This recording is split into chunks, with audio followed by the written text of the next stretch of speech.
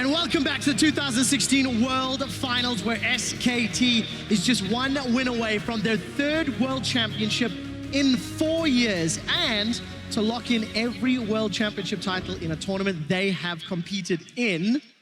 The last time we had a 3-0 was on this very same grounds, where SKT took down Royal Club 3-0, and that was a 21-minute game in Game 3. Yeah, I mean, SKT is an absolute dynasty here in League of Legends. They are 43-8 in their games at Worlds. Yeah, it's been insane, the dominance they've shown. But with that being said, they still have to close against Samsung. They were eliminated from the LCK playoffs after winning the first 2 games against KT Rolster and then losing the next 3. But that's a different SKT, it almost feels like. When they're at Worlds, they seem to always have the ability to close and really cement themselves as the greatest team ever in League of Legends and make it really, really difficult for any team to surpass them. Beyond any shadow of a doubt. This time around, SK Telecom will be on the red side. Samsung Galaxy have side choice in games 1, 3, and 5. If we get there, no substitutes either. So both Bengi and Core JJ will be starting. I don't think that's a surprise to many people. These are sort of the strongest versions of SKT and Samsung.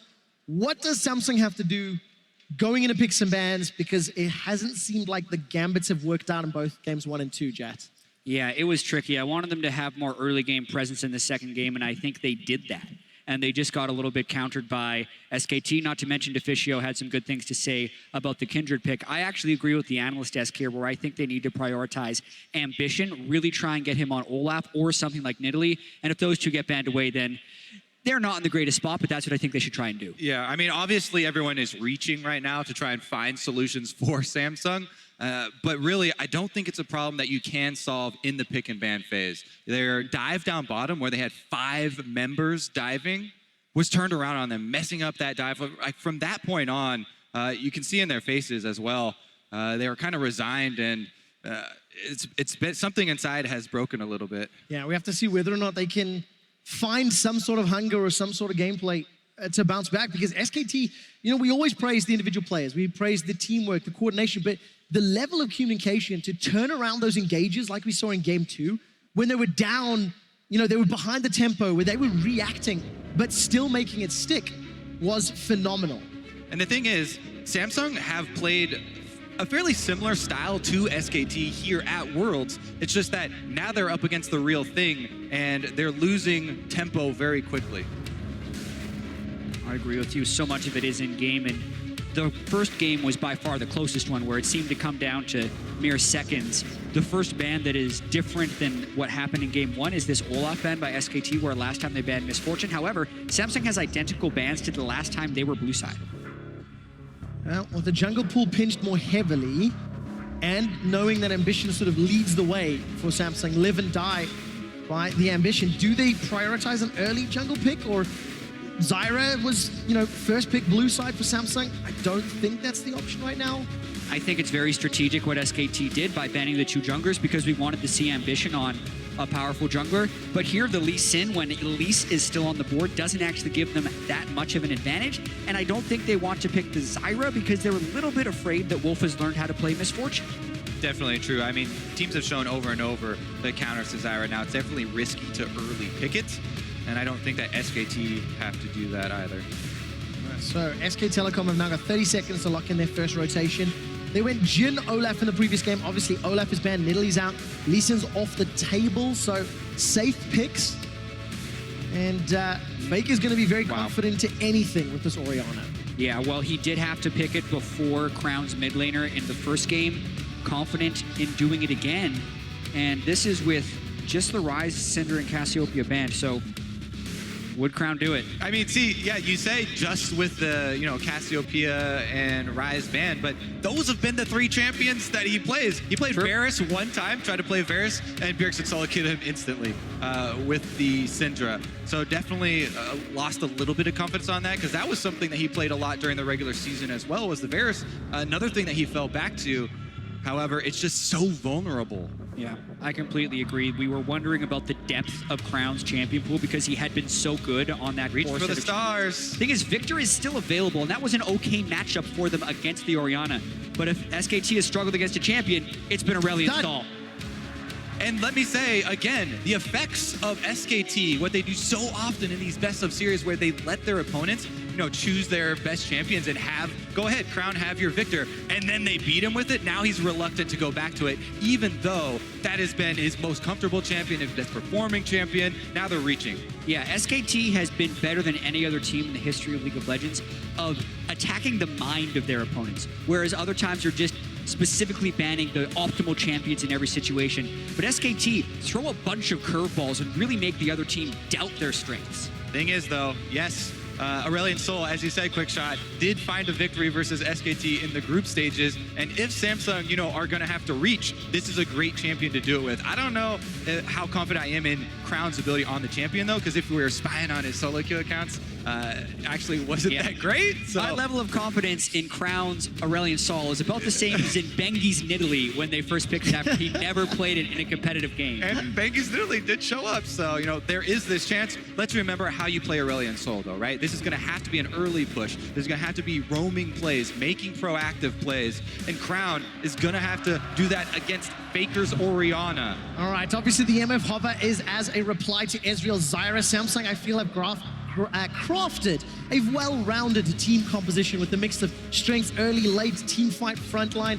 SK Telecom, do they run the counter to Zyra of Misfortune or the safe counter, the more reliable Karma? I would expect it to be Karma. So they were already able to win the lane with Karma, and we know he would have at maximum a week of practice on the pick because they thought it was a picking error the first time support MF got picked in this tournament. So still has his options here. They don't even necessarily need the Karma if they wanted to go with more sustain because of the difference in Samsung's pick going Ezreal instead of Caitlyn. Exactly. Ezreal on the tier early is not going to have a lot of lane presence. And this Jhin plus Nami combo has huge poke ability, but also the sustain for the bottom lane.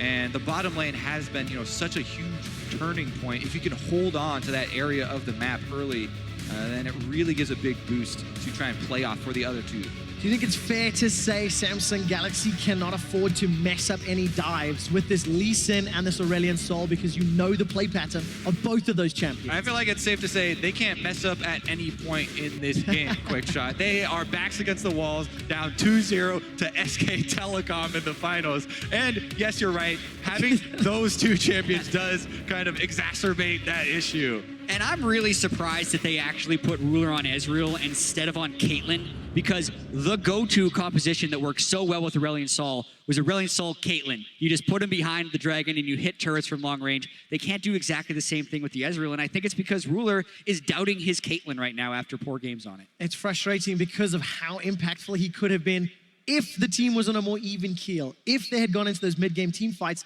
not being in a 5,000 gold hole. And that's exactly what Samsung have to try to avoid this time around. I'm going to ask you for potentially one last time. Jump onto Twitter, vote. We saw it was a 75% in favor of hashtag SKT win. Los Angeles and the Staples Center for Game 3 of your World Championship final. Put your hands together for Samsung Galaxy taking on SK Telecom T1. And so much of this comes down to Crown and whether or not he gets the early shove on Aurelion Sol and then can go impact the other lanes. It's so important that this champion gets going early. When we talk to people like Huhi and the other people who have been successful on this champion, it's because it gives you all the options in the world, because you shove every champion early in the game, but you have to convert on those options. Otherwise, the pick doesn't work.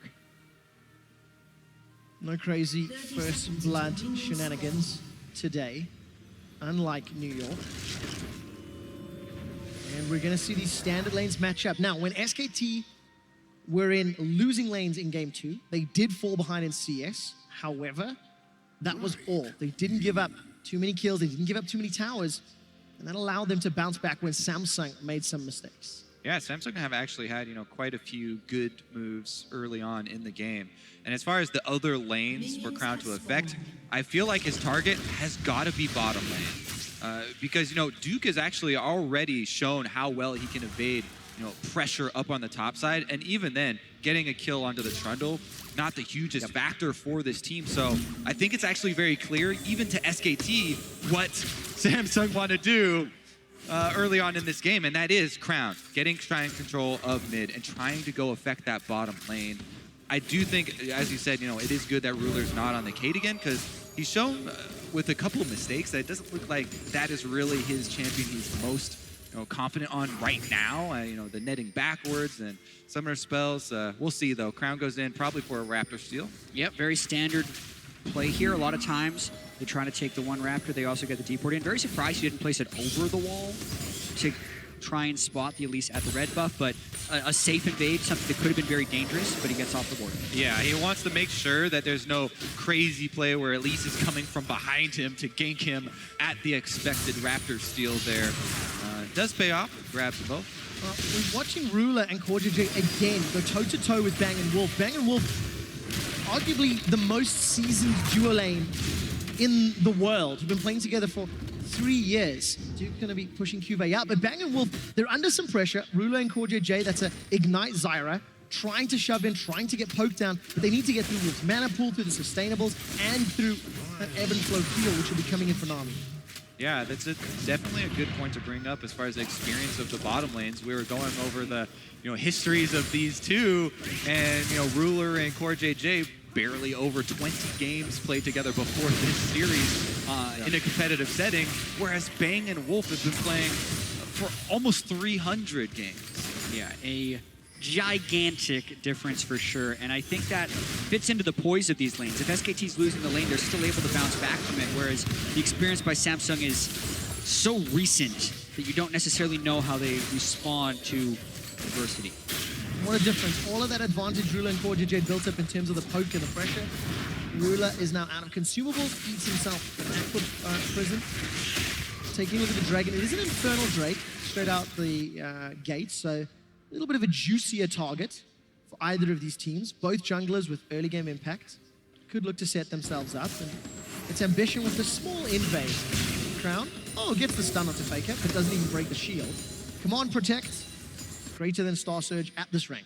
And let me just touch on Ambition here, what he's doing with this invade. He wants to make sure that he doesn't waste time on the pure, pathing top lane for the top lane gank. Knows that he has time because Poppy wants to get those minions. Bottom lane actually will be more impactful. Ganks at the same time. Good flash from CoreJJ, sidestep from Ruler. Ambition's looking for Duke. Flash is still available. Sonic Wave followed. Duke holds onto the flash for now. Chomp, not going to be enough for a stun. Duke gets away with his life. Crown, running a little low on mana, but still pushing this wave in, shoving Faker in again and again. Yeah, interesting ganks there. Really just trying to get the summoner spell out of Duke, and they would need to make a return gank before he can hit level 6 if they want to be able to convert that one. And the same is true for the bottom lane. Both ganks do find a flash on a priority target. CoreJJ on Zyra is one as well. Mid lane, though,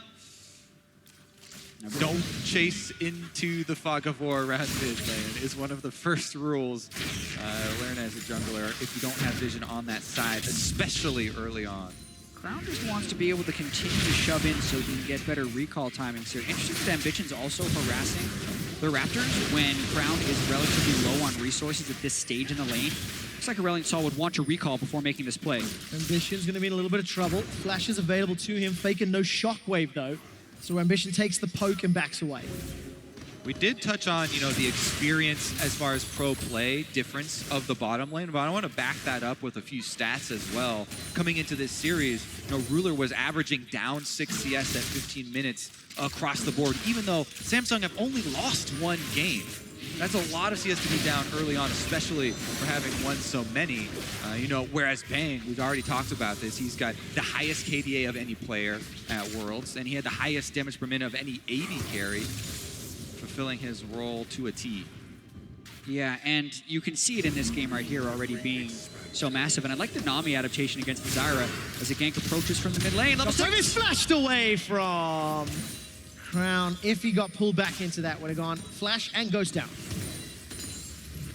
Yeah, and it's the little things that SKT do. It's not like they're pulling out this insane support pick, but they have taken the time to figure out that they can beat Zyra without having to go for the support misfortune, which takes away the fear of that pick as this series has progressed. The Jhin Nami is actually winning this lane pretty substantially down on the bottom side. Has had a little bit of help from Bengi's Elise. No flash on Core JJ, gonna put some additional pressure onto that lane. QV's been able to farm up to 6, even with the gank up top and no flash on Duke, still behind in CS. Yeah, I mean, honestly, even though Samsung are, right there, neck and neck as far as gold is concerned, it doesn't feel like they have very many options on the map. Because we go down the checklist, okay, Aurelion Sol is going to want to push in. He doesn't have, early purchases of damage, and neither does an Ezreal, which is the lane we said he wanted to attack. It's a tier Ezreal versus a Nami Jhin lane that's already ahead.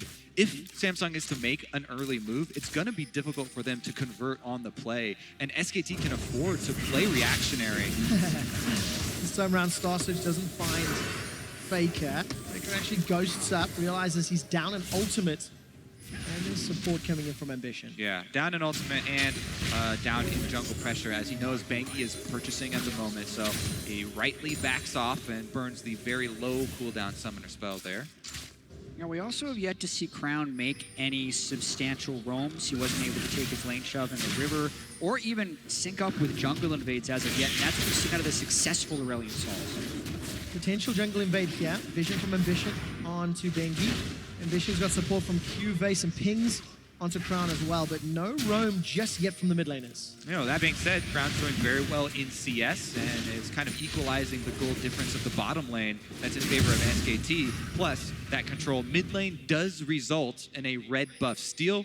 Not the largest of objectives, but Samsung definitely something for their troubles. These wards will see any sort of move to bottom lane as well. Ruler's caught up, stunned down, curtain call. Damage will be blocked here by Core JJ as Ruler standing behind his supports. Yeah, and what we see here is Samsung would want to be able to go down to that side of the map, but they can't because of the pressure. Oh, dashed away from. Ambition gets out of range of the shockwave. It would have been enough damage to kill him, but regardless, backs away. Yeah, and it's the pressure of this bottom lane that's stopping Crown from having a large impact on it because he can't necessarily roam through the river. He's going to try coming through the brush, though.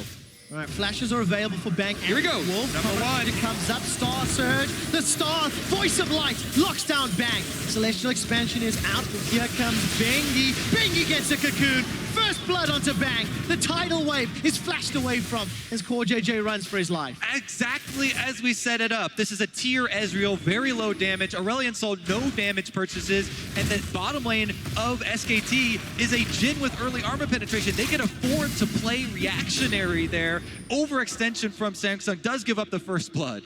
Yeah, QV hits Duke out of the duel, but that gank was awful from Crown. You could say that they said, hey, we really need help bottom lane. We can't let Bang get going. But for all the things Kobe mentioned, Tier versus the serrated Dirk onto Bang, they're going to lose this duel. Look how late Bengi actually is to this play after all of the damage had been burned. Even if it was 2v3, they might have still had to run away. But Bengi comes in, secures the first blood for Bang, and easily build on the strength of that duel lane. If you want that play to work, you need to bring all of your damage. Exactly. You have to bring your teleport. You have to bring your jungler. They didn't even have, Ambition down there passing. Now, they will get the consolation prize of the dragon, which is an Infernal Drake, which is extremely important. So at least they do get this counter. They need to sneak it very quickly, though, as Bengi's on the way. Map, some threats coming in. Crown should be able to get out. You need that Common of Legend, not this time around. Boots of Swiftness going to help him out. So first blood onto Bang, plus 25 CS, let's call it. Gives him a 750 gold lead, already at 10 minutes. Even in the mid lane, that roam from Crown allowed Faker to claw his way back into the lead. And for Samsung Galaxy, they do have some scaling on their side again this time around. A lot more of a risky early game. Crown once again takes the shockwave from the blue buff Faker. Yeah, when Faker's able to get blue buff, he can start applying this type of pressure, which is very important. And as you mentioned, Quickshot, because of all of the gold lead being on SKT's 80 carry, this mid-game becomes incredibly important. It does indeed. Voice of Light comes out. Bengi is going to repel apps as Celestial Expansion is not finding a target, and Bengi just gets out of range of that sonic wave.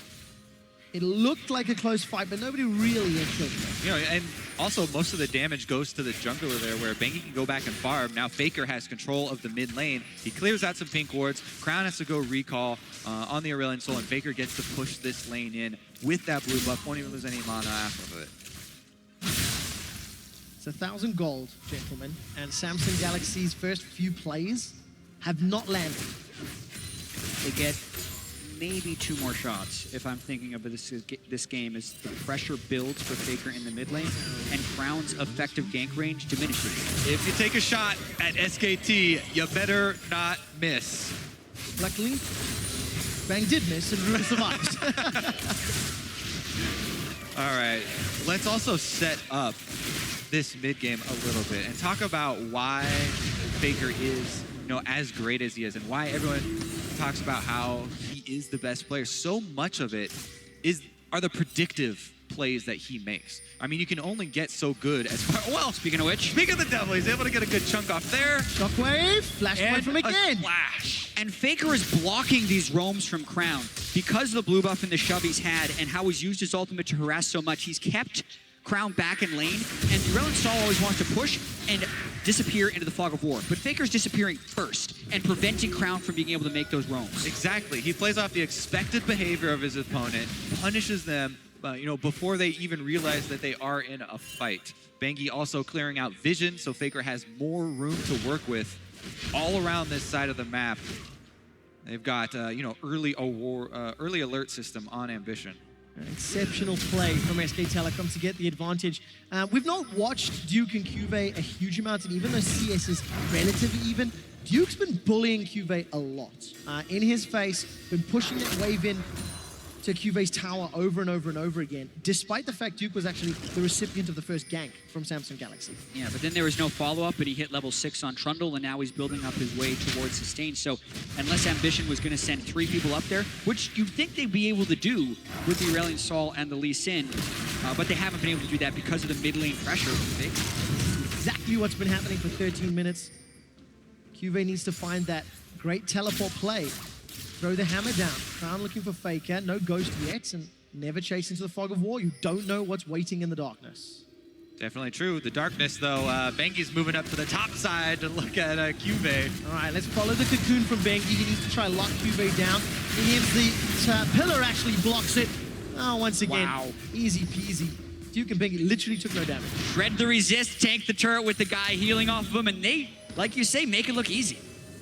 Melt him like butter there. Also, this Poppy is stacking armor, whereas early Sork boots on Bengi allow him to just rip through the Poppy. Not to mention that subjugate you talked about. Faker, though, fighting in the brush. He is indeed. Shockwave still available. They've traded a lot of damage. Voice of Light. Faker gets command protect. True Shock Barrage is sidestepped.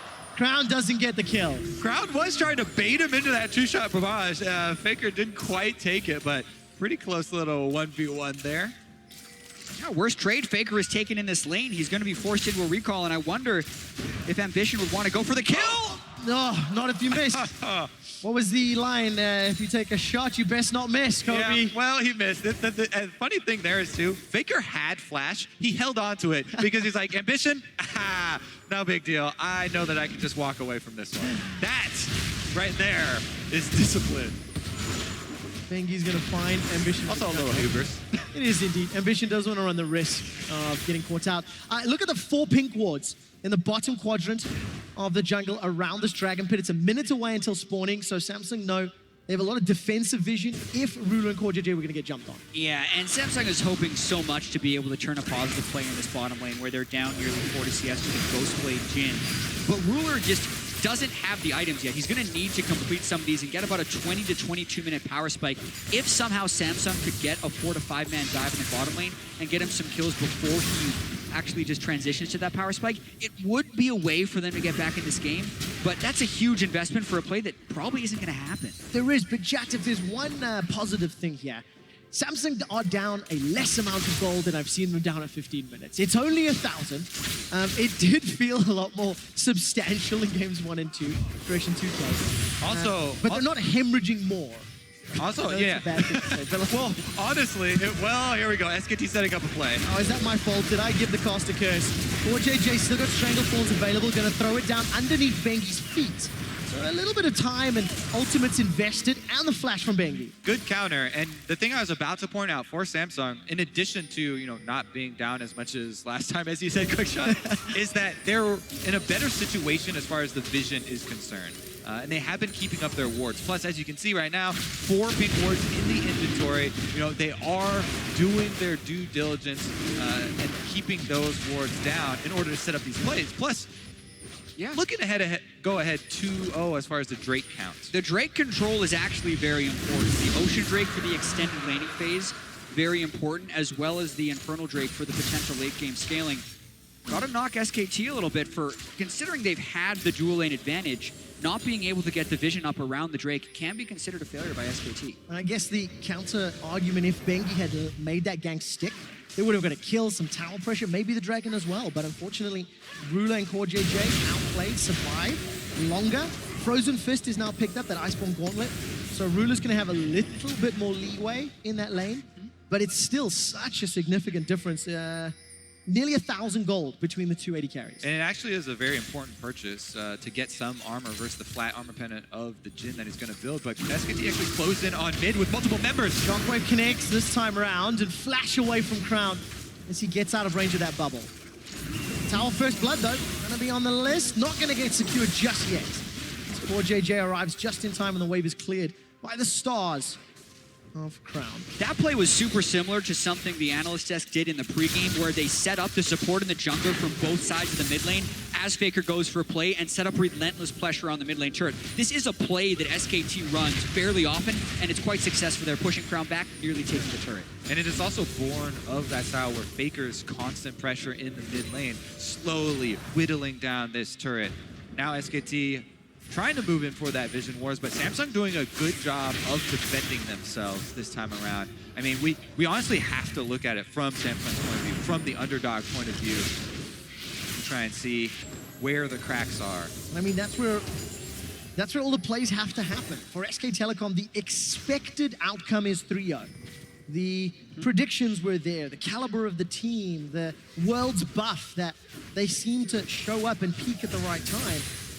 And for Samsung, if they can stall to late, if they can play spoiler, they need to do that 3 more times to get their hands on the Summoner's Cup. Also got to get their first kill of this game, because SKT, you got to start small in this one. You're thinking about World Championship. Let's get a kill or a turret, and also defend this mid lane turret where Faker is relentlessly pushing. Look at the wards up on the sides as well as the pink ward clear. How's Crown going to actually defend this? Solo gold going over to Faker. That's huge. Yeah, big time. Tower First Blood against Aurelion Sol. That's not something you say a huge amount, especially when they're not roaming. This time around, Crown's going to get surrounded. 3 members, Shockwave. No summoners. Decent stun onto Faker, but Cocoon locks him up. Teleport's being channeled. Duke may get interrupted. It looks like he was. Flash over the wall from Ambition, and Bengi follows over. Curtain Call fired, and Core JJ blocked 1 shot. The 3rd and 4th, they don't have the range. Just the kill to SKT, but they took the tower a moment earlier. Yeah, and credit again to SKT to just shoving in the mid lane over and over again and making Crown have so few options. Bottom lane. Oh, Ruler, this has happened again and again and again. There's no flash available. Well, manages to arcane shift away, but it's Faker that kills a Ruler for the 4th kill of the game. And Quickshot, how often are we saying there's no flash available? Because SKT is using the flashes with the first play and punishing the lack of flashes with the second play. They are so far ahead in tempo in order to pull off these plays. Meanwhile, the follow-up here from Bengi over the walls, and Ambition is going to be able to safeguard out of the range, but it doesn't matter. SKT take their toll. Faker gets his tax. Another outer turret. Yeah, now it's 4,500 gold, and you have to start thinking of SKT. Could this be another 3-0 finals victory like they had in 2013? And it's incredible when you think of it from a large scale. When we first started League of Legends, we were wondering with how much they changed the game and how quickly some players are burning out, would we ever have a repeat champion, let alone a team that could win 3 and 4 years and a player who could be considered the best player in the world for 4 years? They're already the only ones to do it twice, making a very good case moments away even from doing it thrice. Feels like the inevitability. The expectation wasn't there coming into Worlds, but after seeing SKT in the group stages, that feeling that it was going to be 3 times, the hat-trick started to build and grow. And it's by punishing mistakes, by punishing tendencies of their opponent's team. Ruler has been left alone multiple times. And look how well executed this dive is. Cube gets a decent stun, but some damage onto Bengi and Duke, and you know, it is methodical and calculated. Yeah, and the play that Samsung would have to bounce back, SKT is already blocked. They don't have anyone in the dual lane with which to dive someone on the other side of the map, and they already have Jhin in the mid lane to try and block a push over there. So really, SKT just playing incredibly sharp as the series progresses. Meanwhile, they're even playing defensively on their weak side of the map. We talk about ebb and flow, and this has been kind of our conversation over this series. Faker, you can see, yes, he is bottom. He is part of the gold income for SKT, receiving that main wave, but he doesn't try and defend that turret that's about to go down. They cede the only dangerous spot on the map in exchange for the huge play top where they get even more. Wow, 6,000 gold down, 5 kills to 0. Samsung do have a couple dragons under their belt. There's Cloud spawning in 20 seconds, but it doesn't matter if you can't find an opportunity to fight. All right, Faker picked up a Luden's Echo after his Morel and Omicron. Ruler's going to Arcane Shift, then insta-flash away. Once again, Summoner spell down. Ambition follows the Sonic Wave. There's not a lot of follow-up as the GLP spits out some Ice Balls. Ruler's going to Arcane Shift forward. Voice of Light won't kill Bengi. Bengi actually proto-belts to safety after being tagged by True Shot Barrage, but Samsung throw everything and the kitchen sink and don't even get a kill. I think that may get a third Drake for it, though, and that is the one thing really going in their favor. The problem is, even with all the Drake control, SKT are going to go back and purchase, and the combat strength for them right now is more than enough to still take the team by victory. Yeah, and as far as teams that would benefit from Infernal Drake, this is one of the lower compositions for Samsung. Aurelion Sol doesn't really build that much AP to multiply. Blue build Ezreal also doesn't have that much attack damage early. There's a lot better champions they could have to try and take advantage of that Infernal Drake. So, yes, it's cool that they have the 3 Drakes, but that is nowhere close to the 5,000 gold lead. Bengi proto belts forward. Not going to go into human form to look for the cocoon, though. And Ruler's able to escape with his life. You know, we touched on the SKT legacy, but it's even more amazing when you look at the fact that they've changed players, they've built teams around Bengi and Faker over the years and continue to be the most relevant international team from Korea. They've won more international titles than any other League of Legends team. And the most impressive thing to me is the longevity of Bengi and Faker. Both of those players have sat on the bench. Those are going to be the only 2 players, you know, with the triple crown. Oh, QA, run the other way, buddy. Yeah, always see Deadly Flourish could lock him down, and it does. A couple extra shots, and Duke sets it up. Bang brings it home. Triple cup. And the Infinity Edge also being built early instead of the Duskblade, making sure he's got some late game insurance on that Jhin. And I agree with you guys. The duration of dominance for these players. Bengi also just sticking with SKT and Coma as well, knowing when to sub the players in to really utilize the 6-man roster in their last 2 big World Championship victories has been very impressive. Now they go for Ruler. Bubble, tidal wave, curtain call. Maybe that is the curtain call. SK Telecom sieging the mid inner turret at 25 minutes with an 8,000 gold lead. It is both beautiful in its irony and simplicity that curtain call secures more towers for SKT. It's almost hard to watch to the complete destruction that SKT brings to their opponents. Just taking them out in all aspects of the game. Yeah, and they have the right answer to so many things. They know where you're going to be going. They're there before you. They know what you're going to be picking, so they prep a counter for it. Duke's Trundle, the best Trundle we've seen for sure. And Bang already preemptively retreating Crown coming down the mid lane. And guess what? Now they have an answer. Where's Crown going to go? Duke's going to throw up the pillar. Does get stunned up, and GLP's already been used by Crown. Decent pin. Stun onto Duke. This might be the first kill. Dragon's Rage kick. Voice of Light is sidestepped, and Wolf is being tagged by those stars. Cube stuns Wolf against the wall. Still not down. Shockwave catches 2. And finally, Samsung Galaxy are on the board. It's 1 kill to 7. But now they're routed, running for their lives. Fake is on a killing spree at 3-0-1, and they trade it back. We said a couple minutes ago Samsung had to get that first kill, but the gold lead was about 2,000 for SKT then. Step 1. Ah, crap, forgot about step 2. Now they're down 9,000 gold to this team. Watch this one more time. Duke doesn't actually ult anywhere in here. Yeah, the reason they get this kill is because Faker's so far away, and Faker is such a big part of that team fight. A little aggressive here. Wolf is the one that's going to pay the price. Honestly, though, Samsung, they'll take what they can get. A 1-for-1 at this point in the game is definitely some much-needed gold in their pockets. And really, the only answer there was a great snipe from Bang to land that snare, setting Faker up. Again and again and again, that Jin has worked in Bang's favor. And you were talking about how SKT sort of crushed their opponents. We've mentioned sort of the mental aspect of the game, beating opponents on their best champions. Victor was available this game, was there, and because of the game one result, Crown did not go back to the champion he's played more than 50% of his professional career games on. That's a ridiculous amount. Samsung felt like they had to do something different, and with the posture of Faker to pick Orianna so early, it just showed how fearless he was against the potential of another Victor, and I feel like Samsung respected that and tried to do something different, but Faker has been the victim of a few bad games against Aurelion Sol, and it definitely feels like he's improved the way he's playing, always being in the right place at the right time whenever Crown tries to make a roam at him. This is what Faker plays like when he's angry. Honestly, it doesn't feel like they're that angry in this game. SKT feel actually kind of lax. And similar to Samsung, in the early game, in the first game, they showed so much fight, so much willingness to make those proactive plays, reach out to try and take some chances. But SKT have kind of removed that from their playstyle. I agree, and we talk about the history of Bengi and Faker going for 3 World Championships. Bang and Wolf are going for their second, and they're going to be some of the only players to ever do that. We talk about how long they've been a duo lane together, playing nearly 300 pro games. Oh, Ruler's done for. Curtain call not even needed.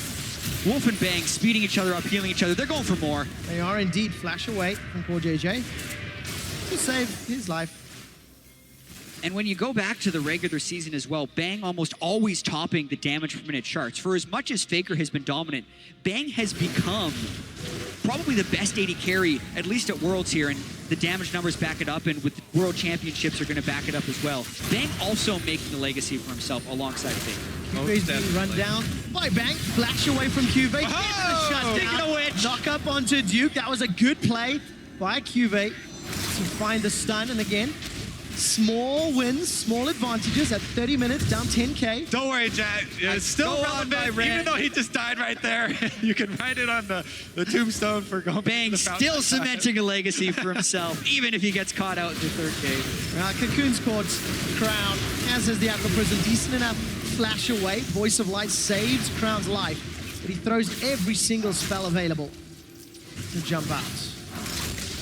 And it's just desperation plays here for Samsung. Infernal Drake is up, so this will most likely go to Samsung. So that's 4 dragons in 30 minutes, and the next will be Alda. Yeah. We are downplaying this because of the huge gold advantage. But once again, Samsung are faced with the farm for late mentality, which is actually probably the only page left in their playbook at this point. That was a huge pick for them, though, to earn another Drake.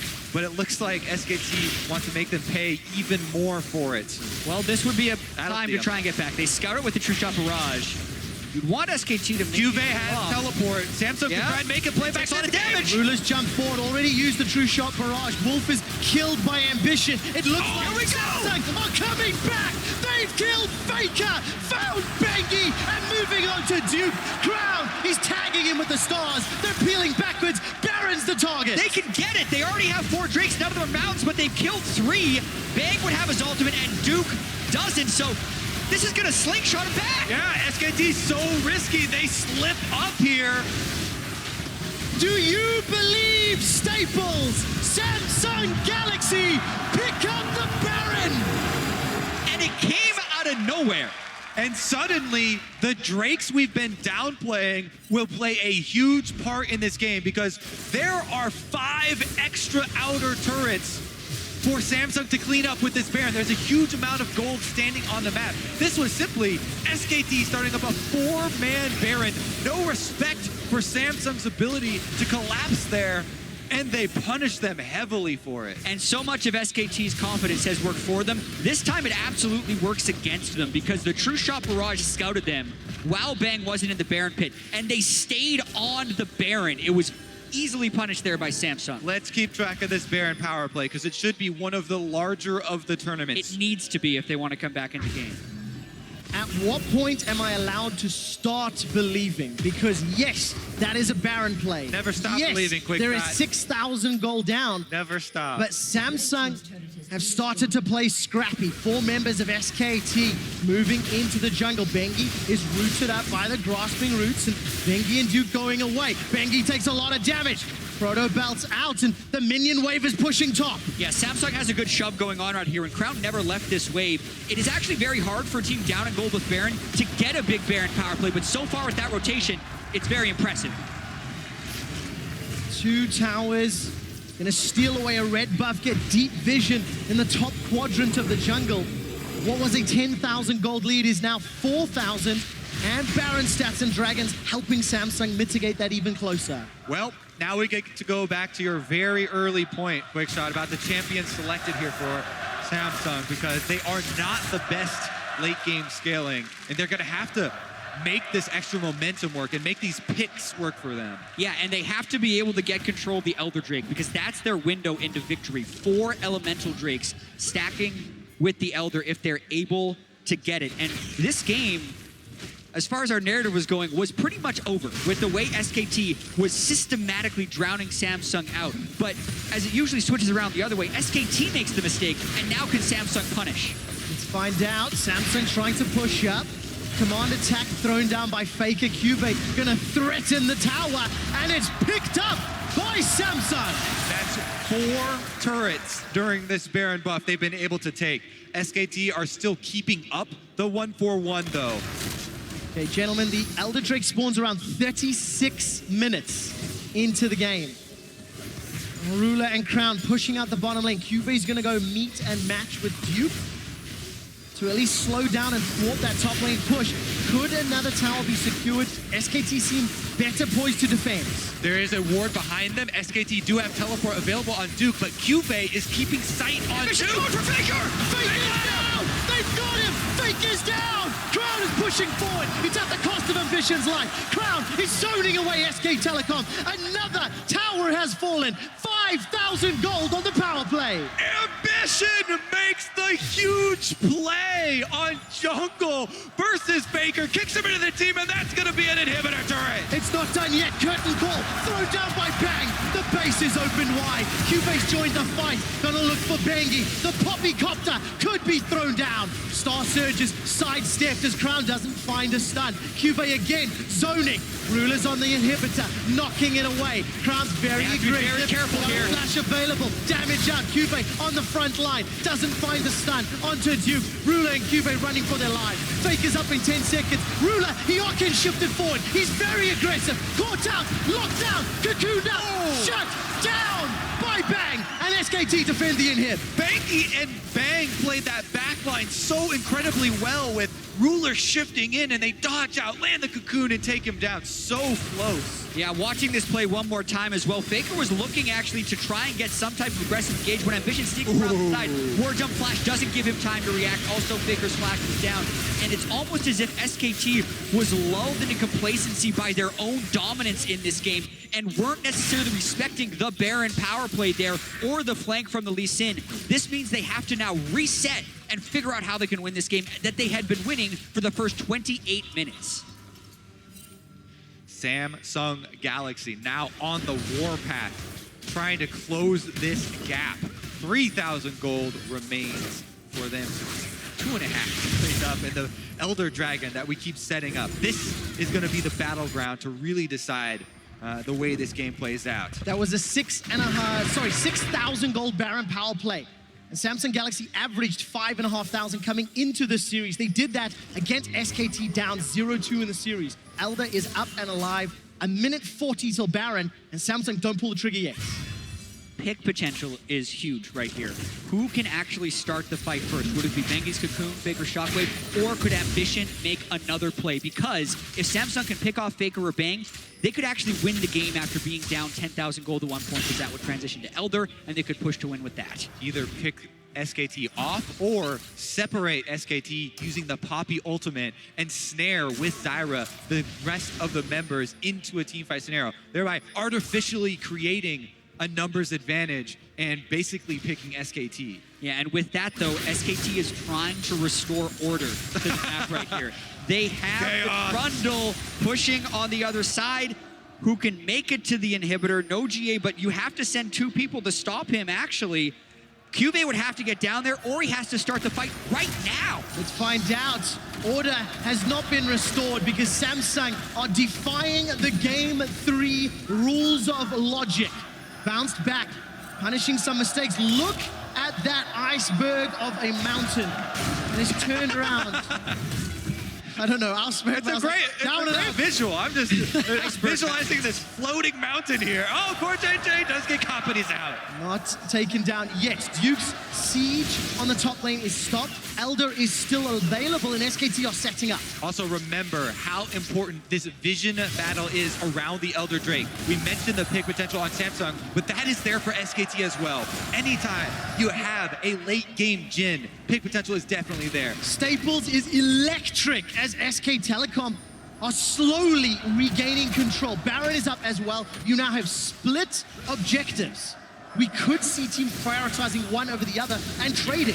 And it means you have to have vision in both spots. Orianna can actually solo the Elder Drake, but I believe there's a ward in the back of the pit that can see burning down so but quickly. It's burning down so quick. Samsung isn't there to defend it.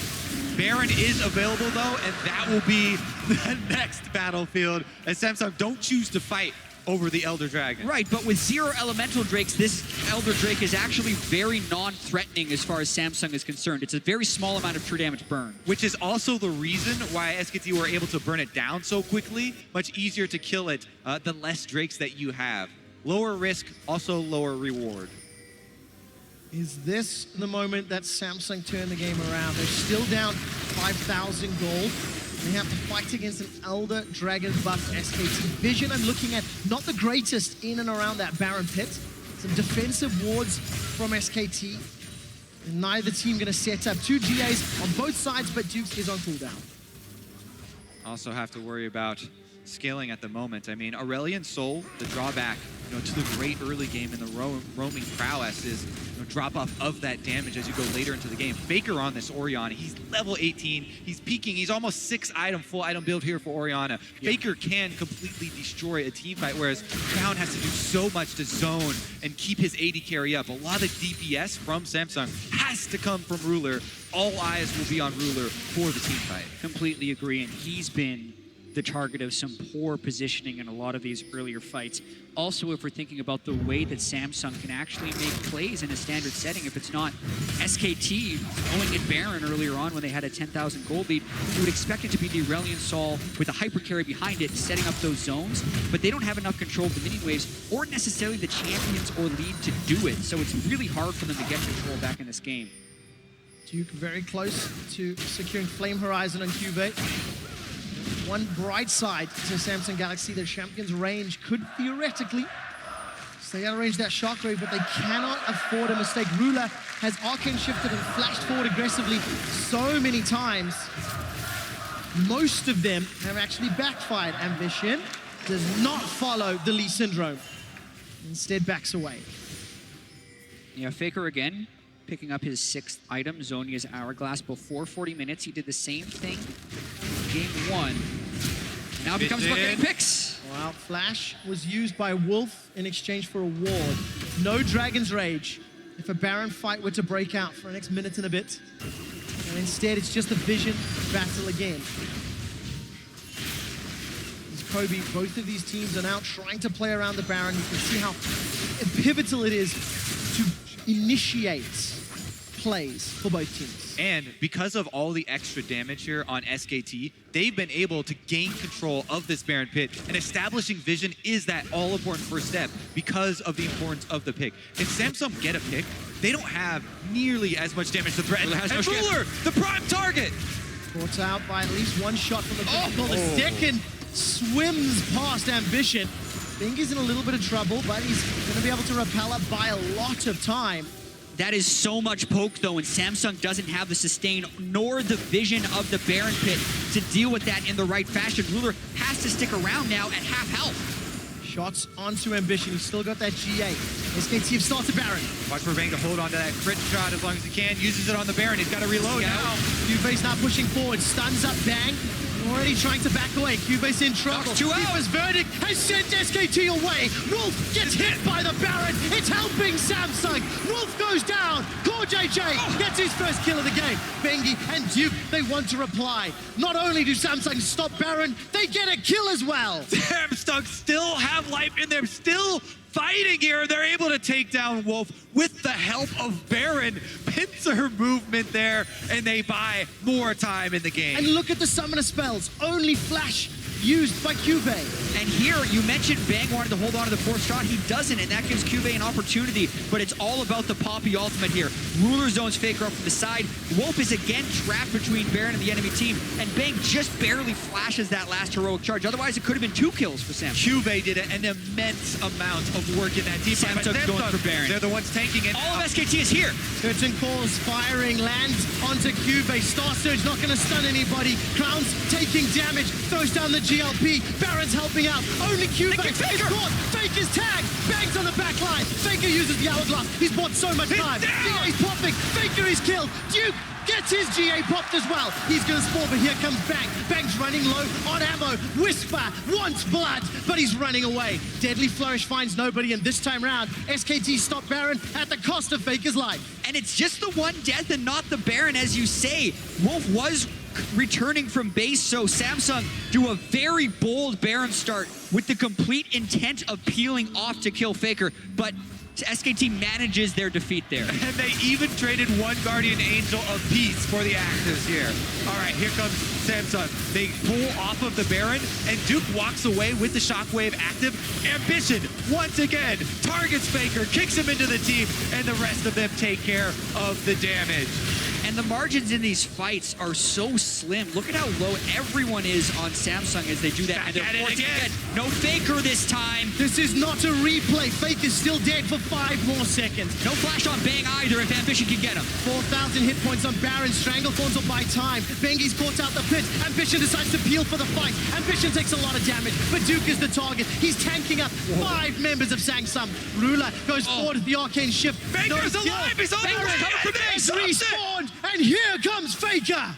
Are you kidding me? You have to work so hard to take the late game of first SKT. They are run off of the Baron. Faker revives. I just want to take a moment to appreciate the intensity that this game has delivered when it seemed like it was going to be a walkover for SKT. Samsung not saying die, regaining their composure, and making aggressive calls that aren't desperate because they're willing to peel at the right time, and they're peeling as a unit towards this Baron. It's not necessarily winning them the game, but for being down so far in this game as well as this series, they are putting up a heck of a fight. And clutch plays. We've kept highlighting it. We gave credit to SKT. I think we need to give credit to Ambition. This guy, back-to-back plays onto Faker, who we talked about having so much damage, being full build, full level Orianna, and he's able to find him twice. Step back and look at the whole of Samsung. 2 games of this series, they have dug deep. They've waited for an opportunity, and they've allowed themselves to extend the game. We're going to another 50-minute match in the Championship Series World Finals. This was meant to be a 3-0, and yes, it still could be. Samsung is showing way more spirit than a lot of people gave them credit for. I agree, but we also have to look at what is still a Herculean effort for them to come back from. SKT's team has just so much health to cut through. Duke's build is insane. He's transitioning for later and later game tank items, and Samsung just might not have the DPS to kill him in these fights. Vay's caught up by Curtain Call. Tidal Wave used as well. 4JJ's going low.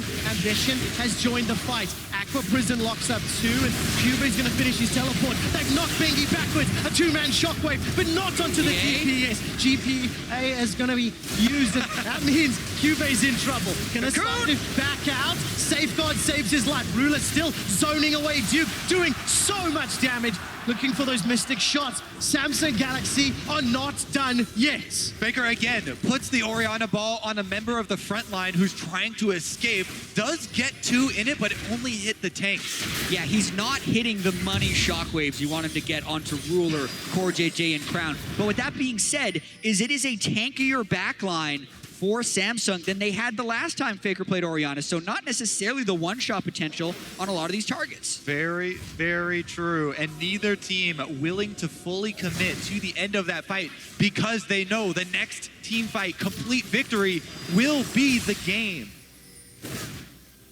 Baron is up, and whichever team is victorious in that team fight will have a tremendous amount of pushing power. We're also seeing Ruler having some good fights on air zero, where late game in fights he was struggling on Caitlyn. This is why they picked it for him. Duke, though, would have to teleport in to stop this Baron. Well, Samsung are going to peel away. They've not fully committed for the objective. Duke has decided not to teleport in yet. He's going to have an advantage. It's huge. Cuvée doesn't have teleport. Duke does. They didn't force the teleport out from Duke. That means SKT can force 5v4s at Baron. SKT forcing that cross map, and they're going to get the advantage in positioning around Baron Pit, which is crucial, taking down the vision. Duke's got over 120 CS advantage over Cuvée and has really had Cuvé's number throughout the majority of the series. Will he be where SKT need him in these coming minutes? Looks like Cuvé's trying to chase him away. How many more plays does Ambition have in him? Can he find Faker or Bang again? I mean, this guy, this is, for me, the most successful role swap of all time. Ambition was a great professional mid laner, voted to the LCK All-Star team, and now he's on the world stage making plays. Duke, though, starting it off. No lockdown from the Jhin, and now all of a sudden Ambition forced to back away. Curtain Call looking for some targets. His very beefy tanks. 0 for 4 on the shots, too. That's important because SKT needed the poke onto Samsung with Baron and Elder Drake now on the field. You can tell both teams are feeling the tension here and the importance of that next fight. Where is the priority? Samsung have another shot at Elder Drake.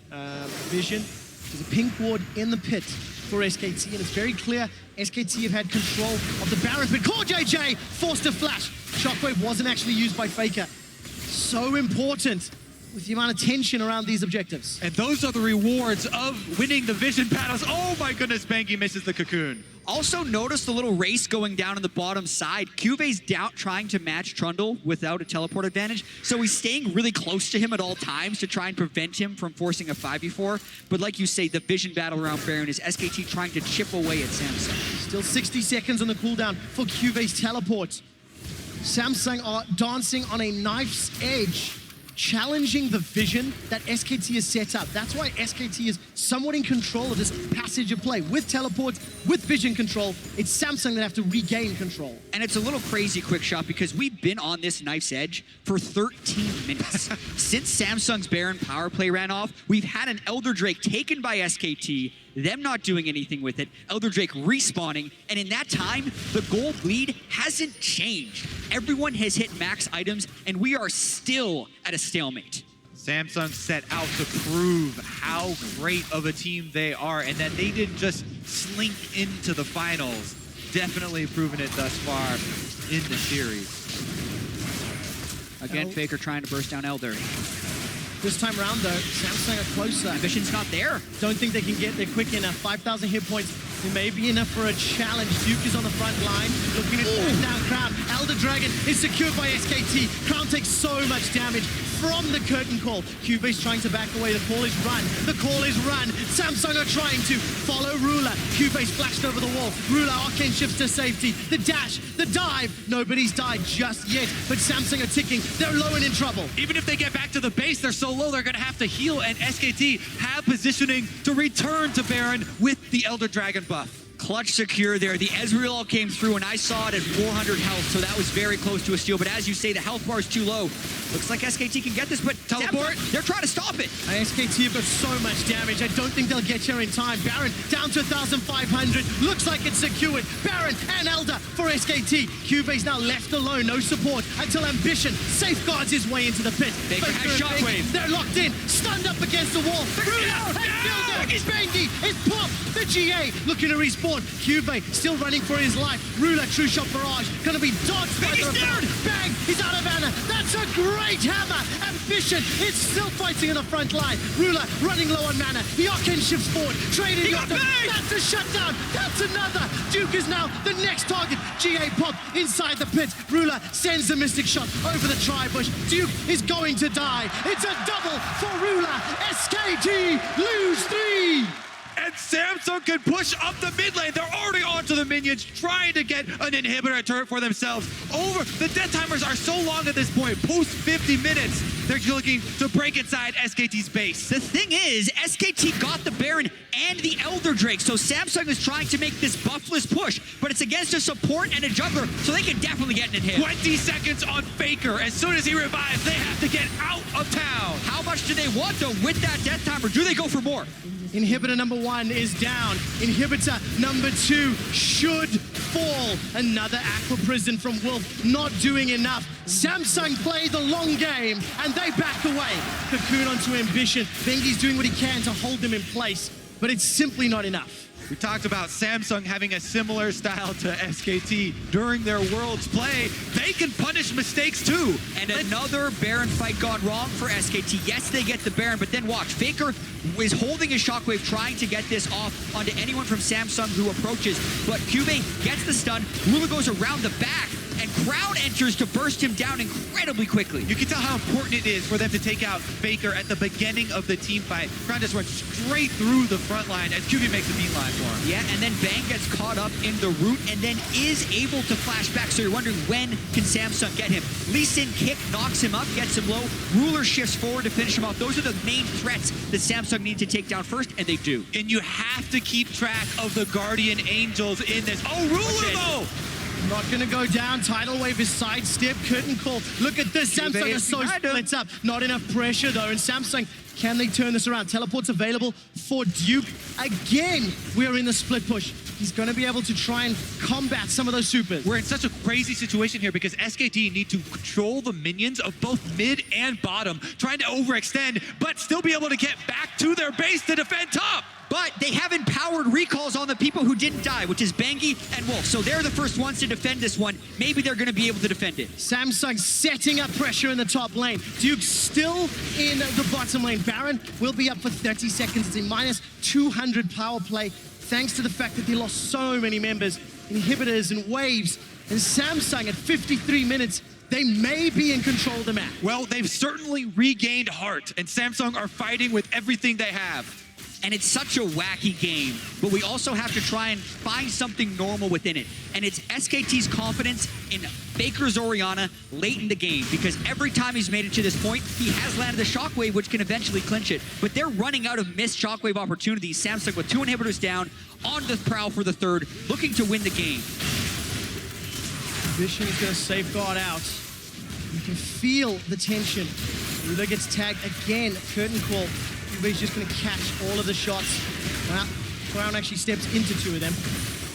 It is so hard to push without buffs this late in the game, especially against Orianna and Jhin. And they're running out of time with this push because Duke is wailing away on the bottom minion wave. Exactly. You think that, yes, the extra inhibitor being down is enough pressure to draw away the members, but SKT, even with 3 members defending, are able to hold on, and they're buying extra time for the inhibitors to come back up. Have we ever seen a game where somebody gets double Flame Horizon? It's 150 at the moment. We're approaching the point where minions don't matter at all. Oh, look at that damage. Good flash. Voice of Light onto They're gonna get him. And Maybe. Poor JJ. They're looking to shut him down. Stranglethorns catches Duke. It's Core JJ that kills Faker. Duke uses the subjugate. He's running for his life, but you can't outrun 5 members of Samsung. Faker goes for the play, doesn't get it. SKT down 3v5. Chat, we laughed when you brought up the reverse sweep of KT Rolster against SKT, but Samsung here are looking to end the game off of those kills. The solo laners of SKT are down. Watch the minion waves. They do not have minions. Bengi is cutting it off in the mid lane. These turrets are so hard to stop. They do not control Bengi, and he pulls it around. Curtain call inside the base is going to cause more headaches for Samsung. The game's not won yet. Bengi's pulling the minion wave. Samsung gonna go for maybe the safest option. 30 seconds for Faker, 40 seconds for Duke. Win or die. That is what's on the line for Samsung Galaxy. How hard is it to beat SKT? They're at 100,000 gold, 55 minutes, still 5v3. Samsung looking for inhibit number 3. It's gonna fall, the tower that is, as Samsung look to grab another inhibitor. They are still down in gold, and SKT will have a full complement of champions to defend the next wave. Those mid and bottom inhibs should be up very, very soon. And the thing is, even with all 3 inhibitors down, we're gonna have another respawn of Baron and Elder Dragon to fight over for these guys. The big deal is that SKT has so many minions to clear, but a pick onto a member of Samsung would buy SKT more time. Yeah, the Lee Sin ult being down may buy SKT some time to regain vision control in the Baron area, but Ambition incredibly tanky at this point. 1 inhibitor back up for SKT. As long as they don't lose 3 at the same time, because that's what prevents the double super minion spawn in the waves. So they have 2 inhibitors now respawning because they were killed in fairly quick succession. And the auras that the super minions have that buff up the other ones also double stack on themselves. Samsung have to do a lot of work to get themselves that buff, to get themselves the double inhibs. Half an hour ago, I asked you, at what point do you start believing? Staples believes as the Let's Go Samsung chants erupt across the stadium. Baron is alive in 5 seconds. Elder will spawn in the not too distant future, but this time it's Samsung with the vision control. QV does not look for the flash stun. I seriously thought he might. Yeah, I mean, Faker was without summoner spells, so he's very aggressive to be up that far, but he knew Samsung didn't have the damage follow-up if QV were to have gone for that flash stun, and this is where you can't make a mistake. Comments of Legend interrupted. Crown doesn't want to overreach because of how much is at stake. Samsung are going to start Baron, and will they look to complete it or peel for the fight? We're going to find out. Here we go, all 5 in the pit. They'd want to peel off. They saw Faker in the lane. He can't make it to the fight immediately. They might just try to burst it. It looks like they're going for the burst. Ambition dives back in. It's secured. Samsung get the Baron. Now they need to win the fight. Ambition dives in. GA's not popped just yet. Crown, Core JJ. They're gone. Shockwave. And Stalker. Look at that hammer. There's a Shockwave. Shockwave. Faker uses the hourglass to stay alive. Ambition, Ruler, and Crown running for their lives. They need to survive. Duke, Bengi flashes forward. His GA's now popped. Ruler's still got a lot of hit points, a lot of mana, but he doesn't have a lot of support. Crown is down, and Ruler's running for his life. He has flash and heal, but 3 members to deal with. The powered minions. It's not done yet. Flash and heal still up for Ruler. Here comes Ambition. Sidesteps away from the deadly flourish. This is 3 versus 5, and Samsung are cornered. SKT close in.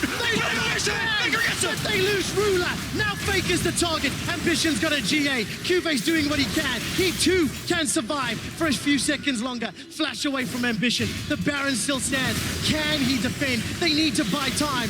30 seconds for Core JJ. Another Shockwave. A Shockwave started the fight. A Shockwave ends the fight. But that goes to show how long Samsung delayed and how they prevent that first death from being the end of the game. 70-second death timers, and somehow Faker gets 2 ults in the same fight. And Core JJ is already back up for Samsung. The real big issue, though, is once again, Elder Dragon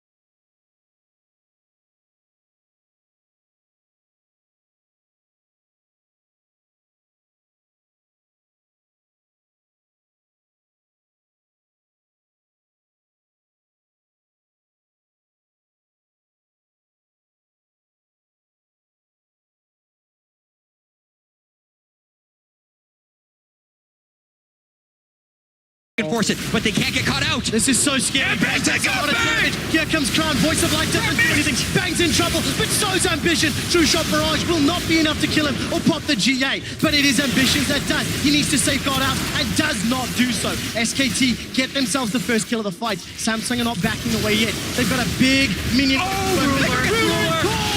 Faker finds him. That might be the pick that wins the game. Wolf loses his life, as does Bengi. It continues to be a 3v3, but Bang and Faker stay alive. Faker's clutch Orianna. How many times does he miss? But SKT never lets it lose the game for them. He catches Ruler as he's going in for the fight.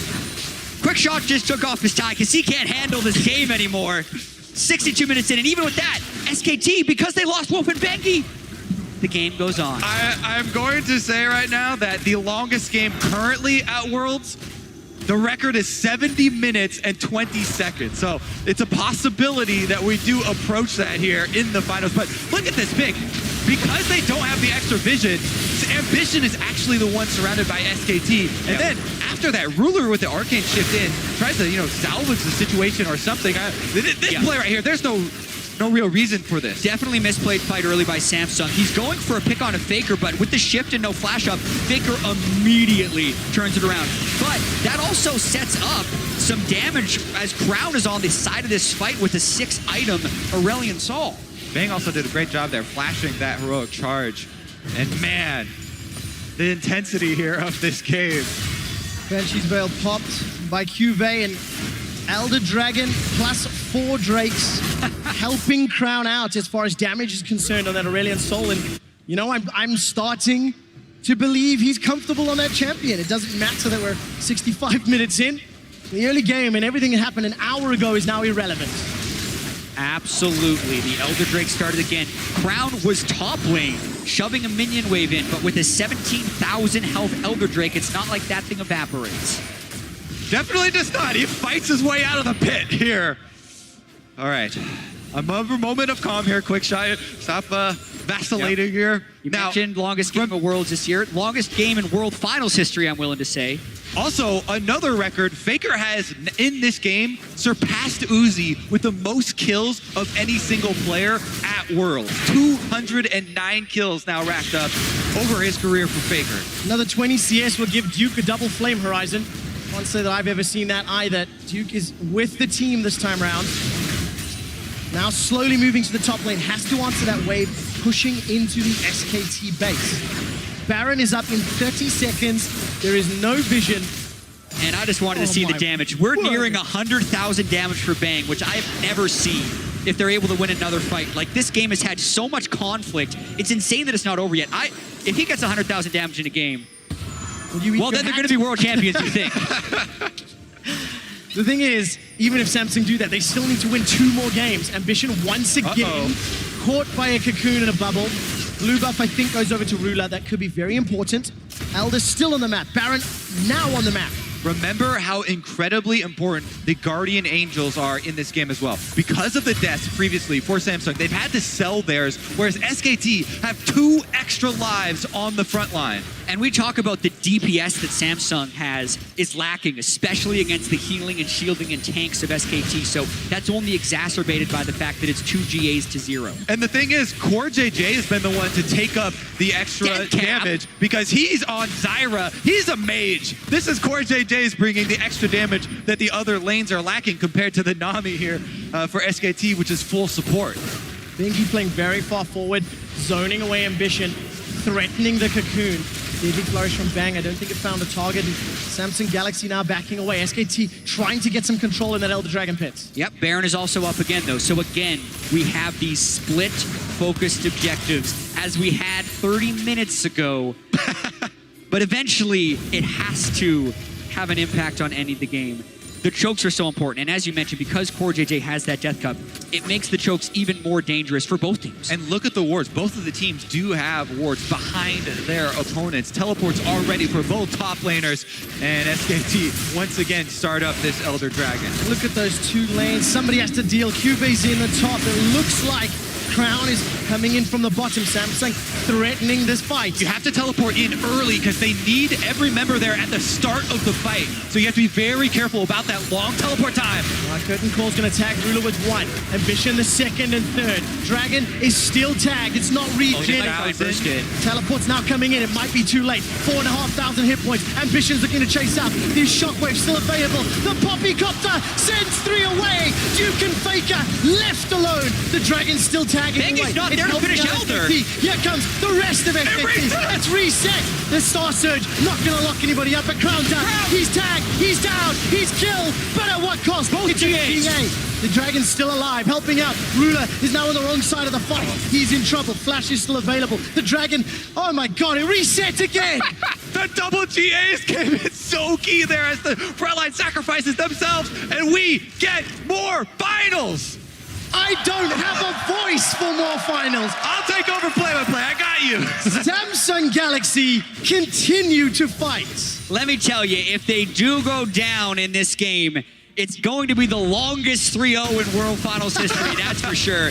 Watching this fight, Cube next 3 members, and the solo laners of SKT left by themselves. And they can't lock down Faker post-Sonus because he flashes in the proper direction. SKT, though, right for Elder. I think this Samsung are running for Baron, though, right now, trying to establish vision control and force SKT to face-tech that Ambition! Ambition steals the Elder Dragon!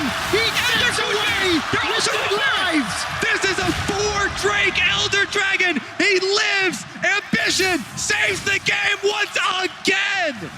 Could that be the breaking point that sends Samsung in Game 4 in this endless game? 2013 LCK mid-lane all-star, transfers to jungle, picks Faker in multiple fights, steals the Elder Dragon, and buys Samsung a chance at the Baron. He has been so clutch this game, the initiations as well as the steal, but he has to do it again. Smite is up. They want SKT to fight them. The Elemental Drakes empower them so much. They want to peel for the fight. Let's see if they can. Tidal Wave's coming out. The focus is the Baron. Ambition's tagged the Sonic Wave. He follows it. They peeled out from the fight. Wolf is in pack. Watch for Shockwave. Where is it? That's Cubase. He's in trouble. The GA was popped. Bang's already used that QSS. He's backed away with his life. Nobody else dies, but a GA is popped. Are you kidding me? SKT defend the Baron against a Quadra Elemental Drake team without suffering any casualties? There's a huge minion wave top that they have to deal with right now, though. It's drawing Faker away, and it's going to buy up a little bit more time. Starting up the Baron again. Here comes the engage. Let's see what happens. SKT don't have as many tools this time around. Flash. Bubble comes out. Secured by Samsung. Holy crap. All right. Still trailing gold. That's the most amazing thing. Quick chance for a breath. Samsung need to take this opportunity. The Elder Drake essentially secured them the Baron. It's down in 15 seconds. They have shown an ability to win fights, but they're very close fights. They're going to have to be very careful about moving in here because there's still one Shockwave or another 10,000 damage from Bang away from losing the game.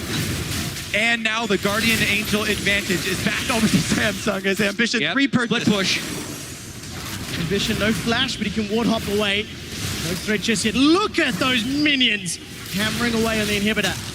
Top lane is under pressure as well. Cubase looking to break open the top. Ambition and Ruler, they break open the bottom. Pressure now moving. The Mage Core JJ on that full build Zyra. Now putting pressure on the middle inhibitor. Up top is that's all three. That's 3. Here we go.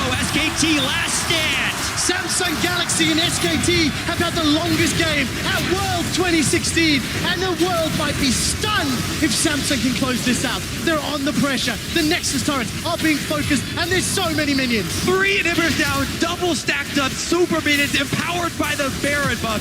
This is the onslaught Samsung were waiting to pull off. Duke's in trouble. He gets kicked the wrong way, though. Crown throws out the Voice of Light. Bang is down, then forced away. He's onto the fountain to regen. The first Nexus turret is down. I asked if you believe. Staples, you got behind Samsung. They're now in the final fight. Strength of Thorns buys down. Crown's in trouble, but it's Duke that gets killed. Ruler, Arcane shifts forward once again. So aggressive. They're so low. crowd barely lives, and he's gonna have to go back to face the heel after that one. But Samsung gonna building without him. It's not over. The Nexus is down. Samsung stun the world and defeat SKT for their first game in finals.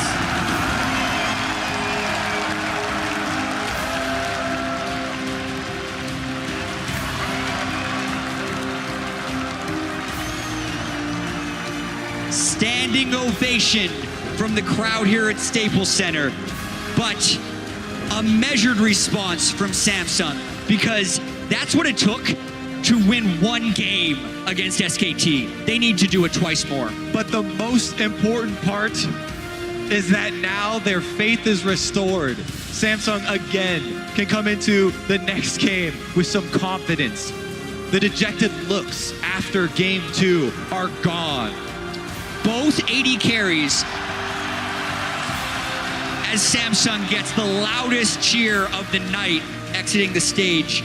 Both 80 carries did over 100,000 damage to champions. In the longest game in world history, Samsung upset SK. 14 seconds short. Oh no! This is the longest. So get this. The longest game of Worlds 2016 by a good minute. But it was 14 seconds short. OMG versus Fnatic? OMG Fnatic. That was the record. Still counts. But what a game. Down 10,000 gold. They won the game with a gold deficit. They were still down 600 gold at the end of that match. Gold, we are far past the point of gold I'm matter. aware of that, but just the insanity of how they won in the hour and 10 minutes is unheard of. Core JJ did 76,000 damage to champions on a support. That's going to be the most damage ever done by a support, ever. I don't care. Not only the raw numbers, he is the second most damage on the team. Obviously, it's a long game. It was insane. There was a bunch of super tanks. But like the important things are, we saw SKT falter in that game. They were up 10,000 gold. They were doing a victory lap in the middle of that game. Honestly. But it was disrupted there by Samsung. And now if you take a look at the series as a whole, yes, you have to say, yes, that was just one game. Yes. The first game was decided on fractions as well. So there's a slight possibility that Samsung could turn something around, but I want a more convincing win than that one. For Core JJ, also, just in addition to that, coming into this series, not only did he have the highest damage per minute of any support, but the fastest Sightstone. So he's not even rushing damage, he's rushing Sightstone. Oh my word. What a game. Samsung Galaxy pick up their first win in finals. Honestly, surprising everybody. The expectation was a 3-0. We all You were wanted crying that. there a little bit. I'm destroyed. 20 minutes into that game, this was unthinkable. Before the series, you'd think a 2-1 was possible, but what just happened in the last 40 minutes, unbelievable. It absolutely is. And I'm going to ask the analyst desk to somehow explain that game. Pick a team fight. One. Well, thank you very much, Quick Shot. We're going to do our best to understand. There's nothing we can say, honestly, at this point. And make clear what just took place. But, gentlemen, before we even attempt to distill it down to anything, let's go ahead and take a look at that picture-perfect Dragon Steel at the very end, coupled with the Baron fight to end it out for Samsung Galaxy. This is brought to you by Acer. And we said ambition has to come up huge, and twice in this game he was able to steal away clutch dragons and keep his team in that. I mean, what a performance from the jungler. And then they've tried to go Baron quite a few times. They never really settle for either the fight or the Baron itself. This time around, they actually do the same, where they go for the fight. They don't finish the Baron. They don't want to risk a potential steal from Bengi. And the fight is really, really tough for Samsung to win. You see how close it is back and forth.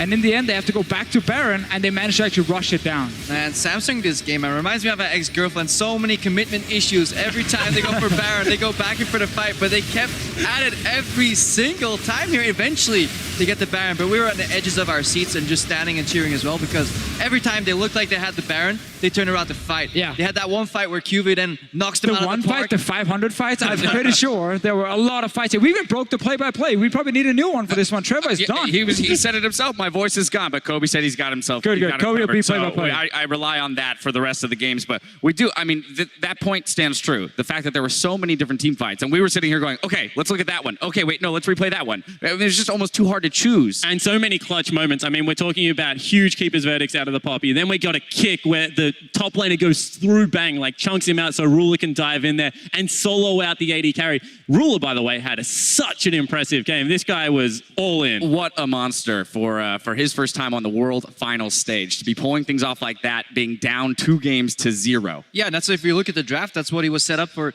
to succeed in the late game as well. But he got murdered in the laning phase. Had a tier versus like a serrated Dirk very early on. He got butchered, but then eventually he is the main damage component of this roster.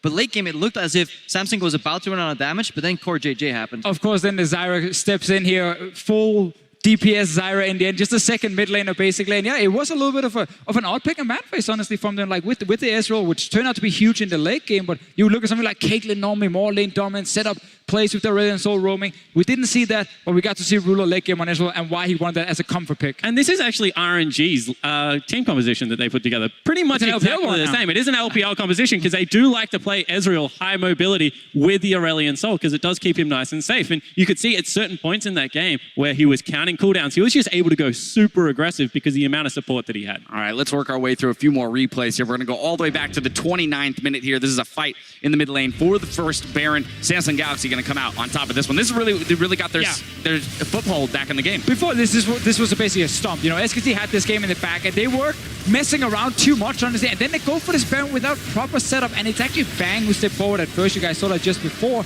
Gets caught out, and now everyone just dies. And this was the big turning point because it gave Baron over to Samsung and multiple towers. But one more time, I just want to point out that Ruler took 3 1v1s in that fight pretty much. Challenges Bang, challenges Wolf, then outplays Faker to pick up a kill as well. That was so impressive. And more importantly, he kept doing it throughout the series. And more importantly than that, he kept doing it after he failed. Because in one of the next fights, he jumped in straight into the Orianna ball. He got obliterated.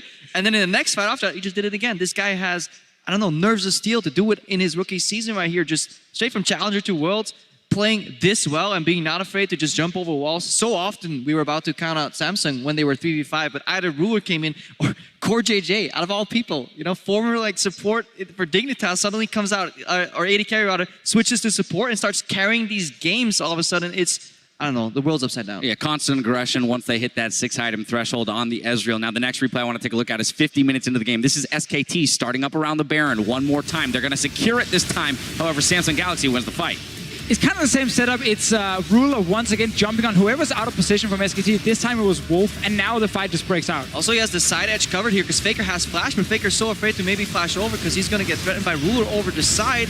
It's so hard for him to get out, but the fact that Samsung get Faker here is so fundamental to this fight. Yeah, it certainly is, and you're about to see like some great play because that is an ult that clips him straight on, and just wait for Ambition's kick here because it sets up the rest of the team fight. Yeah, everybody follows up the second that connects the bowling ball, and that's obviously the way for Ruler to go in and just finish up that fight. Honestly, mad props to Cuvée as well. The amount of attention he's soaking in these team fights and how determined he is with the Keeper's Verdicts as well. He's definitely a threat in those fights.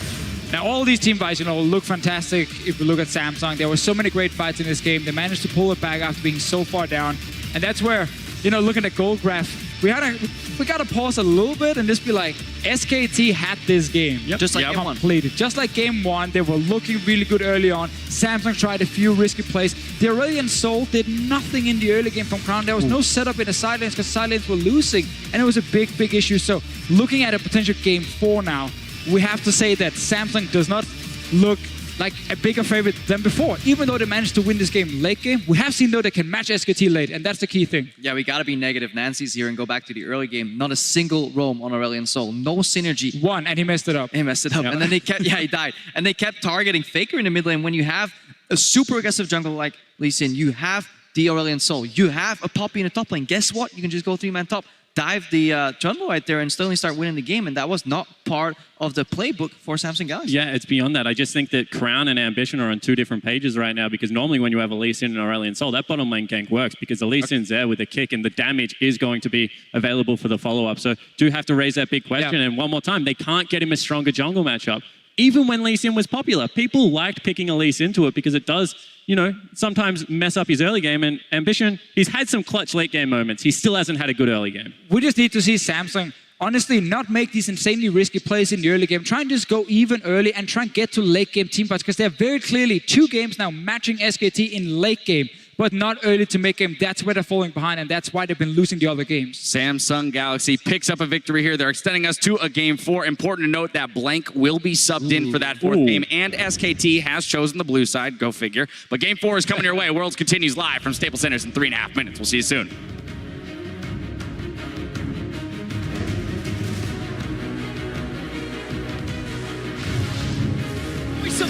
locks down Bang. Celestial Expansion is out, but here comes Bengi. Bengi gets a cocoon. First blood onto Bang. Rulers jump forward, already used the True Shot Barrage. Wolf is killed by Ambition. It looks like Samsung are coming back. But Cubey is keeping sight on two. Fake is down! They've got him! Fake is down! Ruler, True Shot Barrage, gonna be dodged by the down! Bang! He's out of mana! That's a great hammer! Ambition is still fighting in the front line. Ruler running low on mana. The Arcane shifts forward. Trading Yocto. That's a shutdown! That's another! This is 3 versus 5, and Samsung are cornered. SKT close in. But they lose Ruler. Now Fake is the target. Ambition's got a GA. Cubey's doing what he can. Trying to establish vision control and force SKT to take that Ambition. Ambition steals the Elder Dragon. Samsung stun the world and defeat SKT for their first game in finals.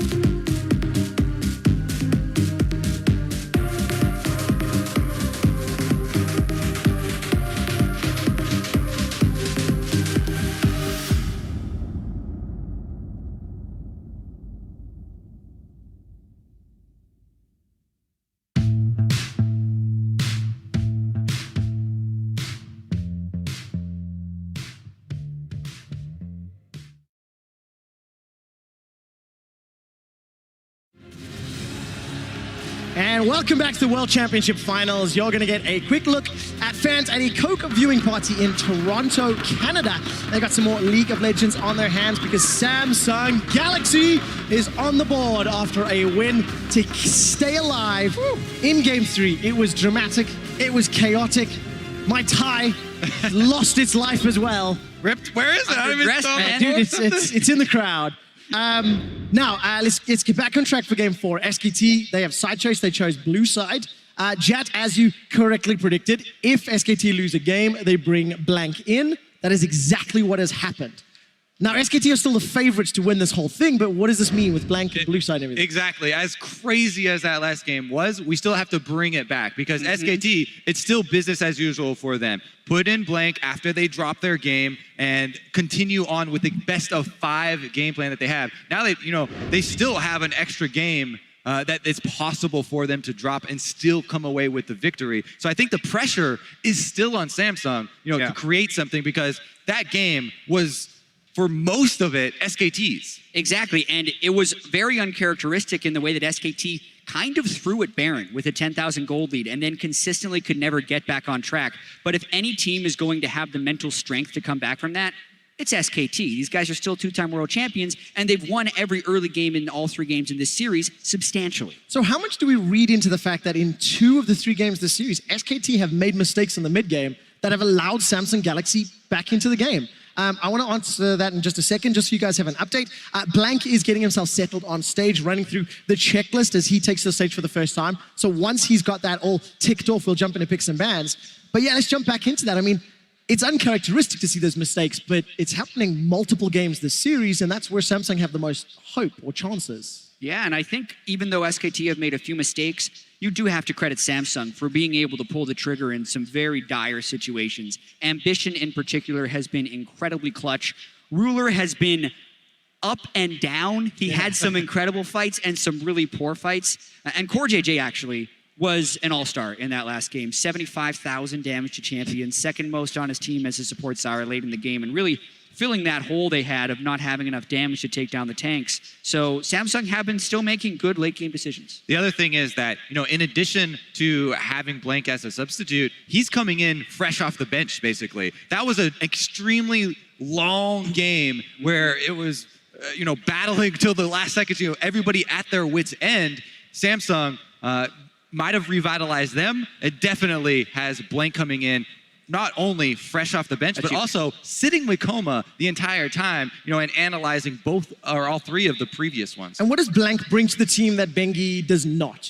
What in addition to the fresh, mind, the fresh play, what will his champion pool of play style do that could help out in the series? Yeah, so initially when Blank was subbing in for SKT earlier on in the year, it was kind of a champion pool thing. Blank's Gragas was really good. He also played in Italy, with which Bengi did not. So he brings that, in a sense, you'd think slightly better mechanics. But as of lately at Worlds, Bengi's mechanics have actually been quite good. So a lot of people were thinking Bengi was just better than Blank. Here, I feel like he brings a fresh perspective and also a fresher player. Yeah, I think that's the main key here, because I've actually been very critical of Blank for quite a while. And one of the stats that's very telling for me is that he has, as a jungler at Worlds, the second most lane minions killed pre-15. That means he's playing defensively a lot. After his lanes get ganked, go to the lane to pick up those minions. This guy is a very farm-oriented jungle rather than, gank-oriented or even, trying to get down the vision. All right, let's see how Blank then performs once he gets into game. But the Zyra is banned away. The Jace, once again, on blue side for SKT. But Core JJ not going to have that influential pick that helped them win game number 3. Yeah, they also feel like they're denying Faker a little bit, just making sure he can't first pick the Ryze and have a strong performance on it. The Olaf ban is interesting. They're trying to force the Nidalee ban here, as far as I can tell. And it does happen. So what is Olaf? first pick worthy here? Olaf is definitely Olaf is highly... banned Oh, for never mind. SKT It's already as well. banned. Yeah, so it's the Ashe. Basically, it's been a blue side ban by Samsung in multiple games. This is the first game it hasn't been banned, so the pick potential of the Ashe, as well as how good Bang has been at laning it, make it an incredibly high priority. Also, back when I was doing my homework watching the previous summer games in the SKT versus Samsung matchup, the last series that they played, Bang's Ashe was a huge part of actually killing Crown, because Faker and Crown went fairly close to even, but constant arrows from Bang's Ashe, caused them to get picks and also enabled them to run in a very effective 1-4 composition and use the 4 members to pick off Samsung enemies. Yeah, now we're in this difficult situation again, though, where it's the Lee Sin pick for Ambition, and he's in the spot where he's going to have to be a huge playmaker. This time as well, they need to make sure they can get enough late game damage because a lot of the tanks would still be available for SKT. Yeah, I mean, it could be a mid lane Karma, but then you would run into that damage problem that you're talking about. And with Zyra, one of the high damage supports also off the table, you'd be hard pressed to fill in that extra damage across the board. Hypothetically, if this Gnar gets locked in, does Cuvée then lean back on that cannon once again? Even though it did not go very well for him in game 2. I mean, the laning phase started well, but it didn't go anywhere from there. I think so. I think Samsung needs to have faith in their power picks. I think Kennen is a good power pick for them against Gnar, and it also allows them to save their last pick for Faker if they lock it in now. And I think Kennen very good against Ashe specifically as well. Low mobility for Bang, for the backline, so could present a good target for that. Meanwhile, Jhin, which they prioritized denying Ruler, has been picked up for him. And we talked about comfort champions. At Worlds, for Ruler that has been Jhin, and Crown all time has been Victor. Now he's going back to it after their Aurelion Soul game. Yeah, and this is similar to when Faker locked in the Orianna blind before he necessarily had to. This is kind of Samsung making sure that Faker can't play the Victor, because Faker has played the Victor against Crown before and been extremely successful, so I kind of like it, actually, defaulting back to so much comfort here. And I think it also demonstrates the renewed confidence of this team after that victory. They defeated SKT in at least a game. They know it is at least possible for them to destroy an SKT Nexus. We'll see whether or not Samsung Galaxy can sustain their early and mid-game weaknesses. They've got a team composition that can most certainly do that. Definitely powers up in that mid-game very well. SKT need to lock in a... It's Zac! Baby. It's Zac! Watch yourself, Crown, because... It's the Zac-Ori combo, too. Yeah, mid lane is definitely a target for that. Meanwhile, Cuvée also very quick to lock in that Kennen we were talking about. We'll see if he can have the same success early versus Duke. How surprising is Zac? Because I'm pretty shocked. I thought it was a Meteor special. I mean, a lot. It's definitely something that both of these junglers have had to be working on, is an expansion of their champion pool, because so many jungle bans have been targeted at one another, and in this situation, it is something that makes it very difficult for Victor to push, and it's something Blank has played in the past. And it's something that doubles down on the initiation. SKT have many forms of very long-range initiation with this composition. They can definitely create picks on Samsung members, like I talked about, if they do spread out again. Addition, in terms of initiation, the Ashe, the Zac, the Gnar, any one of those lands, and the Shockwave can finish it all. Faker, he found some good Shockwaves towards the end of that game 3, but the mid-game was definitely lacking. Yeah, there was a big target on Faker's back. As he was the main initiator on SKT, it was also critical that Samsung would consistently try to initiate on Faker, and that's how they won a lot of those fights. Yeah, definitely did indeed. We're loading up into game 4. Team compositions are on your screen. Don't forget to send in those show-stopping moments by tweeting at LOL Esports with the hashtag #WorldsBigPlays. This could be the last game of the 2016 World Championship, and it's SK Telecom running Zac in the jungle against Samsung Galaxy.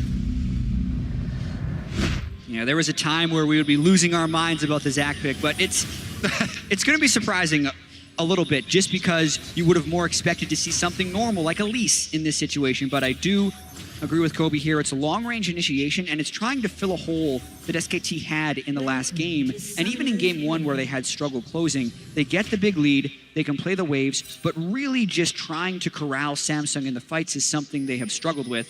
And Zac and Orianna do fill that gap. And of course, if Blank has been practicing this pocket pick, maybe scrimming with it with SKT when Bengi was not, whatever, it's a different flavor. Well, he did play it versus RNG once. Only showed it there. Didn't die. No. Deathless on Zac at Worlds. We have to see how he does today. More pressure on the line. A lot more at stake. Quick numbers for you really quick. Samsung over the last 3 games. Approaching 10 minutes, they were down 23 gold.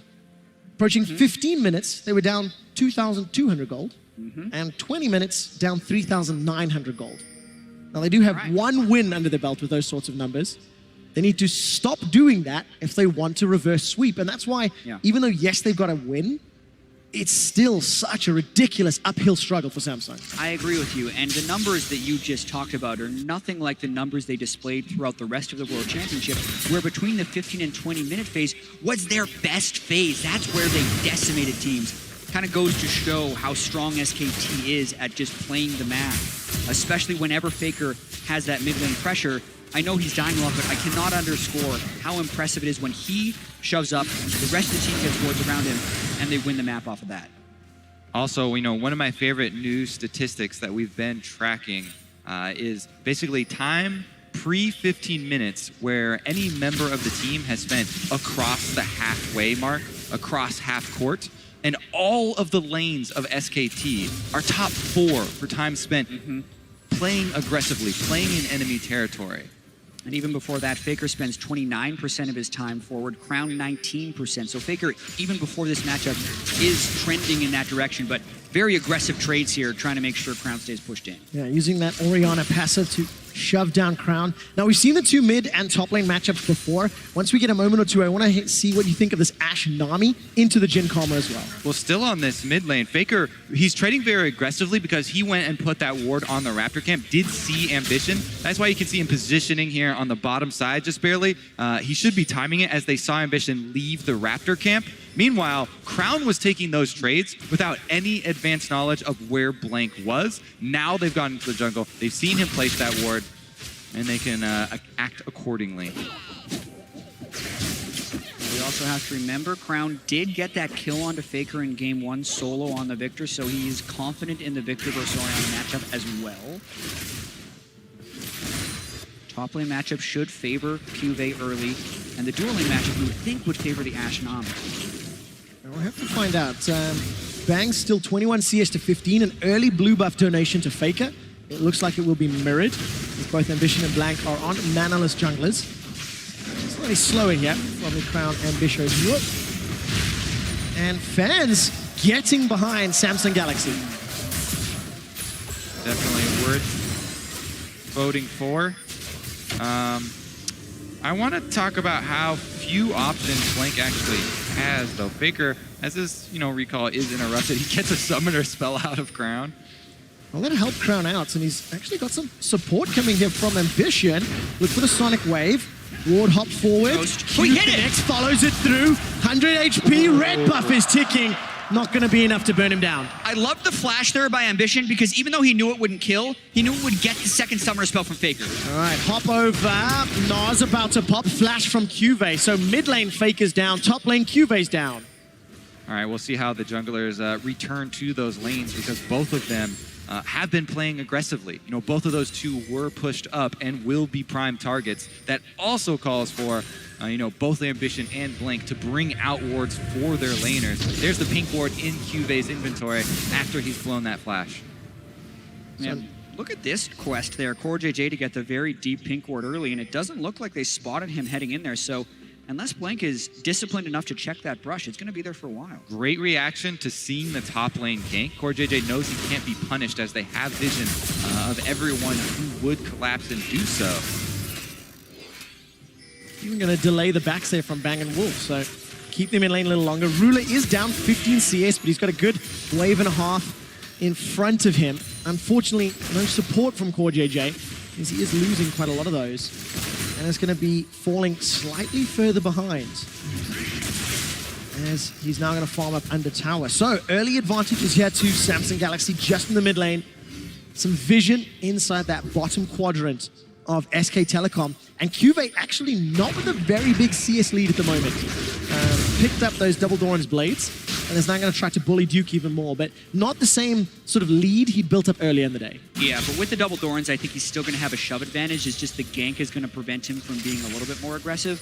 Also, notice how Blank didn't catch the ward in the jungle, so this is giving Samsung a ton of knowledge of how to play the lanes, at least at this phase. So the early ward already paying some dividends. Yeah, exactly. A Zac gank onto a Kennen, all it's really going to do is kind of even up the lane play and force QV to play a little bit more, safe, because yes, a Zac burning that flash is decently big, but because of the lightning rush, a Kennen never really has to be super scared of Zac gank. He can easily dodge the slingshot as soon as he sees it. Only thing he has to do is place his pink ward in the tribe brush so that he will see any sort of, backdoor gank from Blank. I will see if there's enough discipline from QV in terms of vision. Crown used that Chaos Storm to push Faker a little bit away. Both of these mid laners actually not opposed to throwing down those ultimates just for some pressure in the lane. It's a fairly short cooldown, especially when Crown's first item is those Lucidity boots. So definitely going to help him out in terms of all the utility that will offer. Yeah, the mid laners definitely have been playing around pressure more than kills, and that's where the junglers can then play through the rest of the map because of what the mid lane can do. Yeah, we talk about pressure a lot in League of Legends, and it's actually quite hard to keep track of all of the mini objectives, basically, that especially the Korean teams prize very highly. Those involve opportunity. Well, never mind. All right, flash away from Crown, and Ghost tries to turn around to Faker. There's no flash available yet, but Ambition is too far away. He'll be unable to close the gap.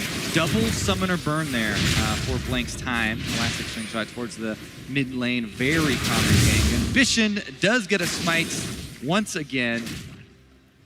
Interesting, he actually smited after Blank, so Blank got the Raptor buff, so immediately Ambition had the ward pop for Blank there, and he loses the buff So he right knew away. that there was no... Gets it. Easy. Ambition's got access to that Dragon's Rage kick. No flash available to him yet.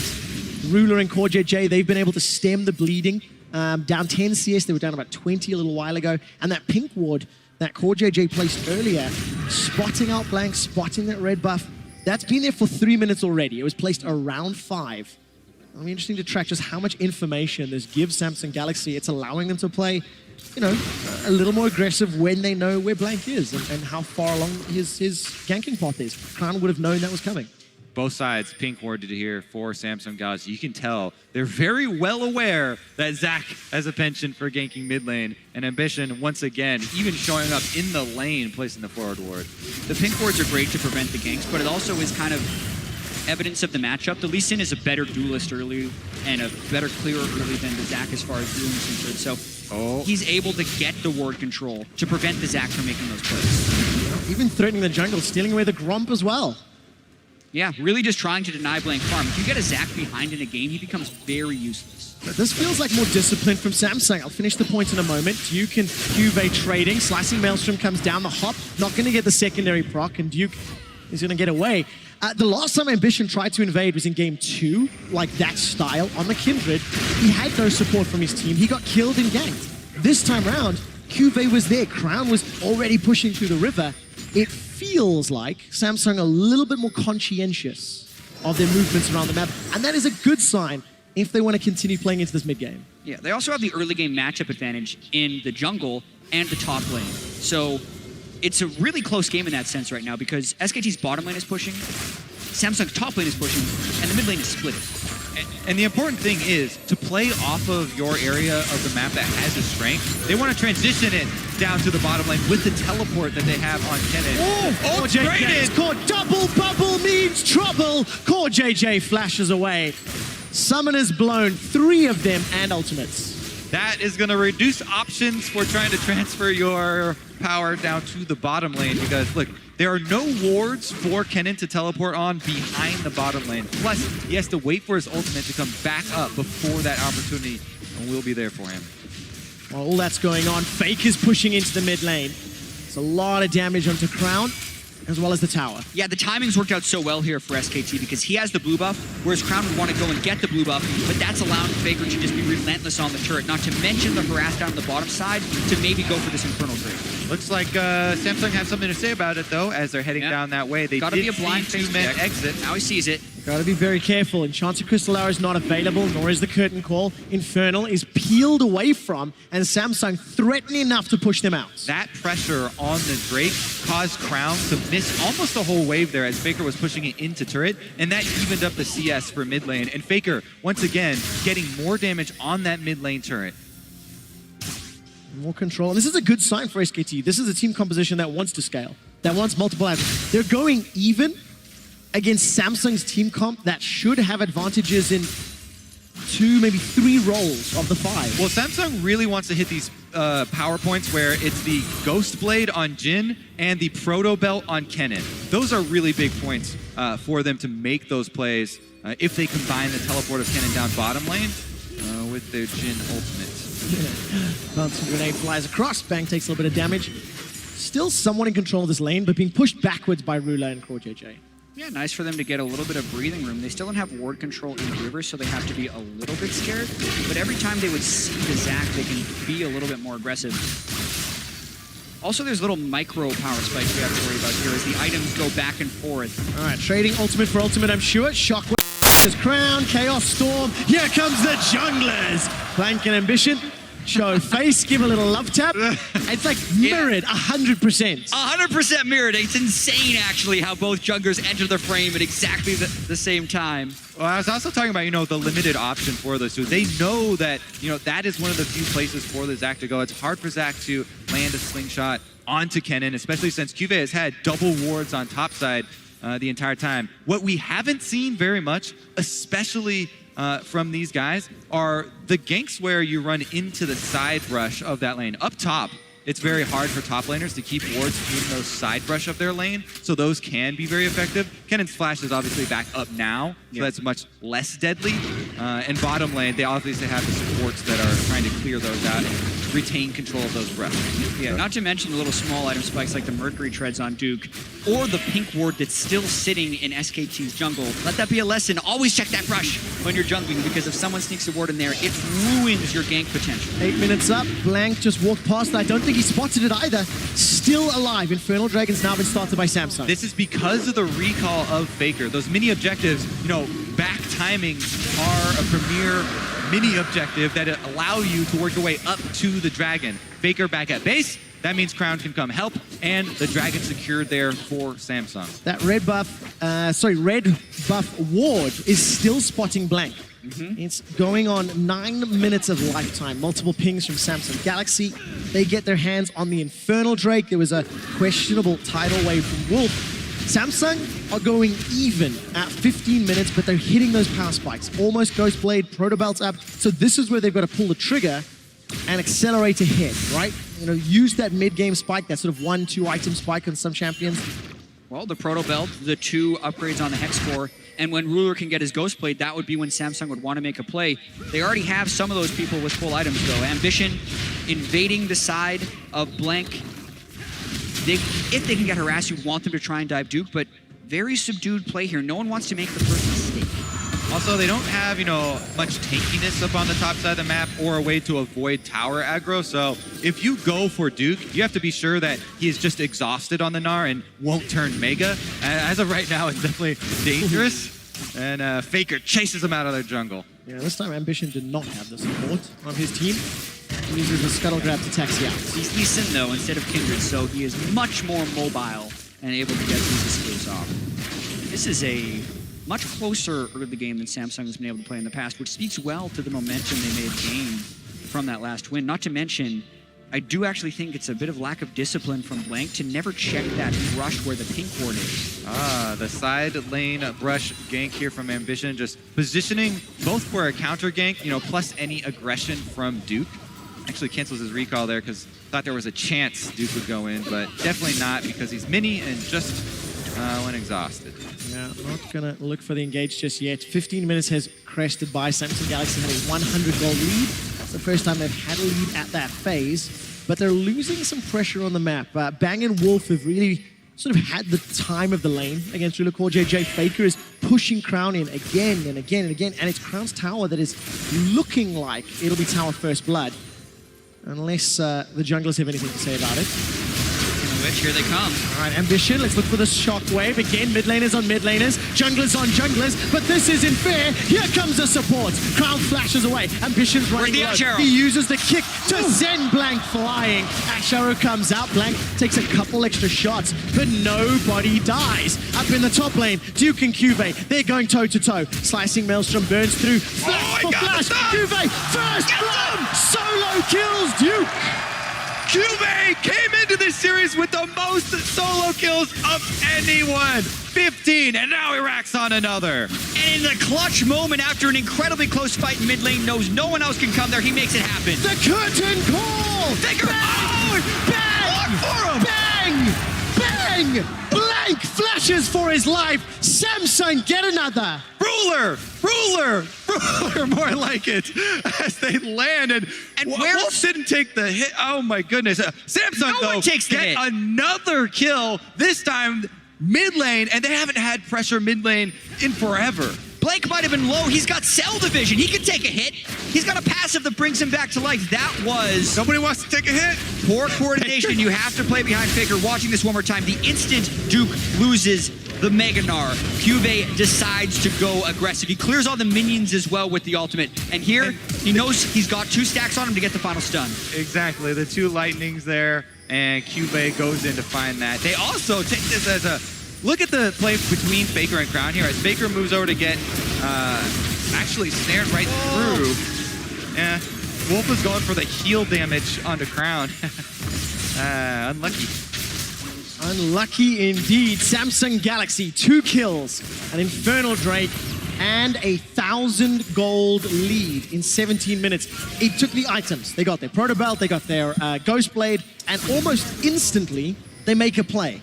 This is what you would have expected with the team composition, right? They need to keep doing that and keep pushing ahead, because if they maintain a small advantage, the scaling and the team fight power that SKT brings to the mid and late game is going to add up and be terrifying. Well, look at this. They got scouted out as they dodged the Ash Arrow, but Ambition got scouted out by the Wolf Sprite right there, but that is going to push Duke off and probably give them first turret as well. First turret gold is so important. First blood gold for Samsung. They can definitely snowball this one. Completely different story. Their 2 carries are on. They're comfortable champions here. And Cuvée has in a comfortable top lane spot of solo killing people. The first 3 games of the series, Samsung were down on average 4,000 gold at 20 minutes. They currently have a 2,500 gold lead at 18.5. And full record, that red buff ward is still alive. That's going on 13 minutes. We're gonna track that. At a certain point, Core JJ needs to move it because they need to get another pink port on the map, but that's insane. All right, let's see. More pressure in the mid lane. Shockwave traded for Chaos Storm. I've seen that movie before. Here comes the junglers. Blank has jumped onto Crown. Unstable matter and let bounce. This should be the kill. Crown gets safeguarded. He sidestep. He dodges. The ebb and flow takes him down. Cuvé's in trouble, taking so much damage. Will stun Blank up to buy some time. Blank may be able to charge the elastic slingshot. He swings and misses. Will get rooted in place by Core JJ. Buy some time. Cuvée still running for his life. Still not down. He's going to lightning rush away. Proto belts to safety. And Cuvée lives. But Crown did not. Wolf again went for the heal damage on Crown. This time takes it off his head. And Duke cleans up the objective afterwards for SKT as well. Wolf had the right idea first time. This time it actually works out. And it also leads to the mid lane turret falling, which can allow some more roaming. Watching this one more time, they trade ultimates as is customary, but the difference is Wolf is here. Core JJ's in base on Karma, so this turns the fight in Samsung's favor. Crown can't really get away from Blank right here. I feel like if he would have run straight backwards, he had a bit more of a chance. Exactly. We can't focus on the aftermath, of these skirmishes. Focus on how SKT set that up. They force the bottom lane to recall for Samsung and immediately go to roam to make a play on mid lane instead of recalling themselves. And the narrow escape right at the end is Blank's never able to get the elastic slingshot to land. Nice juking by Cuvée. Support from Ambition means Samsung Galaxy take their 2nd tower of the game. 20 minutes in, they're still up 2K. Mountain Drake will be up in the not too distant future, and Samsung Galaxy in a very good position going into the mid game. Cannot afford execution mistakes because they don't have a very sturdy front line, especially with Warrior Enchant on that Lee Sin. Exactly. Once again, they're going to rely on the crowd control and zone control that comes from a Kennen. So Cuvée, the importance of his teleport and his flash summoner spells are huge for this team. Also, that means that SKT have to focus so heavily on clearing out any Samsung wards that do get across the map for them. Didn't catch exactly when that red buff ward went down, but it is now cleared from the bottom quadrant of SKT's jungle. And SK Telecom starting to build up. It's a Frozen Mallet first for Duke's Gnar, so a little bit focused again on that split push, as has really been his sort of flavor of the series. Definitely wants to get that advantage. And remember what we were talking about as well in Champion Select with this SKT composition, how many AoE abilities they bring to this team fight. If they can start it off with an Ashe Arrow, it's very easy for them to combo, you know, shockwaves into Gnar ultimate. So both have to be very wary. The tools for initiation are there. The tools to outplay kind of there for Samsung. As far as zone control that we were talking about earlier, Crown also, to me, on his Victor, has better use of his gravity field than any other Victor I've seen, as far as preventing the other team from getting initiations. And as long as he's not getting hit by the Ashe Arrows, his gravity field can stop the follow-up initiations a lot of the time. And one of their biggest tools as well for dodging those initiation tools that SKT are bringing is the speed that CoreJJ on the Karmas bring. We already saw it in lane a little bit with Ruler, you know, dodging that Ashe Arrow as CoreJJ applied the speed to him, but that will also be crucial as far as those mid-game picks that we are anticipating in these Vision Wars. Pressure now in the mid lane as Samsung Galaxy grouped up. Got themselves that dragon. They maintain a really passive control of the map. Only outer tower remaining is now behind Faker. They're going to commit some resources to taking that down because they don't have a tower to fall back to. That safety net rather, is just not there.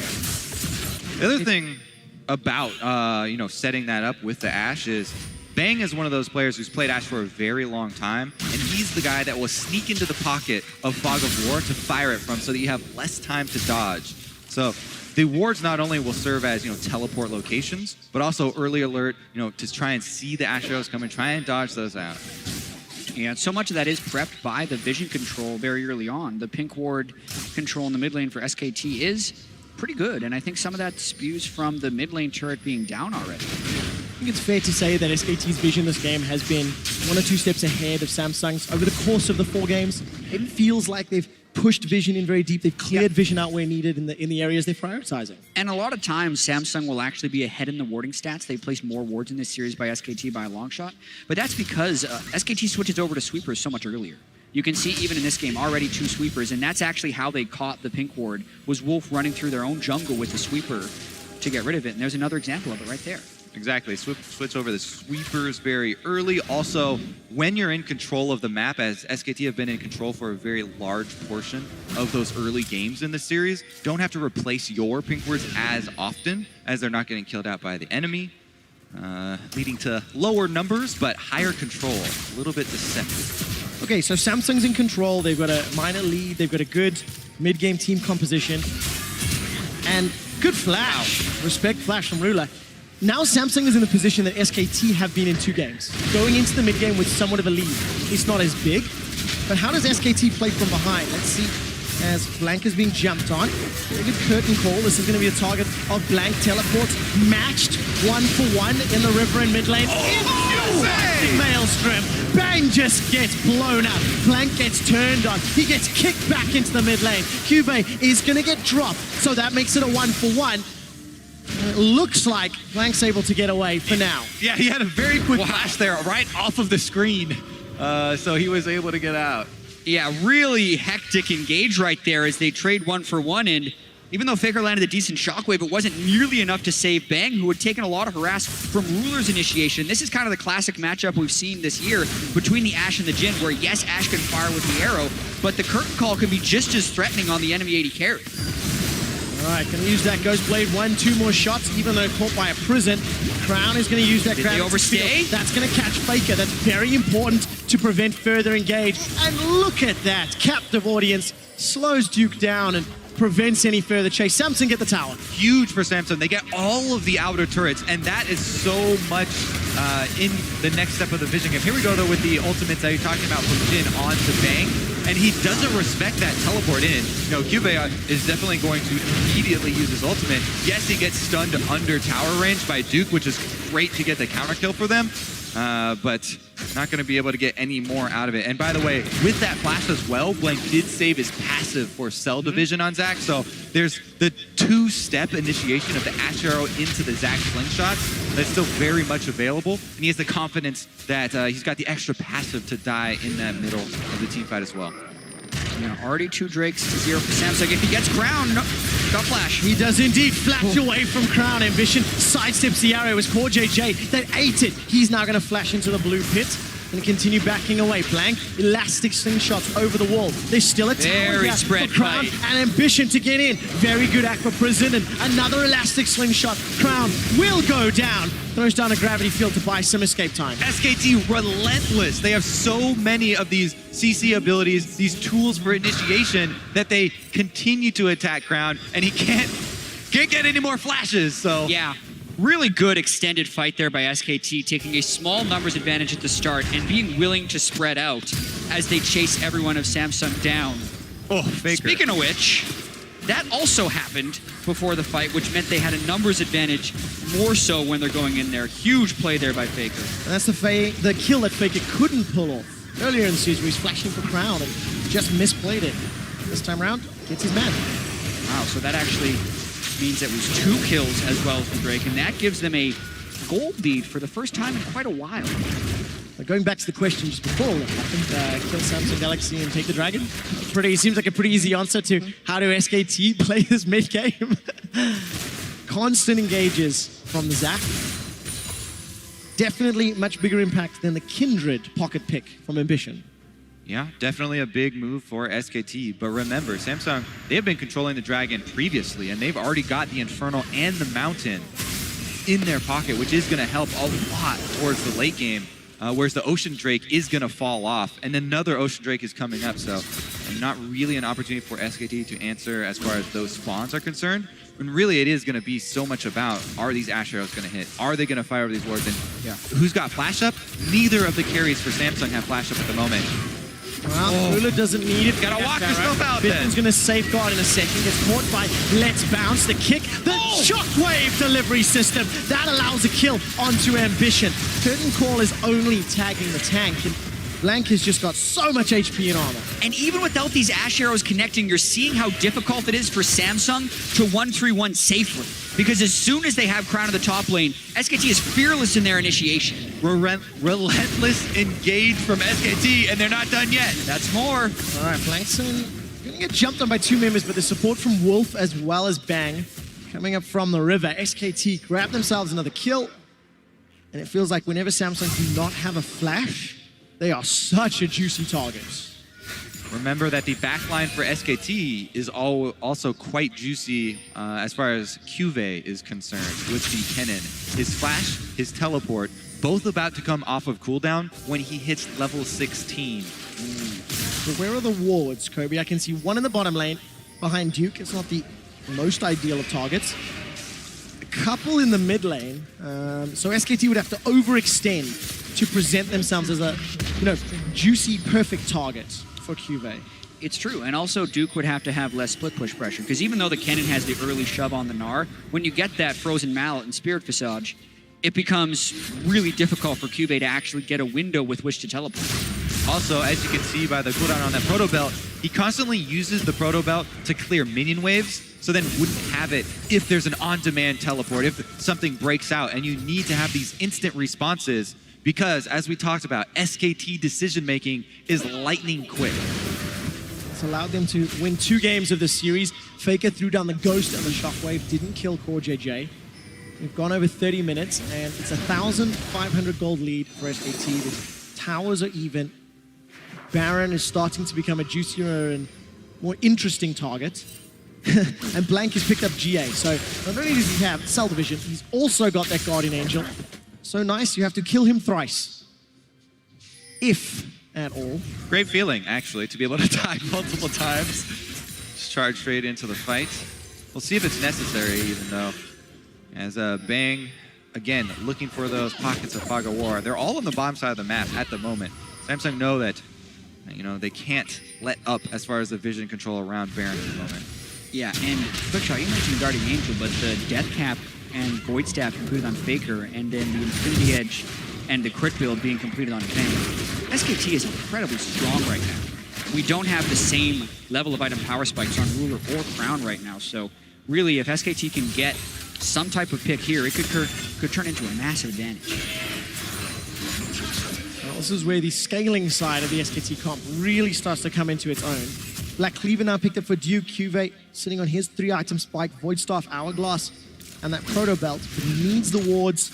He needs to get in behind SKT to win a team fight, because if you look at all the damage on the Samsung Galaxy, it's going to take so many rotations of spells to get through Zac and Gnar alone, if they're on a straight-up head-to-head fight. There is a huge amount of pressure on Cuvee's shoulders to run the makeshift front line using the zoning of his ultimate, but then also the invulnerability of his Zhonya's. There's plenty of damage on Samsung. If once someone does get stunned up with the ultimate of Kennen, Crown has been magnificent at layering his gravity shields, gravity fields. Now Cheryl onto Ambition. Blank's coming in from behind. And the fight's now going to break out. Gravity Field will pull Blank backwards. That should be the GA pop. Cell Division still available. Curtain Call interrupted. Very good tidal wave. He's found 3. Blank charges up. The Maelstrom. The Slingshot. Faker's down. Samsung get 3. Quick shot, just like we talked about, the wards, and SKT move right up into Samsung's jungle, right where they want him. They collapse. Now it's going to be the Baron for them as well. And it's nothing that SKT can do about it at this point. They meander into a fight in Samsung's jungle and get absolutely obliterated by Samsung's response. That is the reverse of what you expect when watching SKT, who normally is the reactive team. The arrow onto Lee Sin, who simply safeguards away. And even though Blank has multiple lives, you don't want to use them inside the jungle. They corner themselves. Gnar is not there to start it out either, and that is the dream flank. All members of the back line for Cuvee. When the pressure is on, the weight on his shoulders, he grabs them all. Not to mention the tidal wave was used to interrupt the curtain call, which left no disengage once Cuvee had entered the fight. Massive play. That's a Blank special. Just overreaching. No, just overreaching. You've seen it so many times. And that's why saying. Bengi seems to sync better with SKT sometimes. He was over the wall. He didn't hit anyone with his elastic slingshot. And then everyone was waiting around for his Guardian Angel. All right, I love criticizing Blank, but that was probably a team call. One of your favorites. It was probably a team call there, because they went with Ash Arrow. They wanted to engage on it. All right, tidal wave was thrown down in the mid lane. They get Faker! Galaxy, they've killed Faker. We didn't see the setup, but it doesn't matter. With Baron buff looking to make a play. I can see Ambition's flashes down. I'm sure we get a replay of that. Much like in the last game, Samsung get Baron, Faker tries to defend an outer turret, and Ambition just sneaks in the backside to get the kickoff. This is going to be another big Baron power play for Samsung. Already at 3,000 gold. They take their 5th tower of the game. They're sieging up in multiple lanes. Now they're pressuring the mid inhib. 28 seconds before Faker can respawn. Inhib on the bottom lane is down. Samsung are now pushing onto the inhibitors. 15 seconds before Faker comes up. Mid and bottom might just fall in a matter of seconds. Mid oh my God. Synchronized inhib. Ruler gets tagged, instantly throws the QSS down and is able to run away. Woo. We are getting closer and closer to a 5th game in the World Finals, which we have never had before, but Samsung would have to be able to close. They're 5,000 gold up, and SKT will continue to scale. And almost all of that gold came from this Baron power play. This is approaching a 6,000 gold Baron power play here. Look at that. Ambition goes in, finds Faker again. This is almost like we're watching it over and over again. Ambition in on Faker, takes him down. Yeah, and Blank, down his Guardian Angel, down his Cell Division. Going to be difficult for him to get a good engage, especially because Samsung is just using their zone control, staying spread out. They have the QSS on Ruler already, and when they get the McHale's onto Core JJ, that Asher initiation won't be possible. Oh, Ambition's looking for Faker again. Not going to find him just yet. Let's bounce, interrupting the possibility of a dead. Ambition is now down. SKT turning it around. Poor JJ gets caught out. The Mega Gnar comes down as well. That's 2 kills for SKT. Samsung unable to find a kick this time around. Great punish there from SKT, making Ambition pay this time around. And that should be enough to actually buy them a huge amount of time for those inhibitors to come back up. Yes, we just had a game where Samsung had multiple SKT inhibitors down, yet it took them 70 minutes. So we could very well be in for the long haul. Yeah, watching this attempt one more time, they do see Faker on a ward, so they think they can get the pick. Because if they get this with 2 inhibitors down, they think they win the game. But he can't sneak behind him here. And then he gets heavily punished by the tidal wave and the ultimate from Faker, timing just right with the Gnar teleport. That's the thing with Lee Sin. He usually needs Flash to pull off the really miraculous plays. And without the extra ability there, Ambition, a little bit too much. The scale of SKT's deficit is not the same as Samsung Galaxy's, but they find themselves in a similar scenario. They're behind, their opponents have got strong map control, there's super minions on the map, and Samsung Galaxy are looking great route, but Duke managed to hop away. Juve's still gonna... It's a matter of how much help he has. He has no one to help him right now. All right, there's no support. This should equal a kill. The hop, the bounce, the Great final hop. shot. Not gonna find his target. The stun does. Juve combos with Ruler. And the 2 inhibitors are still down. There will be one wave of super minions that I think crashes in the bottom side as they assault this outer turret. And that was a very dodgeable skill there from Duke, and he just runs straight instead of taking the half step backward, eats the root, ends up going down. And now Ambition once again. He gets caught up by Enchanted Crystal Arrow, the bubble, the bounce, everything. Chaos Storm is buying some time. Bang is forced to run away. Look at the damage from those ticks over and over, and the tower falls. Yeah, but I like SKT countering that play, knowing Ambition is going for the flank. Juve though! He's looking for more. Wolf is able to get away to safety. The tower is being focused by Ruler and Crown. That means all towers except Nexus are down. You can tell this team refueled after that victory. The resurgence here from Samsung. Looking to get 3 inhibitors already, only 30 minutes into the game. And because of the super minions pushing the bottom turret, SKT weren't able to punish in the upcoming 4v5 with Duke respawning. Samsung knew what they had right there, and they were able to take advantage of it. A far more convincing game this time around from Samsung, looking to even this series up.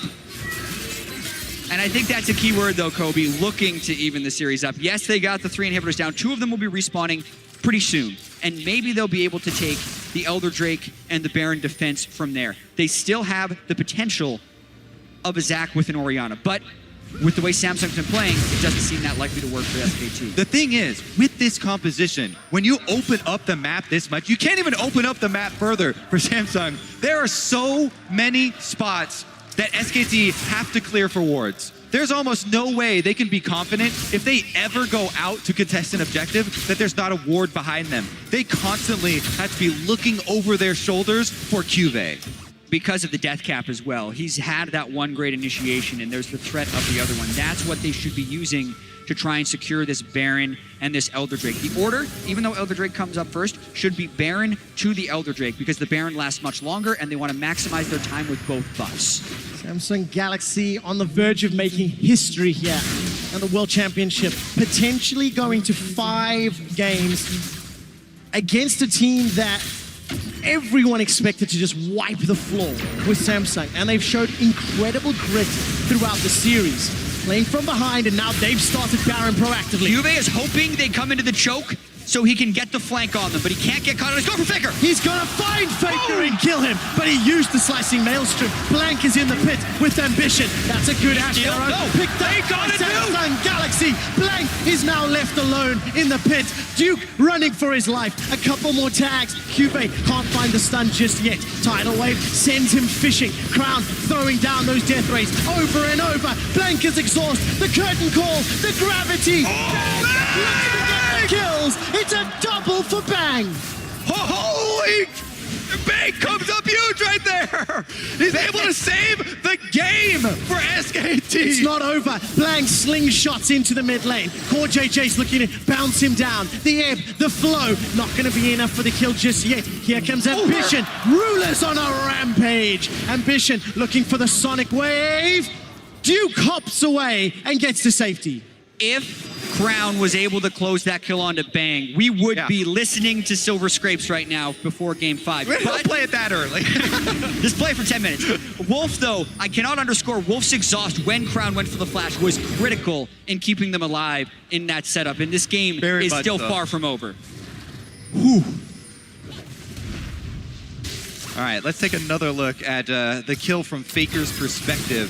No time to react at all. On a Jin trap, too, so really no escape there. But they go for the Baron Steel, don't get it. And at this point, SKT needs to be in a full retreat. Duke knocks Cuvée back a little bit, and Crown has just running as fast as he can right here, and he wants the assassination onto Bang. That's all he cares about. He wants to end the game right now. They're Exhaust immediately. If that was in there, they would be able to finish it completely. Bang flashes over the gravity field. Lifesteals his way there. Comes up huge for SKT once again. Samsung Galaxy still maintain control. Baron on a couple of their members and exposed inhibitors in the middle and bottom lane. As we crest the 40 minutes, Bang sets another World Championship record this series. It's 460 CS. Ambition is looking for Wolf. He's caught in the jungle. Kind of on his own here. He's completely 100%. by himself. Gets the Dragon's Rage, eats a Shockwave. A lot of ultimates used. Samsung now in a 4v5, 4v4 as Duke was not there. A critical mistake there by Ambition, because that delays their setup for the Elder Drake and gives Duke time to clear the super minions in the lane with the exposed inhibitor. So Ambition definitely going a little bit too hard there. Last game was definitely the Ambition show. This game he's actually being carried a bit by the rest of his team. And time is exactly what SKT need. They have such a solid team fight composition. If they can make it to the point to even up the war chest here, the gold is starting to close, and the vision game could be in for another banger. I think we already are, Kobe. Yeah, this is a barn burner if I've ever seen one. And this series could really heat up if we're able to get to the 5th game. We mentioned SKT with the potential of the reverse sweep. That's what happened the last time when they lost to KT Rolster in the LCK playoffs. You didn't think it would be possible here against Samsung, but Samsung thinks otherwise. Gentlemen, to give you an idea of how much of a barn burner, 10 Barons and 21 Dragons in 4 games with the potential of more. Samsung Galaxy start the Elder Dragon using some of their abilities, and Duke is still pushing in the top lane. Yeah, tight timings here because they would need to teleport in right now for Duke, and I need to see his Meganar bar. He's trying to charge up halfway there. All right, Dragon is going to reset. The minion wave continues to push. Duke has arrived. He's in the pit. No flash available. Elder Dragon down to 4,000. It seems to be focused. Samsung Blank combo. Away. It's not reset just yet. Curtain call onto Wolf is going to get interrupted by the tidal wave. And Cuvée has found Bang and Freightonian. Push them away. But Blank is bouncing all up in Samsung Galaxy. The shockwave kills Cuvée. Blank is going low. Blank is going to flash away. Duke's in trouble. Ruler can't get the kill. He does in the end. Sends him packing with a deadly flourish. Now Duke's in trouble. The GA's pop. Ruler gets another. Finds the shutdown. Turns his attention into Duke. And Samsung Galaxy are pushing into the base. Ruler, Rookie of the Year, flashes forward for the play for Samsung to get back inside the base. What a game for Ruler, but that fight was so close right there. Crown staying full health this entire time, and the question is, will that be enough to close the game? It's just Faker and Blank trying to defend. 2 versus 4. Samsung Galaxy waiting for the minions to push in. They've got their second inhib. Blank's cutting off the minion wave as well, so they can't actually get minions into the base. Couple of pings on the top inhibitor. The rest of Samsung pushing around. Ambition and Blank starting to go toe-to-toe. Jungler on jungler action. Shockwave catches Ruler, but the Defiance comes up. Crown shuts him down. That's a good kill. The 3rd inhibitor falls. Samsung waiting for the supers. Can't cut all the minion waves. Cuvé's here now. Cuvée is running into Blank. That's the GA. That's gone down. Cell division might still be up, and it will not matter.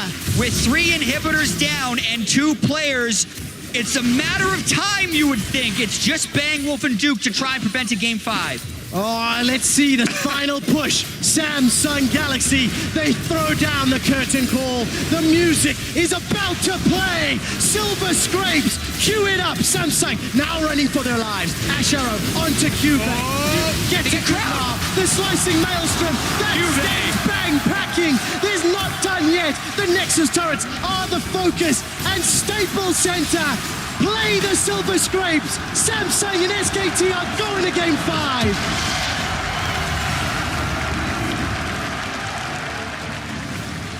And 22 minutes into game 3, you never would have thought this would be possible. But now Samsung is 1 win away from being a world champion.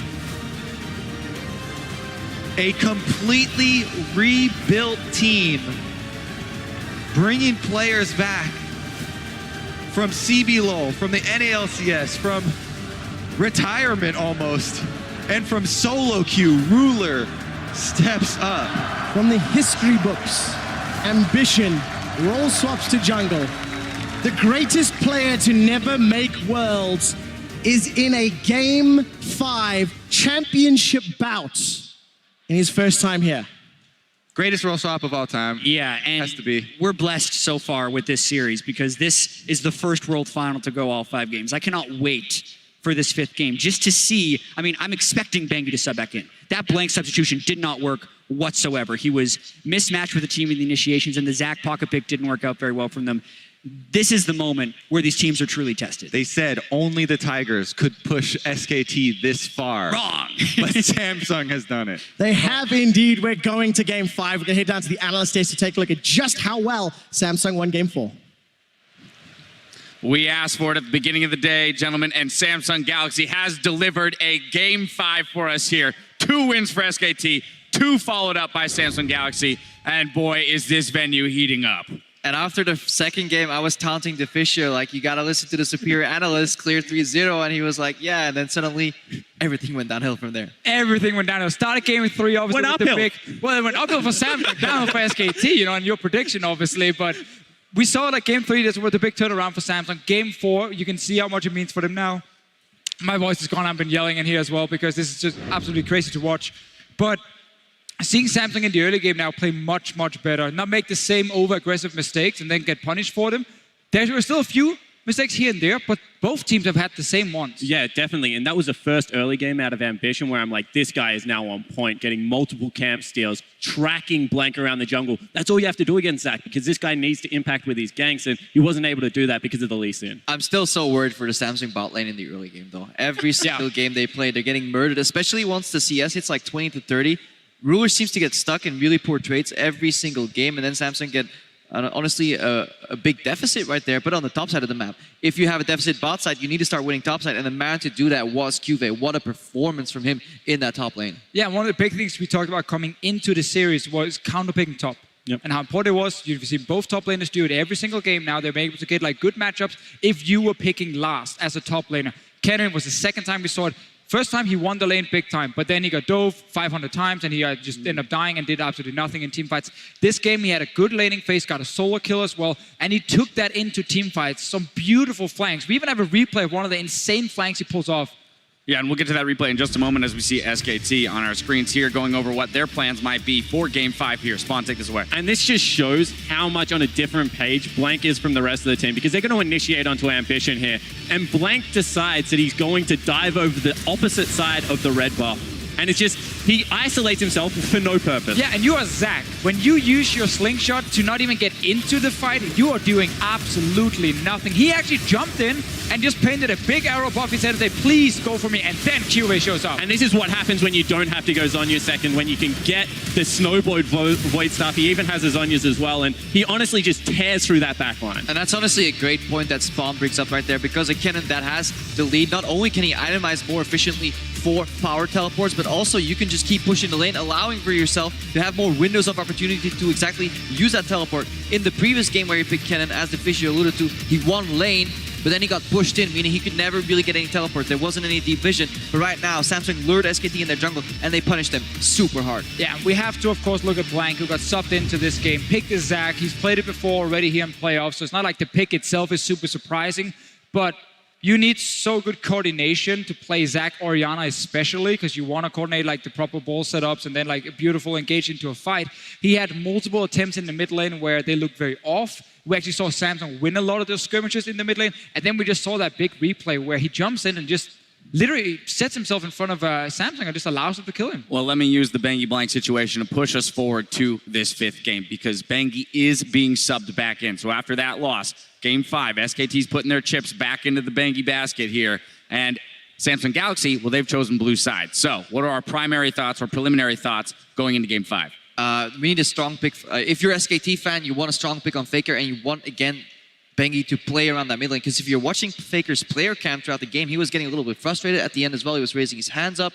Faker has shown that in the past. He's also shown that if you make him angry, which he is right now, he will smash you in the next game. So I'm very excited to see what that guy does. Yeah, I'm really excited to see if he can transition from what was a really sloppy game with his jungler back to the jungler that he's comfortable with, and whether he can execute really crisply, because that's going to be pretty key in this game. All right, well, here's the thing. The graphic is up, so now I'm going to go back down the line. I'm going to ask you guys, with this 5th game in mind, I'm going to give you the chance to change your minds here on your predictions. So, Crepo, starting with you, who's going to walk away world champion tonight? I'm going to change my prediction. Instead of a 3-0, I'm going to go for a 3-2. SKT is still going to win it because they put Bengi back in. All right, so Bengi back in, seals the deal for you. Crepo in a 3-2 now. But Spawn, what are you thinking? You know, in LCK playoffs, when KT got the reverse sweep, I was so happy. Big KT fan back from when they were KTA. And then when they lost out to the Samsung roster, I was like, KT didn't die for this. Well, it turns out they did, because they're going to reverse sweep SKT as well. I'm going to flip-flop on this one and lock it in for Samsung. There it is. We got our vote for Samsung here on the desk. Deficio, what do you got? Well, you got the crowd with you as well there, Spawn. I think Samsung will have, you know, a super, super good advantage coming into this, just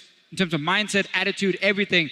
I do think, however, SKT has the experience to pull this one back, to get Bengi back in there. They're going to play much better with the jungler early on. They're going to get some dragon control. And I'm going to stick to the prediction I had earlier in the day. Competitive series. It will go back and forth, but SKT will win in the end. Okay, but now I'm going to make you all flip-flop here. I'm going to make you all flip-flop here. So back down the line, though. I want you to give me the reason or the way that Samsung Galaxy wins, and then I want you to give me the reason or the way that SKT wins. You want to go first? All right, so the way Samsung is going to win this game is they need to, first of all, have a pick in mid lane where they can actually gank around it. And we saw the Victor be very successful because they had Jhin coming in, they had support coming in, they had jungle coming in, everything. Victor against Orianna, I actually think that's a fine matchup for them. So I want to see that matchup again. I think SKT will also take it. Can be fine for both sides. And then also for top lane, QV, he needs to have a strong laning phase, and he cannot start falling behind because they need him to set up these big team fights. All right, so you're looking for the solo lanes to make up for an expected deficit in the bot lane. Now, Spawn, flipping back over to SKT. How does SKT walk away with victory here after sustaining 2 losses? We have to remember that this is a team that just lost twice in a row. Yeah, and you know, yesterday I said that they have 4 players not in my top 20 at Worlds, and I'm going to stick to that because 4 of them are playing real poorly today. However, they do have the best and second best player in the world. I think the Faker is still the best. I think Bang stepped up huge. And I think that if for one game these guys can just go off and exploit their counterparts, they will be able to pick up the victory. However, the rest of the team needs to stop feeding for that to happen. And Ben Lee's in, by the way. Ambition is making some plays, some good and bad ones, but he's making a lot of proactive plays, and Samsung needs that. All right, anything left to be said here, Crepo, or are you just going to smile and nod? That's okay, you're a pretty man. You can afford to do that. I just hope Duke stops trying to be a hero. Yeah. He keeps going for these plays because a lot of QV's solo kills come from Duke aggressing first. If the plan is for SKT to play around mid lane and get Faker comfortably and have him chip away the turret, Duke is fine being in a CS hole, but he doesn't have to keep going for the place and dying, because that's exactly the moment where QV takes over the game, and then the advantage spills over, and suddenly that bot lane deficit doesn't matter anymore. So I'm just looking for a strong performance in the bot lane and the mid lane from SKT, and Duke, just stop dying.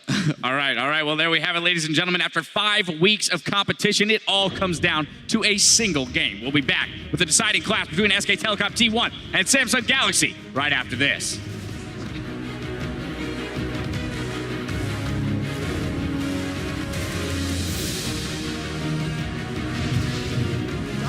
Up in the top lane, Duke and QV, they're going toe-to-toe. Slicing Maelstrom burns through. Flash for flash. QV, first blood! Solo kills Duke. Very good tidal wave. Duke, he's found 3. Charges up the Maelstrom. The slingshot. Faker's down. SKT turning it around. Poor JJ gets caught out. The Mega Narc comes down as well. Blanker's exhaust. The curtain call. The gravity. Kills. It's a double for Bang. Duke's in trouble. Ruler can't get the kill. He does in the end. Sends him packing with a deadly flourish. Now Duke's in trouble. The GA's pop. Ruler gets another. Samsung and SKT are going to game 5.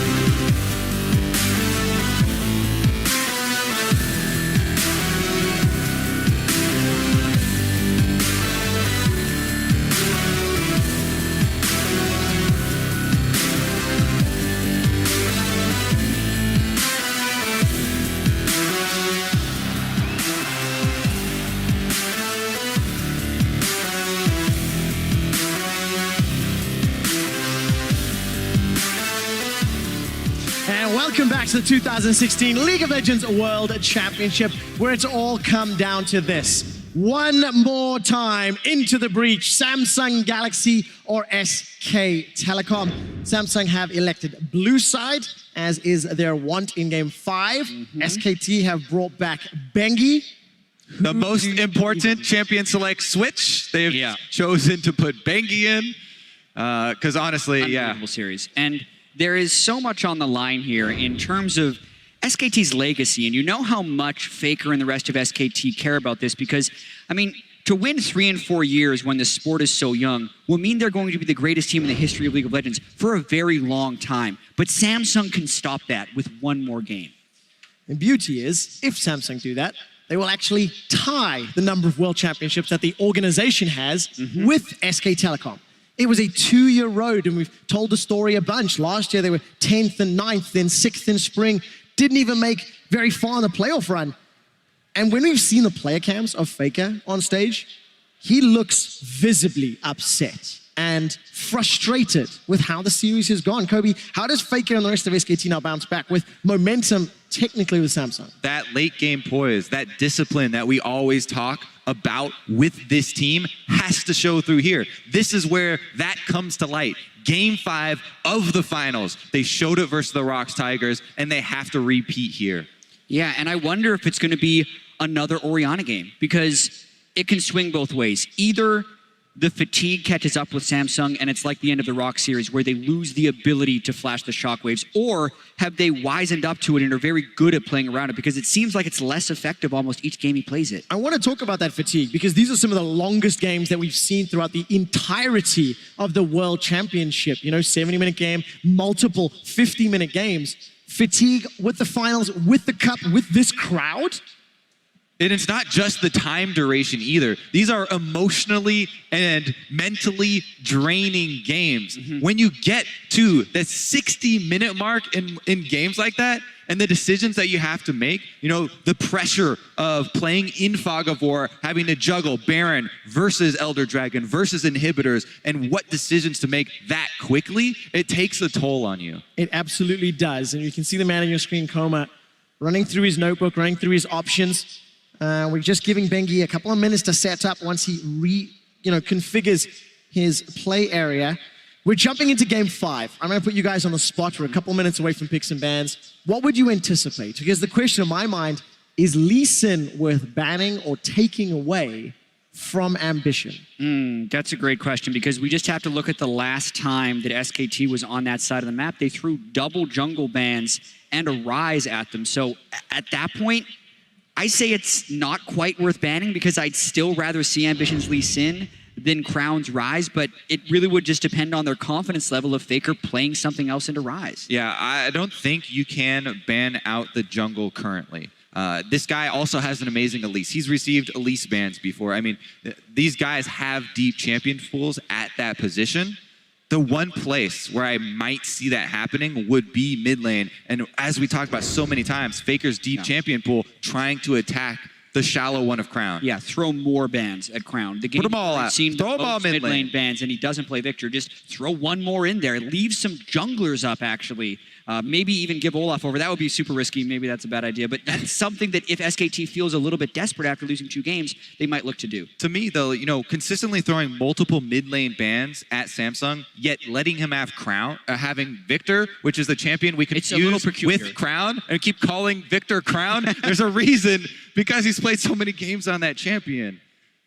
So comfortable, and Crown used the Aurelion Soul to pick up their first win in the series. Samsung Galaxy have equaled the number of wins against SK Telecom in the last 2 hours than they have in the last 2 years.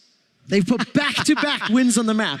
They came into this best of 5 with a 2 wins, 16 loss record. With this iteration, you know, of mostly this players in this organization, they need to beat that record right now if they want to take the championship. Must I remind you that they had not beaten KT Rolster in 19 straight games before taking them down in the gauntlet to make it here. Every single step of the way from KT Rolster to this very game, Samsung have overcome the challenges, and this is the last one. Syndra, Rise, Nidalee, Zyra.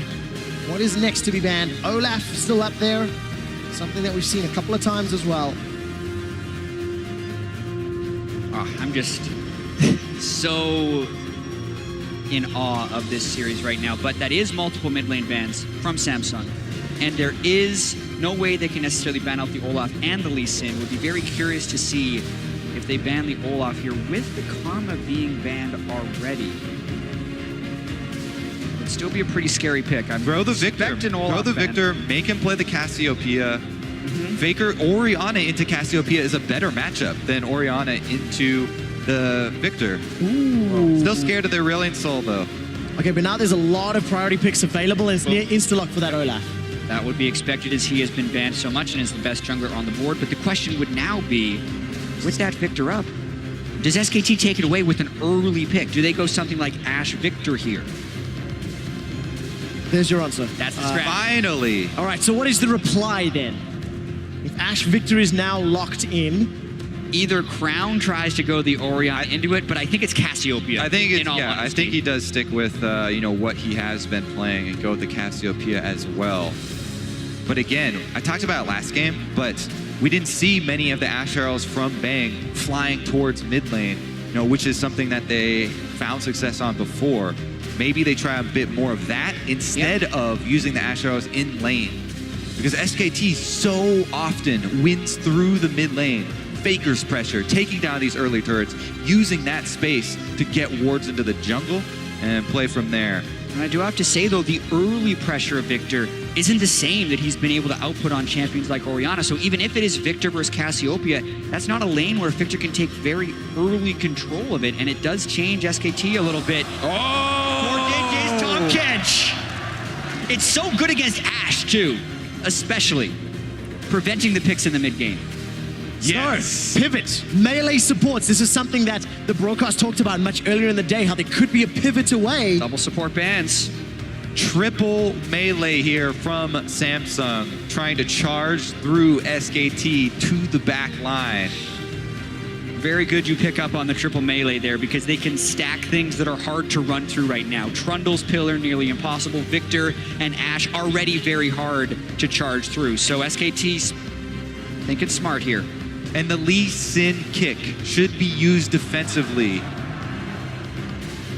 Honestly, though, it's very difficult because, Tom Kench gets to use the ultimate to teleport in very close, and Olaf goes immune to CC.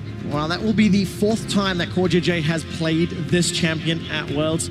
Obviously undefeated as they had a fantastic run leading up to the finals. Lee Sin and Trundle are locked in. There's no speed ups or amplifiers here for the Samsung Galaxy squad. They've locked in Jin and Cassio. They'll sit behind that back line of Poppy, Tom, and Olaf. CoreJJ's Tom Kench was so good and so instrumental in getting them here as well. Through that gauntlet that they had to run. You have to watch out for those mid-game uses of the Abyssal Voyage to try and surprise other lanes. Have to be very, very aware in the early game here for SKT. Yeah, would we pivot back to a Braum in this lane instead of a Nami, which would be the other expected pick from SKT? I can see it as far as wanting to get a really, really hard to kill frontline when Cassiopeia and Jin are the main damage coming out from Samsung. Really almost defaulting back to some of the stuff we saw several months ago.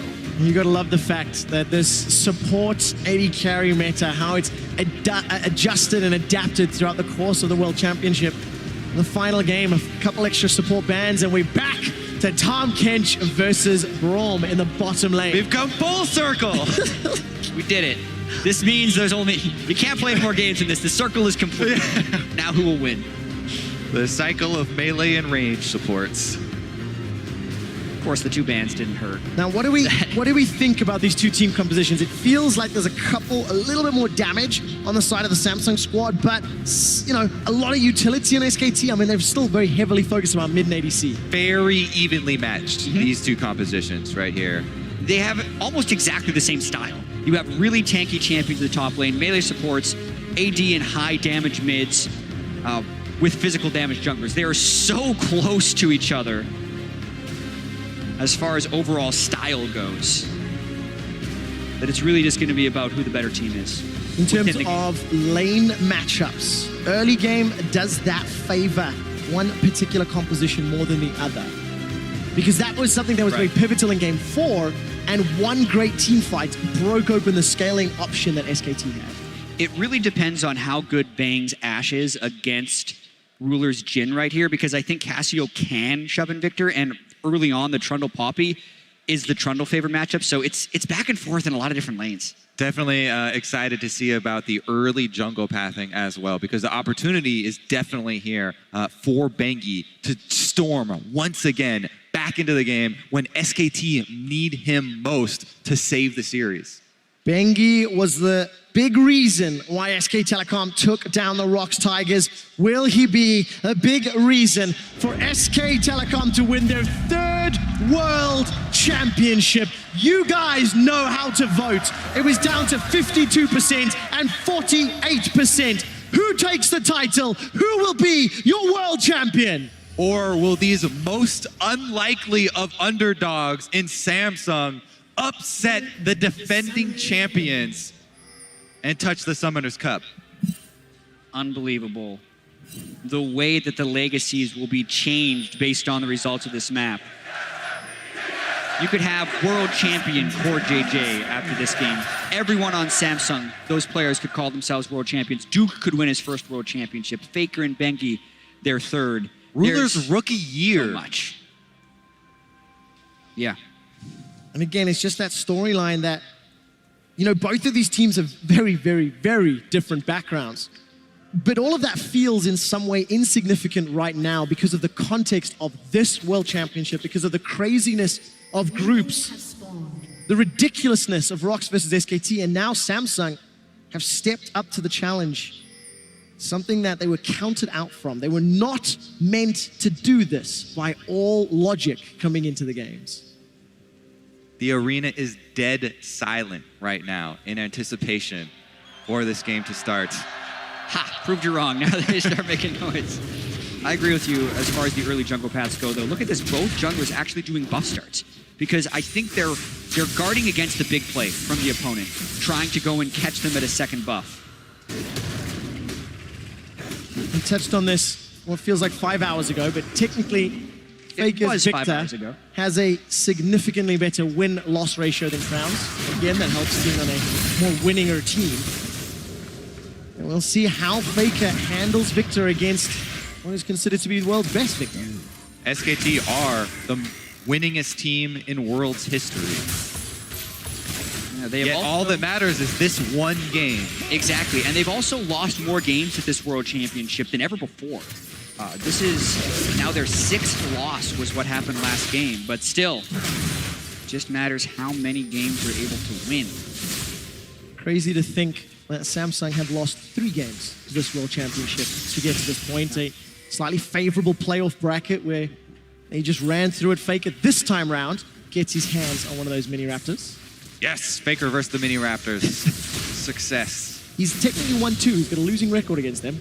Just saying. From what we've caught on camera. All right, there's the first jungler spotted on the ward. Ambition is seen at the Raptor camp, and Bengi's moving bottom while the mid laner is training. Who's gonna get it? Crown's looking noxious blast. Gonna go all in and kill him. We've got to jump bottom. Ruler is gonna be in trouble. Can you score? JJ's running for his life. First blood picked up by Wolf. Wow! Bengi comes back into the series, grabs first blood for the bottom lane, and we'll see if Ambition has anything to say about it. He's got the scuttle crab, and he's going in to tax the wolves. Unbelievable right there, being able to pull off first blood. It goes to Wolf, however, which isn't the greatest distribution of gold. And Faker's down both summoner spells. Here comes Ambition! Ambition's running in, gravity fields up. That will stun Ambition under the tower. Kill is secured, but Ambition loses his life. Bengi got in experience range there, and he's gonna be able to take up these minions. Wolf roaming! More action! Here comes Bengi and Wolf. Crown's gonna sidestep and dodge. He will get stunned up by the concussive blows. SK Telecom, 3 kills to 1. And they jump out the gate, countering Samsung's play in the mid lane. Bengi arrives. Wolf is the main roam in that play. Game 5 in the finals, and the action is breaking through. Faker gets a gravity field off to lock in the extra kill here on Ambition. Then the roam from Wolf so quickly. Crown wanted to stick around to make sure the wave gets jumped in the turret, and he should have been straight back. Not calling the miss on Wolf right there, and everyone was expecting Wolf to be in base after what happened in the bottom lane, but after getting first blood, he roams on the melee support. Those are the guys that make the roam plays happen. We come back to the game, and Bengi is still inside of Samsung's jungle, recalling as he's counter jungling, has smited Samsung's Wolf Spirit. Level 3. Oh, a lot of damage onto Faker. Those twin fangs chunking him down. Bengi's still not left the jungle, for the record. He's now clearing out the Gromp, farming up away, and the fan vote looking to the underdogs and Samsung Galaxy. One of the most insulting things is a jungler smiting your Wolf Camp Spirit that early in the game. As it will see, as soon as Ambition goes back to farm, and Ambition didn't have vision, so he didn't take that opportunity to go in and counter jungle Bengi, even though they already had the vision down. They already had pink wards, so Bengi gets away with it. He catches up in the experience, and he's gonna be able to farm his own jungle. I agree, and the other thing we do have to keep track of, though, is when Ambition ran for the gank in mid lane, he did get some wards in SKT's jungle, so it's good of Bengi to make it all the way back to the blue buff, try and re-establish control over there, because with the melee supports, we're much more likely to see ganks in the bottom side, which means ward control in that half of the map becomes more important.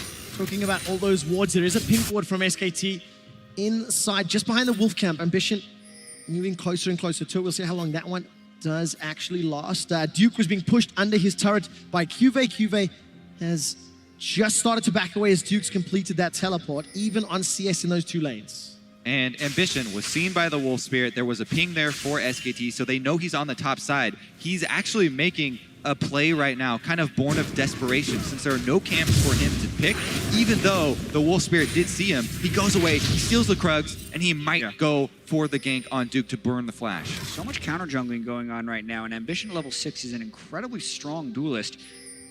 What do you want to make the counter gank onto Bengi? He's expecting Bengi to be in that brush. Would they collapse? It would be a close fight. Faker I mean, he not can yet level safeguard 6. pretty quickly. 2v2, Bengi is going to ward hop over. Does not opt in to the engage. Too much on the line, too risky. Bang is being pushed away. Rula and CoreJJ using that ranged poke, those tongue lashes to their advantage. They're playing fairly defensively. Good bounce. Yeah, Wolf taking the harass. Samsung need to be able to get some advantages in that lane. The Jin and Tong can't pick because you want to be able to unlock CoreJJ to roam. That's what he's been so successful at with his team. Pinkward's still sitting in that little banana bush area to the left of mid lane. Crown got blue buff. He's actually done fairly well at pulling Faker, but unfortunately he's donated a kill thanks to that tower dive early in the game. And notice how both junglers are hovering around the mid lane for that action, fighting over the Raptors now as Bengi claims the small ones. Yep, throwing it back and forth. He doesn't have smite though Ice for the big. Undertow. Juve loses the trade thanks to the subjugates. And Duke is already winning this trade. Tiamat into Barmy Cinder. No real surprise. A slightly worrying, transition here for Samsung Galaxy.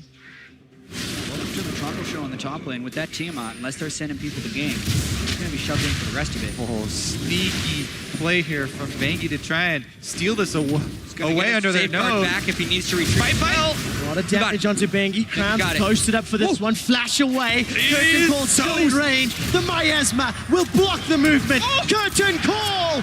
Kill for Rula. And that means Rula gets red as well. So a total backfire on that invade from Bengi. They didn't have the wave with which for Faker to support him. So uncharacteristically, Bengi makes a big Game 5 mistake. Incredibly bold and, unwarranted play there from Bengi to steal away that red. As you said, Faker was not making any move to move up and support that play. Huge punish there from Samsung as they're gifted the kill and red buff onto the bottom lane. Bengi giveth and Bengi taketh already in the first two big plays in this fifth and final game. So serrated Dirk, a kill under Rula's belt, and now red buff for next little bit of exchanges. CoreJJ level 5 does not have access to that Abyssal Voice just yet. Bang and Wolf assume vision control, actually placing two of those invisible wards in the Tribush, making sure it's doubly covered. Yeah, and CoreJJ keeps getting cut off right here. He was a little lucky, actually. They didn't have vision on Ambition because they put all in. Ooh, whiff on the arrow. It goes wide. Unbreakable wall comes up and Wolf backs away. So traded two ultimates really for an opportunistic attempt. Also showed the jungler, so Bengi's trying to make the most of his time down here by taking the dragon, but that means Ambition, every time he sees Bengi, opposite side, immediately he can go in and tax. This is actually something that Meteos talked about in his interview after their game versus Samsung. He was almost scared to make moves at times because Ambition would tax you so hard every time you show on the map. Yep, and now the question would be, would they ever think about diving Duke? They would need to roam Crown up there as well, or is he just here for the CS? You'd expect just the CS. Be the case. Maybe mid lane as they're starting to rotate down, but Yeah. Faker taking the blue, so not currently there to be dope. The best timing on a mid laner is right after they pick up the blue buff, because it's right when they want to start burning their mana to shove a wave, and oftentimes that means their skills are on cooldown, but nowhere close to that gank right now. And let's talk about the mind games of the levels of the Vision War for a moment here, because they know that Ambition was just on the top side. So you have to assume that there are wards in there as well and work around that information that's been given over. Now, Bengi again going in on Crown. Very aggressive, uses pretty complementary abilities, kicks Crown away, and Crown's going to be all right. But there's a lot of exchange going down between Bang and Wolf. It's a lot of harass, too. This actually puts him in kill range for Faker, and if he doesn't recall to go back to base, he's going to heal up a decent amount from his refillable potion and his last hits, so should be generally okay since Faker's recalling. Yeah, doesn't seem to be pressured just yet. Even game as far as gold is concerned. SKT, they were the first ones to make those plays, get the kills on the board. Bengi did overreach, actually much like Ambition. So both junglers this game have gifted a kill to their opponents. And they've got to be very careful as that continues to play out. The game is seemingly happening on the bottom half of the map. There's Abyssal Voyage. He's going to deliver CoreJJ and Ambition. Flash away from Bang. He gets gobbled up from the tongue lashing. Will go down. Root in place, not going to lock down Wolf. But Crown has roamed, and Wolf gets the kill. And that's the CoreJJ playmaking right there on Tom Kench. The instant he hits level 6, he brings Ambition in and the roam from Crown. Now, though, it's going to be a race to see who can get the first turret down. Teleport being used there by Cube to try and defend the mid turret, and Samsung will capitalize with the objective on top of it. Finally, they're attacking the bottom lane, which SKT have lost 3 games to very strong AD carries. And as they talked about on the analyst test, Deficio mentioned one of the ways through SKT is through the bottom lane. 2,000 gold lead. They have the kill advantage, first tower blood, and it all stems from this phenomenal tower dive. Yeah, they don't actually see if they're even able to bring in multiple people. Wolf and Bang can't get away in time. Love the flash follow for the eat by CoreJJ. The Tom Kench pick, once again, so huge for CoreJJ. And you talked about the roam from Crown at the same time. This was a mistake that we saw earlier in the series from Samsung. They made a play on the bottom lane, but they didn't coordinate all members. This time around, they bring the mid lane guns and they get the extra kill plus first turret gold. Yeah, and the fact that they didn't lose any of their other turrets is great, but they did sacrifice some damage on them because when they burned the top laner's teleport to defend mid lane, they also lose chip damage on the top lane turrets. So we're at an interesting inflection point of the game right now where if Samsung can take control of the top side of the map and make sure the mid lane and top lane don't get pushed in as hard, then they can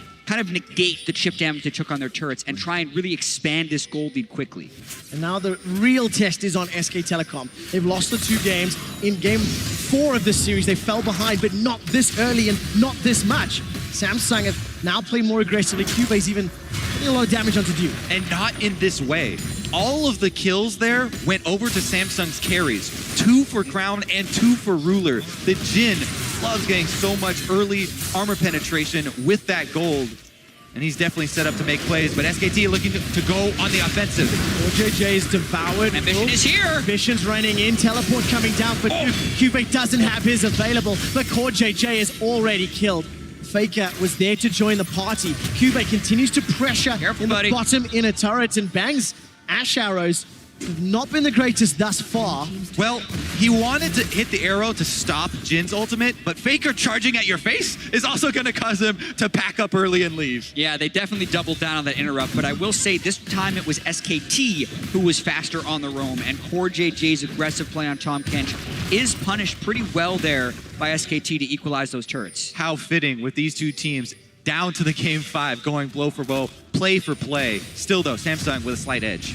Yeah, it's starting to feel more and more like a game of chess. Each move costing units, costing objectives. And at some point, you give away something that is too important.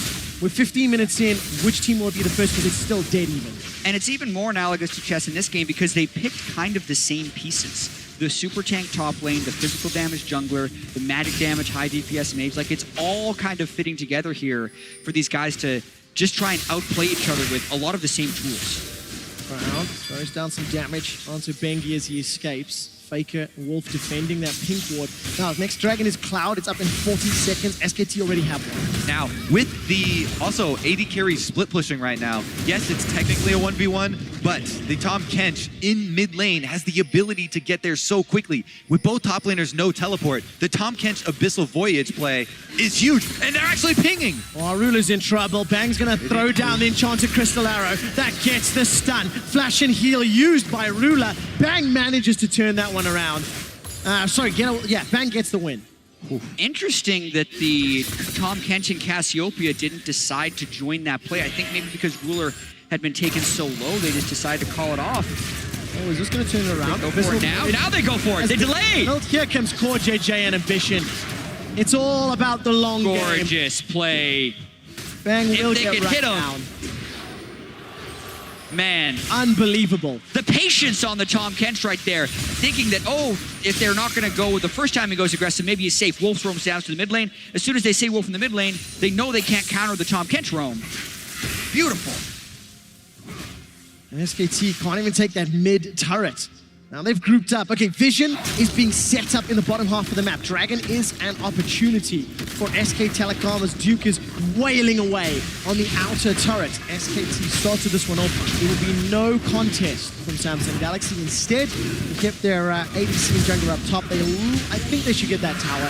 Yes, we'll take it very short. The tables have turned. This time around, it's SKT racking up the extra early Drakes, whereas it's Samsung with the early gold lead. Even after Faker equalizes this mid turret, they will sit on the slight early gold lead. But the only difference is 2 Cloud Drakes for SKT. Now they're bound bottom though, and Yubei is gonna try taxi away. Gets chomped before he can fire the verdict. And that could be a problem. This is what happened when Duke had the Trundle in their winning games. He just shoves you into the turret, ults you, tanks the turret, and it's a free dive unless you're there to return fire. No Tom Kench ultimate to lend assistance, and SKT actually jump ahead in gold, as well as having the double Cloud Drakes, which enable them to make many more roams. Another play here for Wolf. Is going to get gobbled up by Core JJ. There's that counter to Ashe that we talked about. That Ashe arrow looked like it was going to hit until the Devour. And the big deciding factor is, I mean, we've had so many plays in this game. Both teams are trying to make all these cross-map plays and these counters. With the double Cloud Drake now, SKT are fitted out with rocket boosters to make cross-map plays. And they can answer and punish much, much easier. No room for error for Samsung Galaxy. Luckily, they've got long-range engage. Ambition looking for Faker. Faker's rooted down. Curtain Call will miss a stationary target. The Devour comes up. That will at least get an escape route. Faker, a little lucky Ruler didn't connect that shot. Yeah. Now the tower's under pressure. Trying to zone out the engage from the left side while the minion wave comes up there, but the Victor, very good at clearing waves. Meanwhile, we're seeing the farm being traded by the top laners in their split push. And really, both teams also trading deep vision here in the bottom side of the map, as the Drake is really the point of contest. So that's where most of the resources are going to be used. Well, it was another Cloud Drake, Kobe. So if SKT already have rocket boosters with The 2 last. of them, This coming Cloud Drake is the last Cloud Drake of Worlds 2016. And our stats guy Spellsy was really trying to get us to mention a stat about Cloud Drakes, because SKT have gotten way more Cloud Drakes than any other Drake at Worlds. Fitting somehow that there might get triple Cloud Drake in the final game. See, now we spawned all the conspiracy theories. RNG. The scripts in the back saying, Cloud Drake again, let's go. We want SKT to run faster. How do you overthrow a dynasty? Flood them with Cloud Drakes. Well, Samsung have to still overthrow that dynasty. They have to overcome in game 5. Bengi not going to follow onto that Krug. Again, this is a game of inches at the moment as we're getting close to 20 minutes. Yeah, Cuvée immediately puts up the steadfast presence there, so Bengi would be denied if he tried to go in and stuck on the other side. Still could have taken it and smited, I guess, but not going to play risky after he was punished at the red buff early on. And that steadfast presence could become so pivotal when you look at the low mobility Cassiopeia and Jhin. If Bengi's looking to dive in there and find a target, could be denied. And if that is not available, obviously the safety net of Core JJ's Tom Kench. They've got a very well-crafted sort of multiple safety net team composition here on the side of Samsung. Yeah, and something that SKT has struggled with this series is actually closing games in which they have an advantage. The Tom Kench and the Cassiopeia is going to make it even harder for SKT to close this game if they are able to extend their lead. So many opportunities as both teams have drafted many playmaking abilities here for the mid game. This has been the most even game that we've seen the entire series. It's a very different team composition when you look at the 2 duos. So Kobe, what are we looking at in the next few minutes? Both teams have got strong initiation tools. There's a dragon coming up in a minute and a half, but it's not the juiciest to fight over. Like, what do you look for if you're these teams? I expect someone to die over a pink ward or over sweeping a trinket ward here very soon, because both of these teams know the importance of setting up that vision.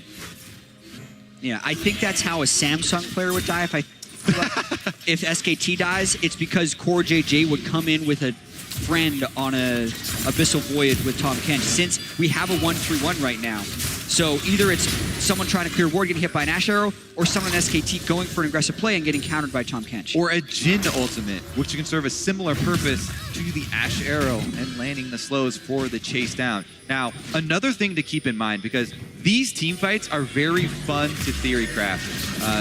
With all well, For JJ, he hasn't used the Grey Help yet. Glacial Fissure slows down Samsung Galaxy. It was SKT that initiated. The Crystal Arrow has already been used. No teleports or follow-up. One flash from Core JJ. Both mid laners still have their ultimates though, and both top laners as well. Similar amount of tools burned on both sides. That's just going to slow the game down once again.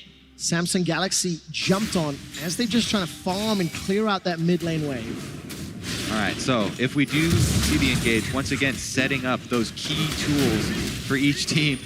The Keeper's Verdict for Qvit. Yeah, exactly. Somebody could die there. Let's see if Samsung will lose somebody over Pink. Well, there's not enough support. Yeah, exactly. Nobody else is converging. I just wanted to see it happen. Qvit's Poppy, the Keeper's Verdict, knocking out, half of a team basically, and buying the numbers advantage basically, has been huge as well. So it's not just about picking people off. It's also about separating members within a team fight once it spawns. Absolutely agree. And as far as the map right now, oh, they might catch Faker. Faker's the target, but he tries to turn it around. Defensive flash from Ruler. Faker is shut down. Ruler gets the kill. Teleport's completed for Duke as well as Qvit. Unbreakable is up. Ash Arrow stuns up. Core JJ. That's not the most important target. Petrifying Gaze flashed away from. Duke is caught down. Core JJ licks him to death. The tower is the focus, and Samsung have the advantage. Massive catch, and it's as Faker is trying to get aggressive onto Ruler. He does not have the burst this time. They get the mid lane turret, and they can help bring back the speed balance with the Cloud Drake if they're able to take this one. Definitely going to be able to take this one. I think this is full Samsung territory after those 2 kills, and they are going to be able to claim one for themselves. The interesting thing about the Cloud Drakes, though, you can't take away any of the speed of your enemy for these dodging of the ultimates. So now both teams have the fast feet, right? Extra Cloud Drake for dodging Ash Arrows could mean the difference between a pick for SKT and avoiding certain death. Jhin ult to try and secure blue. Have to question whether that one's worth it, but let's watch this pick one more time. Faker steps on a trap and just gets rooted as Ambition comes in, but he's also moving forward before he has the support of the rest of his team. Faker getting caught out of position in a critical moment here. And instantly, this turns into every single member of both teams headed mid lane for that party. Samsung arrived first, and they also go for the turret dive to grab the last one. Qvit with a nice little flash move at the end there to snag him. Petrifying Gaze was even just a little bit short. Yeah, missed everyone. Could have turned even more in favor of Samsung. No flashes for any members of SSG right now. So you could expect the next few minutes to slow it down. They've got a minor gold lead. It's not worth the risk of getting caught out. Yeah, I agree with that, but I also want to point out that SKT doesn't have the same lack of flash punishing skills they've had with their previous team competitions. It's not like Faker can just flash in and one-shot you with Orianna when you're down flash. Here, even if you do get hit by an Ash Arrow without flash, if Core JJ's close, he's just going to devour you and bring you to safety. So the playmaking from SKT is somewhat muted and blocked by the stuff like the Olaf and the Tahm Kench that Samsung's been able to put together. Samsung have been able to get a lot more control in their games. With each game in the series that is played, they seem more together, more reactive, and more on the same page. Not the same level of mistakes that allowed SKT to accelerate with game 1 and 2. And even though there is this gold lead for Samsung, it's so slight that it's more about completing items and actually getting back out onto the field. Ambition didn't even use his Ragnarok. Knew Core JJ was in range, and that's exactly what happens. No flash, doesn't matter. Very closely matched here as they go in for a slow onto Wolf. And any extra damage onto the support, though, is hard to regenerate. They also draw out an ultimate from Bengi. Now, that is one of the big healing tools for this SKT squad, too. I agree with you. It's the peel that they need to have Wolf at high health. Duke needs to get some tank items. He's kind of in that split push zone right now where you expect him to be that 1v2 raid boss, but he's just not actually shoving up the lanes to split pushable situations, because if they lose control of the mid lane, they lose control of the side lanes too, thanks to the Tahm Kench. So Samsung kind of keeping the SKT composition handcuffed and unable to use their best tools. And that's so important because of how pivotal Duke has been all 4 games leading up to this point.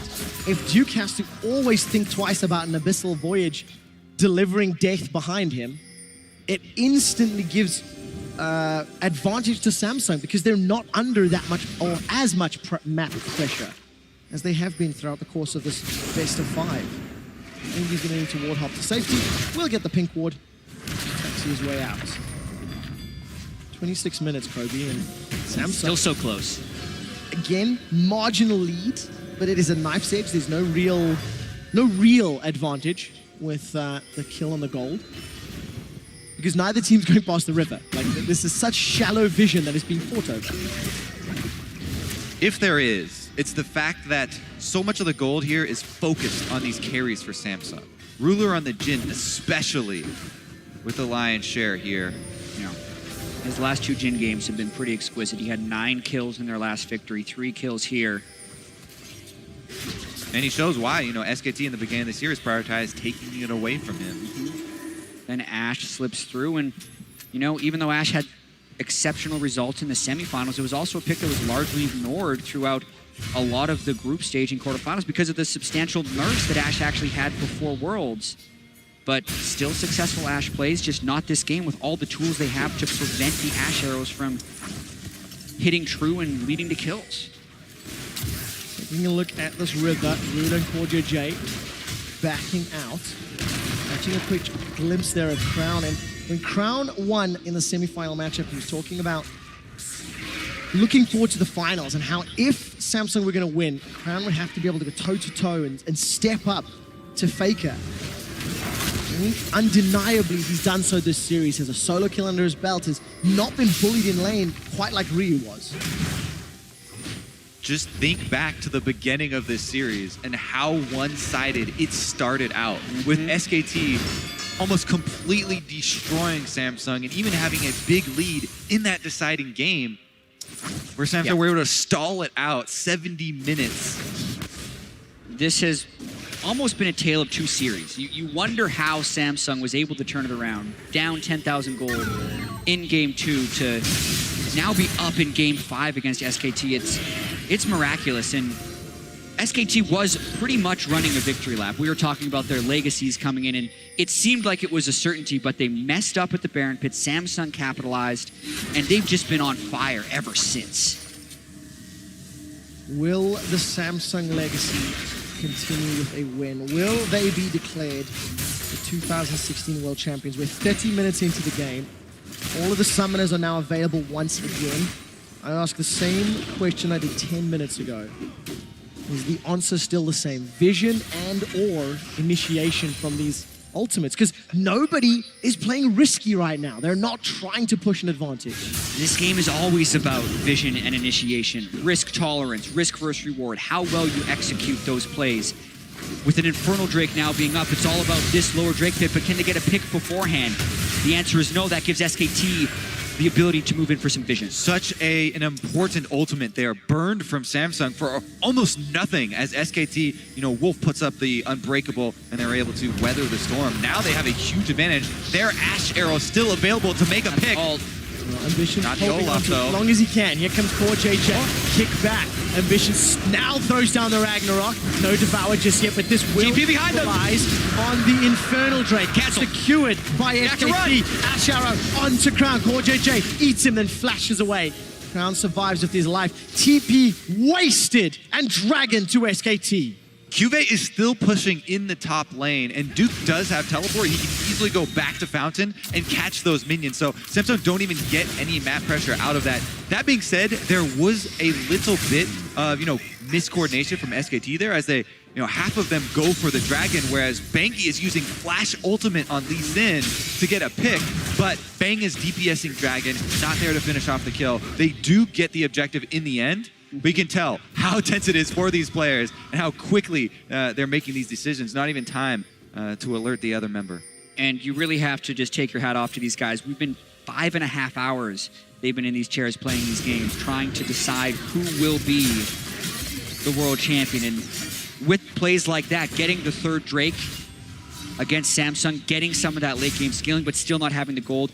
Maybe not even having the initiation tools, but having the ability to disengage, we could still be in for many more minutes of League of Legends. And an Infernal Drake at that, at post 30 minutes. Huge value there in the pickup. With Elder Dragon being the next one. This time around, a little bit more damage from the curtain call, but the Unbreakable blocks so much. Yep. Wolf doing wonders with this brawl. They're throwing it out for the slows to look for those picks. Not finding it, and that once again gives initiation advantage over to SKT with their Ash Arrow. Samsung setting up wards though, so it wasn't a useless ultimate. They got into the red quadrant, placed the wards, and now they're actually trying to sneak in. They're scouted.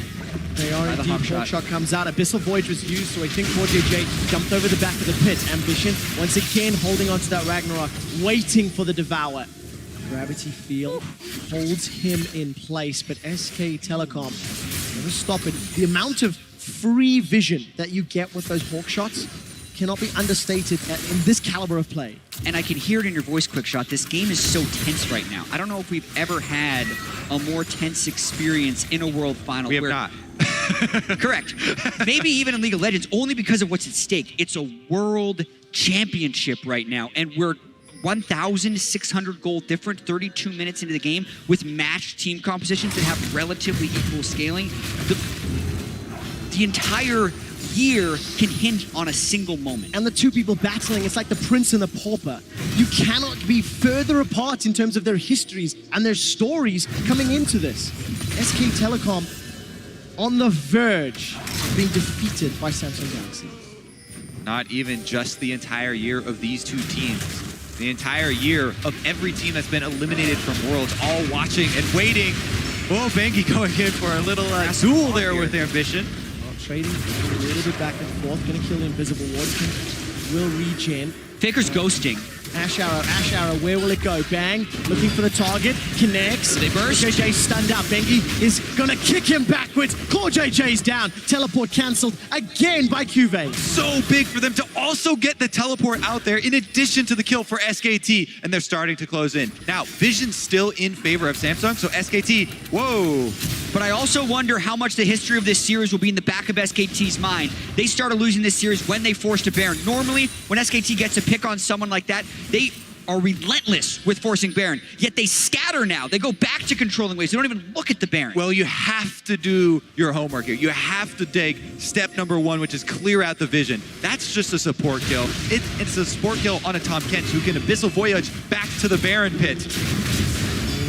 Bengi taxis out again. Safeguard.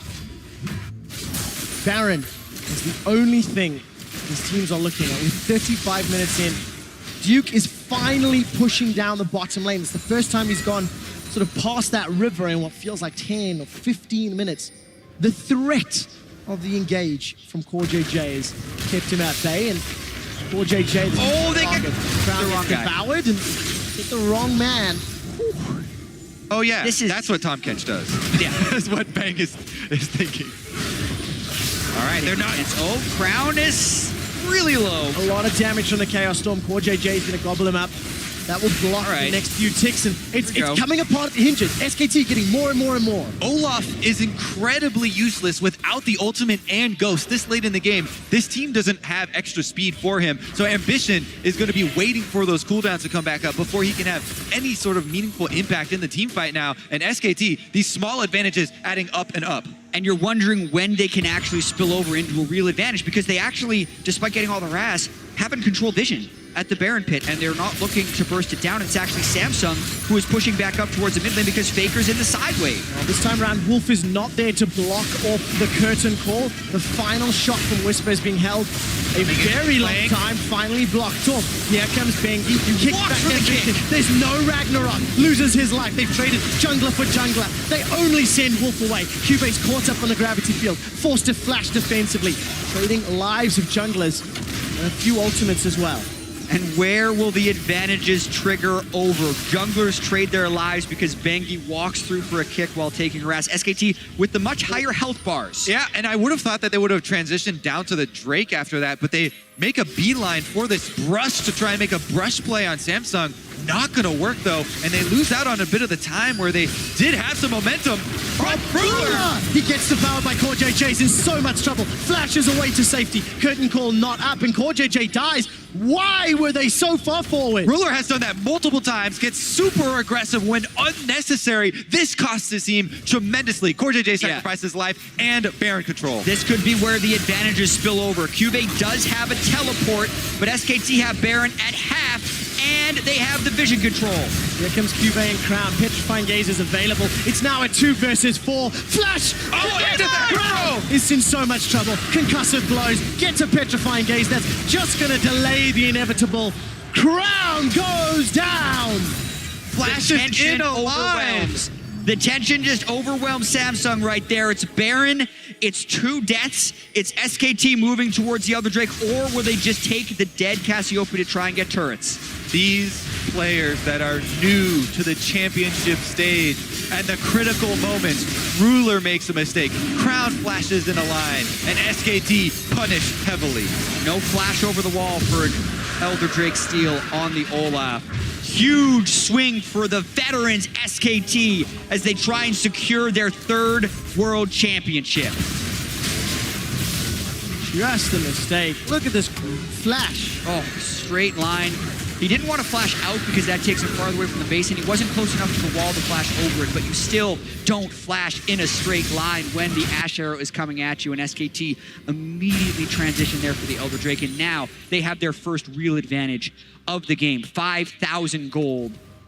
Can they close it? Samsung did not give up earlier in the series, and they will not give up that easily. They still have a full line of secondary turrets to work through before getting to the inhibitor ones. And yes, I do expect SKT to get a massive amount of gold off of this play, as you can see with the Baron power play once again. Still 2 minutes left on that timer. Also, this is where the split push Trundle really wreaks havoc because they can't stop him from killing the turrets, and 4v4, they can't stop the rest of them from killing the turrets because Cuvée is occupied in the sideway. The SKT hype train coming into the station once again. Baron and Elder Dragon on them, taking down the inhibitor turret snare onto Wolf. Cuvée and Duke fighting in the top lane. The 4v4 looking for opportunities. Bang still has the enchanted crystal arrow, flash and heal.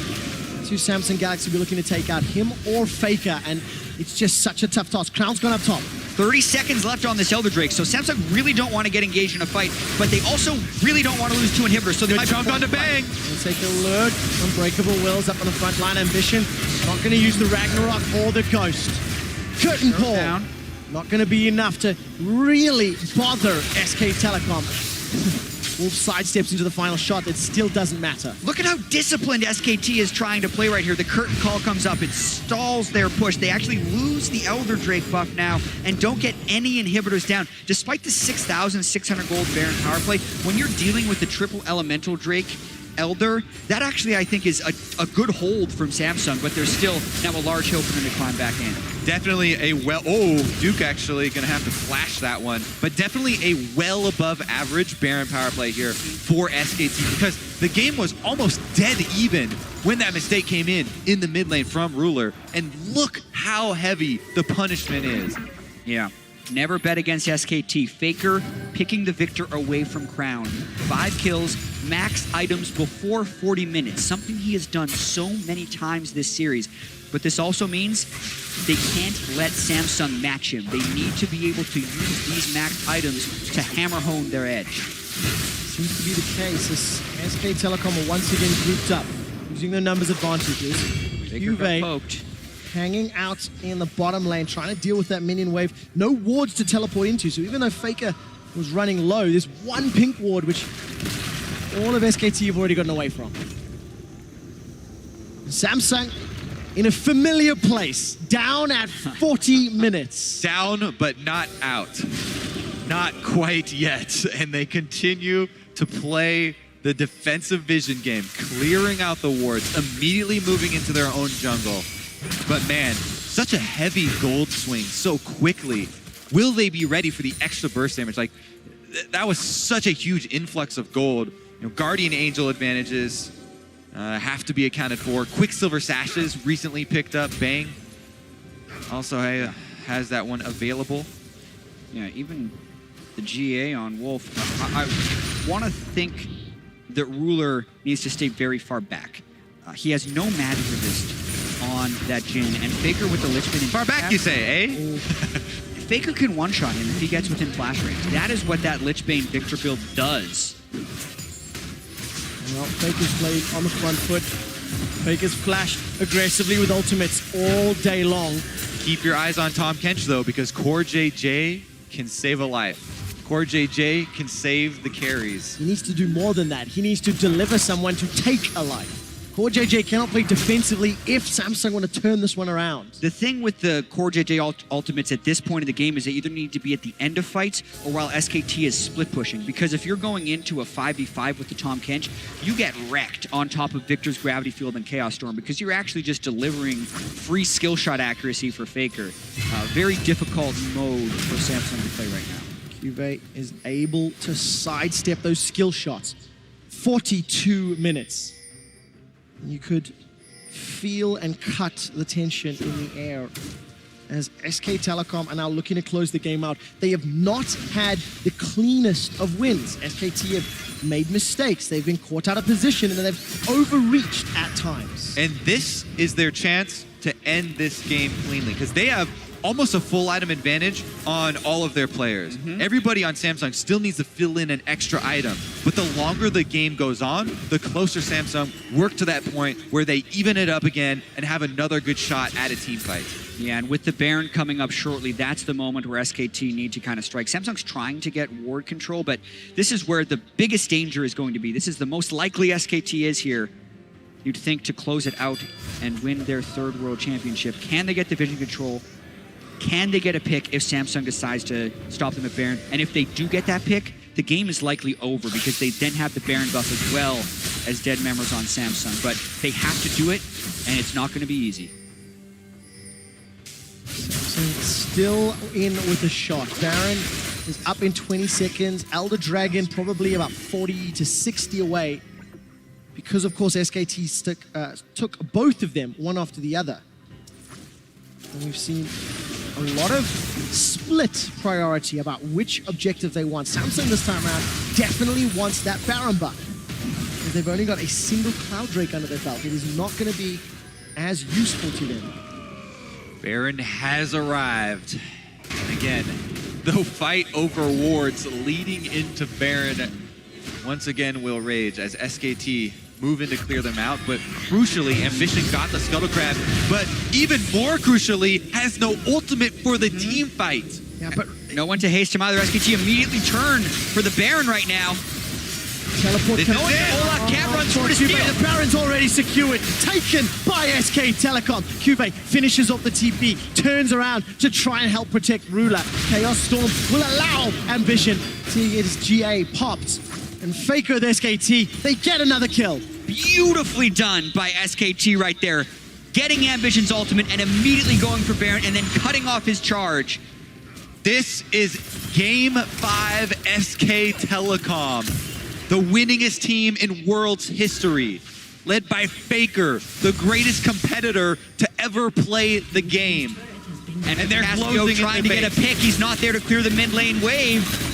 Faker is even going to sidestep those Patient though. bushes. Faker's expecting him to be in there. Anticipating it. He knows who he's up against. 25 seconds before Ambition respawns. Baron empowered minions. A super minion coming down the mid lane. In just a moment or two as that inhib falls. SKT, they now turn their attention to the top lane. Bang takes a lot of damage, but it's Ruler that's forced to be devoured. Cube uses the Verdict to buy some time. His GA is popped. Crowd's looking for a target to use the Petrifying Gaze. Chaos Storm is almost up for Faker. The second inhibitor falls. And SKT back away. Samsung's base is broken. SKT looking poised. Their play in the last 20 minutes has been very methodical and clean. They've taken a close game into a 13,000 gold lead and 2 downed inhibitors. They're definitely taking their time. They're doing it right. The Guardian Angels are now down for Samsung. The 2 inhibitors are now down for Samsung. And this is their last chance.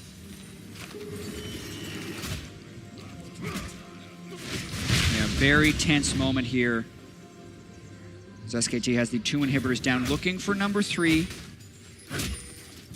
I can see ZZ Rock Portal in Wolf's inventory. Gonna help continue putting pressure on those side lanes. As, of course, actually used to put pressure on the mid lane. So super minions coming down through the mid. Only 1 inhibitor left standing. Yeah, and you'd think they'd want to try Desperation Invade, but they actually don't. They want to try and keep the waves at base so they don't have to desperately engage. With the triple melee team composition, it's very hard to walk through SKT, as we've seen time and time again in this game.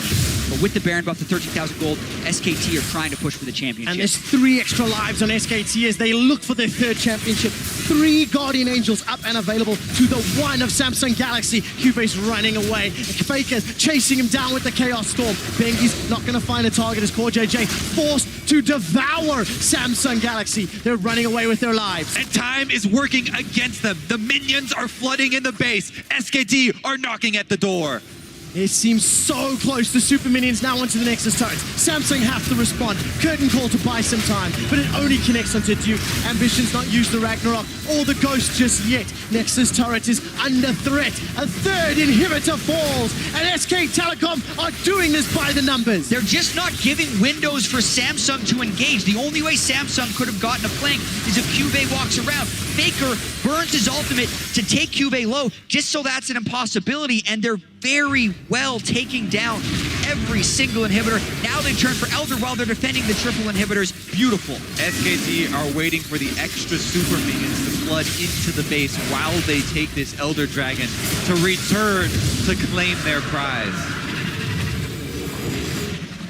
Now we were talking about the SKT victory lap in the Game 3 comeback when they had the 10,000 gold lead. This is more likely and closer than they've ever been to winning that 3rd World Championship. Elder Drake up, 3 inhibitors down, double spawns of super minions in every single wave.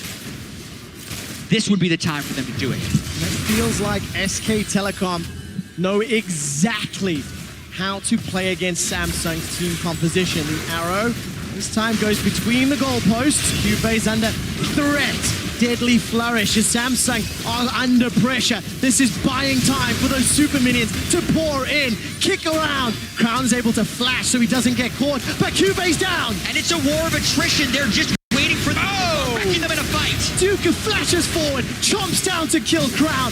SK Telecom have got 2, make that 3 kills. The curtain call is a fitting end to the World Championship as Samsung Galaxy are being dove under their tower. SK Telecom have overcome every challenge. They are the undisputed best team in the world. The SKT reign continues. They win their 3rd World Championship.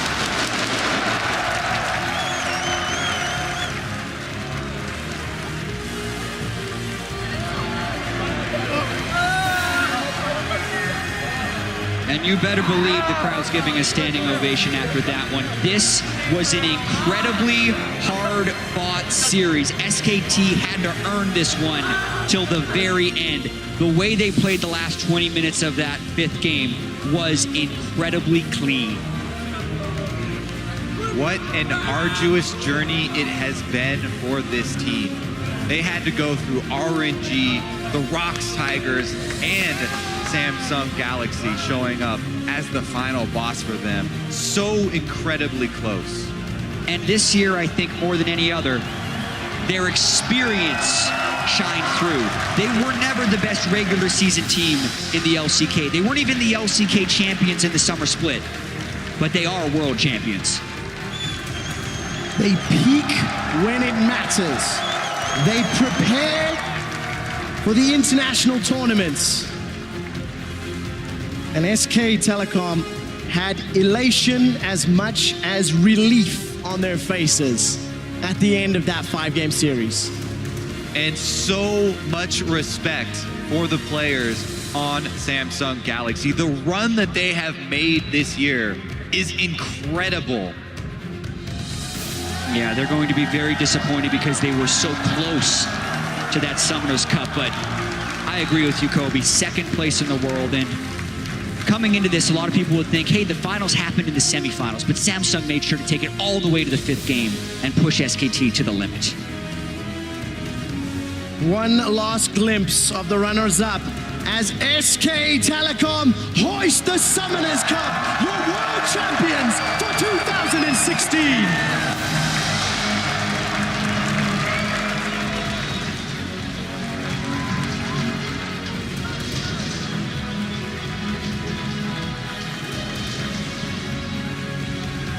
Six and a half hours after taking the stage for the finals, SKT is able to win this grueling series. And like you mentioned, Quickshot, elation and relief on their faces, because while they are obviously so happy to win,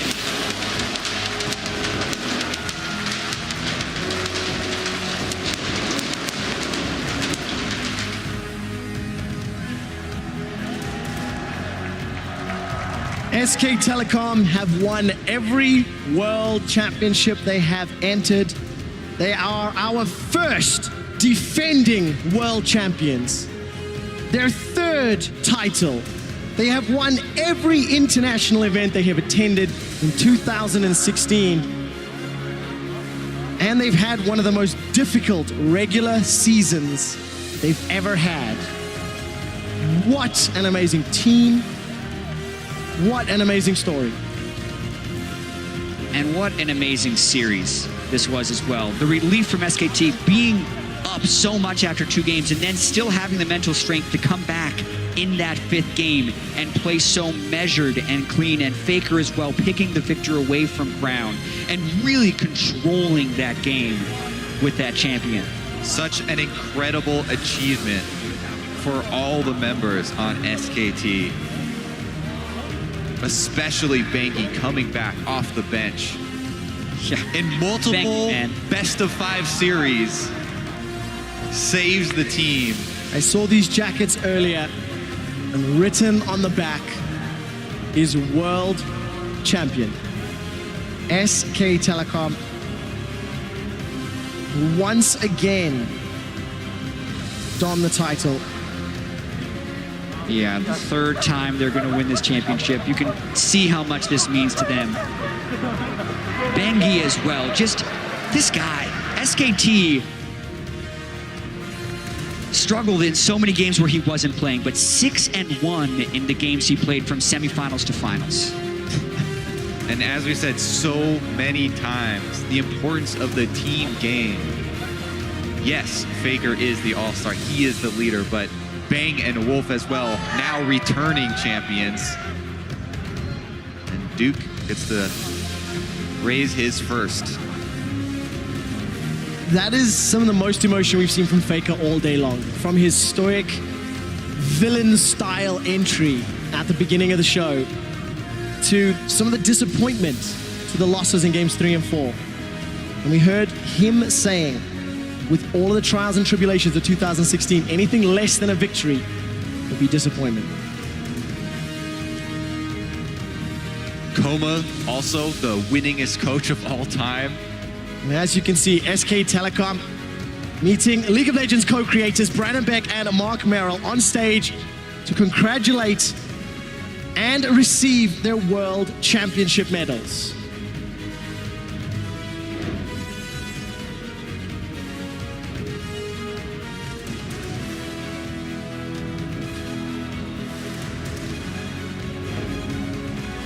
They're very familiar with these guys by now. Yeah, how you'd been the last year. It's nice to see you again See for you another again World next year. Championship. Just saying, last year I held the medals. The podium this year is much better looking. He's doing a better job than you. Touche. Get that thing untangled here. What an amazing performance. The story of SK Telecom is one for the ages.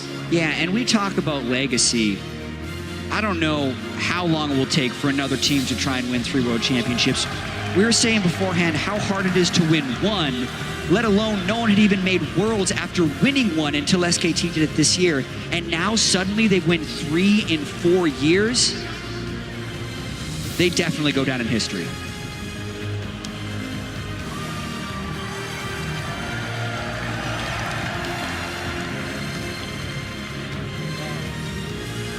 Duke's Trundle so solid throughout all of these games.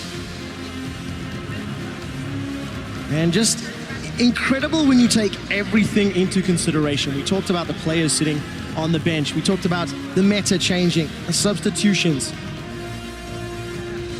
The two men left, Coma and Faker. League of Legends' most successful coach.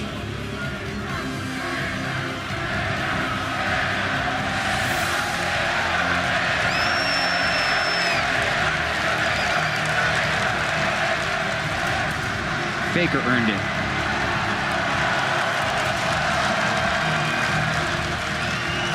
Truly a legend.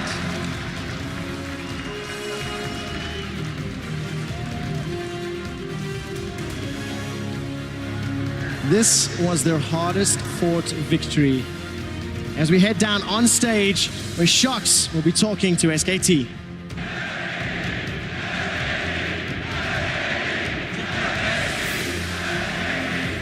Thank you so much. And the crowd erupting in chants for SKT. Faker, congratulations, winning the World Championship once again. But it was the most hard-fought victory in all three of the titles.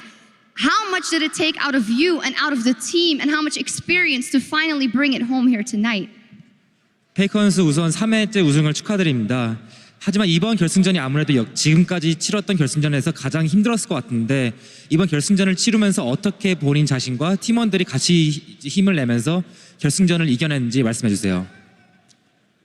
이번에 진짜 너무 힘들어서 다들 좀 경기 중에도 힘들어하는 모습이 있었는데 좀 다들 잘 이겨낸 것 같아요. 그리고 이번 시리즈가 좀 제 롤 역사상 가장 힘든 경기였던 것 같아서 그래서 좀 다들 기뻐했던 것 같아요.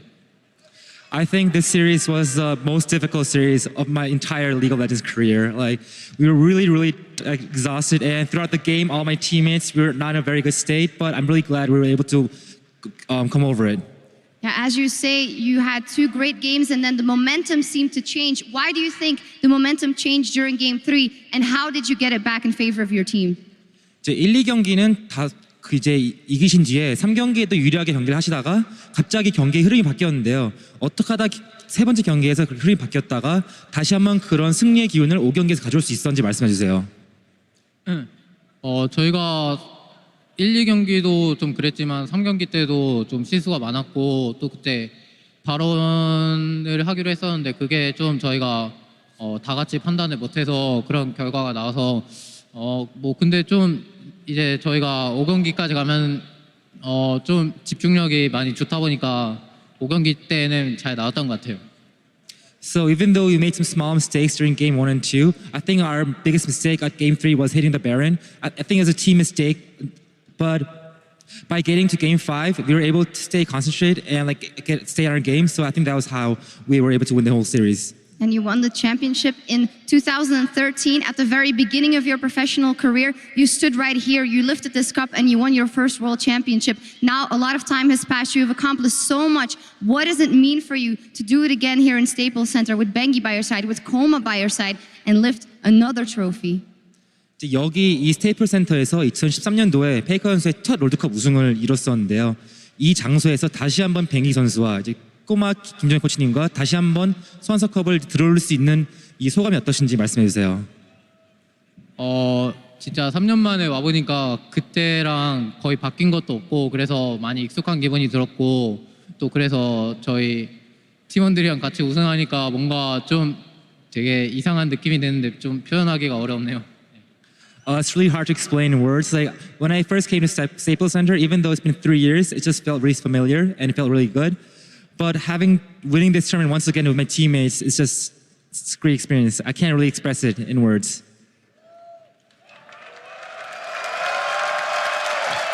The crowd can do it for you. You said in a recent piece with the Player Tribune how you play when you're angry, and that is obviously very good. Did you have similar emotions after Game 3 in this one? 이제 이전에 플레이어 트리뷴이라는 곳에서 인터뷰했을 때 본인이 화나면 더욱더 경기를 잘 나온다라고 이제 언급을 하셨었는데 세 번째 경기 이후에 다시 좀 그런 분노 모드로 경기를 하셨는지 말씀해 주세요. 좀 일단 경기가 안 풀리니까 좀 화가 나긴 했지만 뭐 그래도 어쩌겠어요. 그냥 좀 5경기 때 그냥 좀 마음에 가다듬고 잘할 수 있었던 것 같아요. I did get kind of mad after game 3, but I mean, I can't do much about that. But by game 5, I think it was most important that I was able to calm down once more before the game started. Well, at the beginning of the series, you looked really calm. At the player intro, you gave an intense stare to all of the crowd, and they've been cheering your name really loudly at the end of the series and throughout the series. Is there anything that you want to say to these fans here and the SKT fans around the world?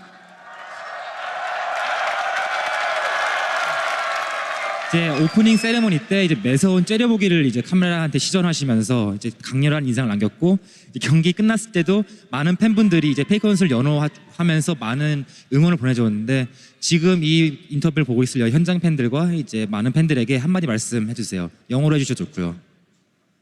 뭐 오늘 응원을 많이 해주셔서 정말로 감사하고 너무 많이 응원은 하지 마세요. 다음에 또 올 거니까.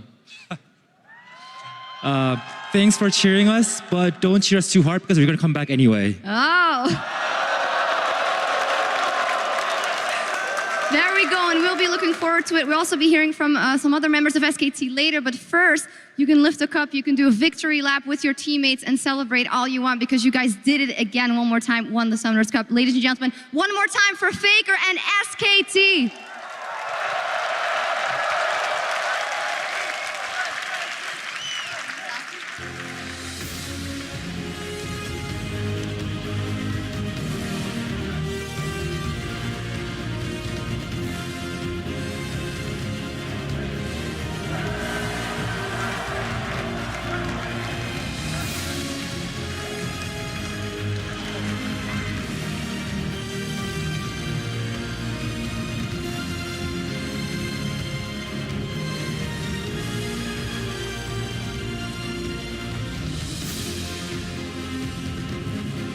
Three championships in 4 years. That is absolute insanity. This squad deserves all of the compliments and being lauded with. Yes, exactly. I agree with everything you said. But let's just revel in this moment for a bit because we really are witnessing the birth of a dynasty here. 3 times in 4 years is nothing to scoff at. Yeah, and when you have a look at how this team plays and the crispness and the discipline that they bring to Summoners Rift, I really do think that you have to be able to beat them over a 5-game series, and it's just so hard to do. First Rocks, now Samsung, not able to get it done because they're just that damn good. Exactly. Just looking forward to the evolution of the player intros for Faker. I mean, started very gentle, smiling, waving. Then he had the tumble. He has his broccoli. Now he had the anime death stare. So I don't know what he's going to do next year. It's all business. He knew he was going to have to fight for this one. So as you can see, we've stepped across the street to LA Live here, and we'll be breaking down today's series and announcing our Worlds MVP in an extended post show right after this look back at Worlds 2016.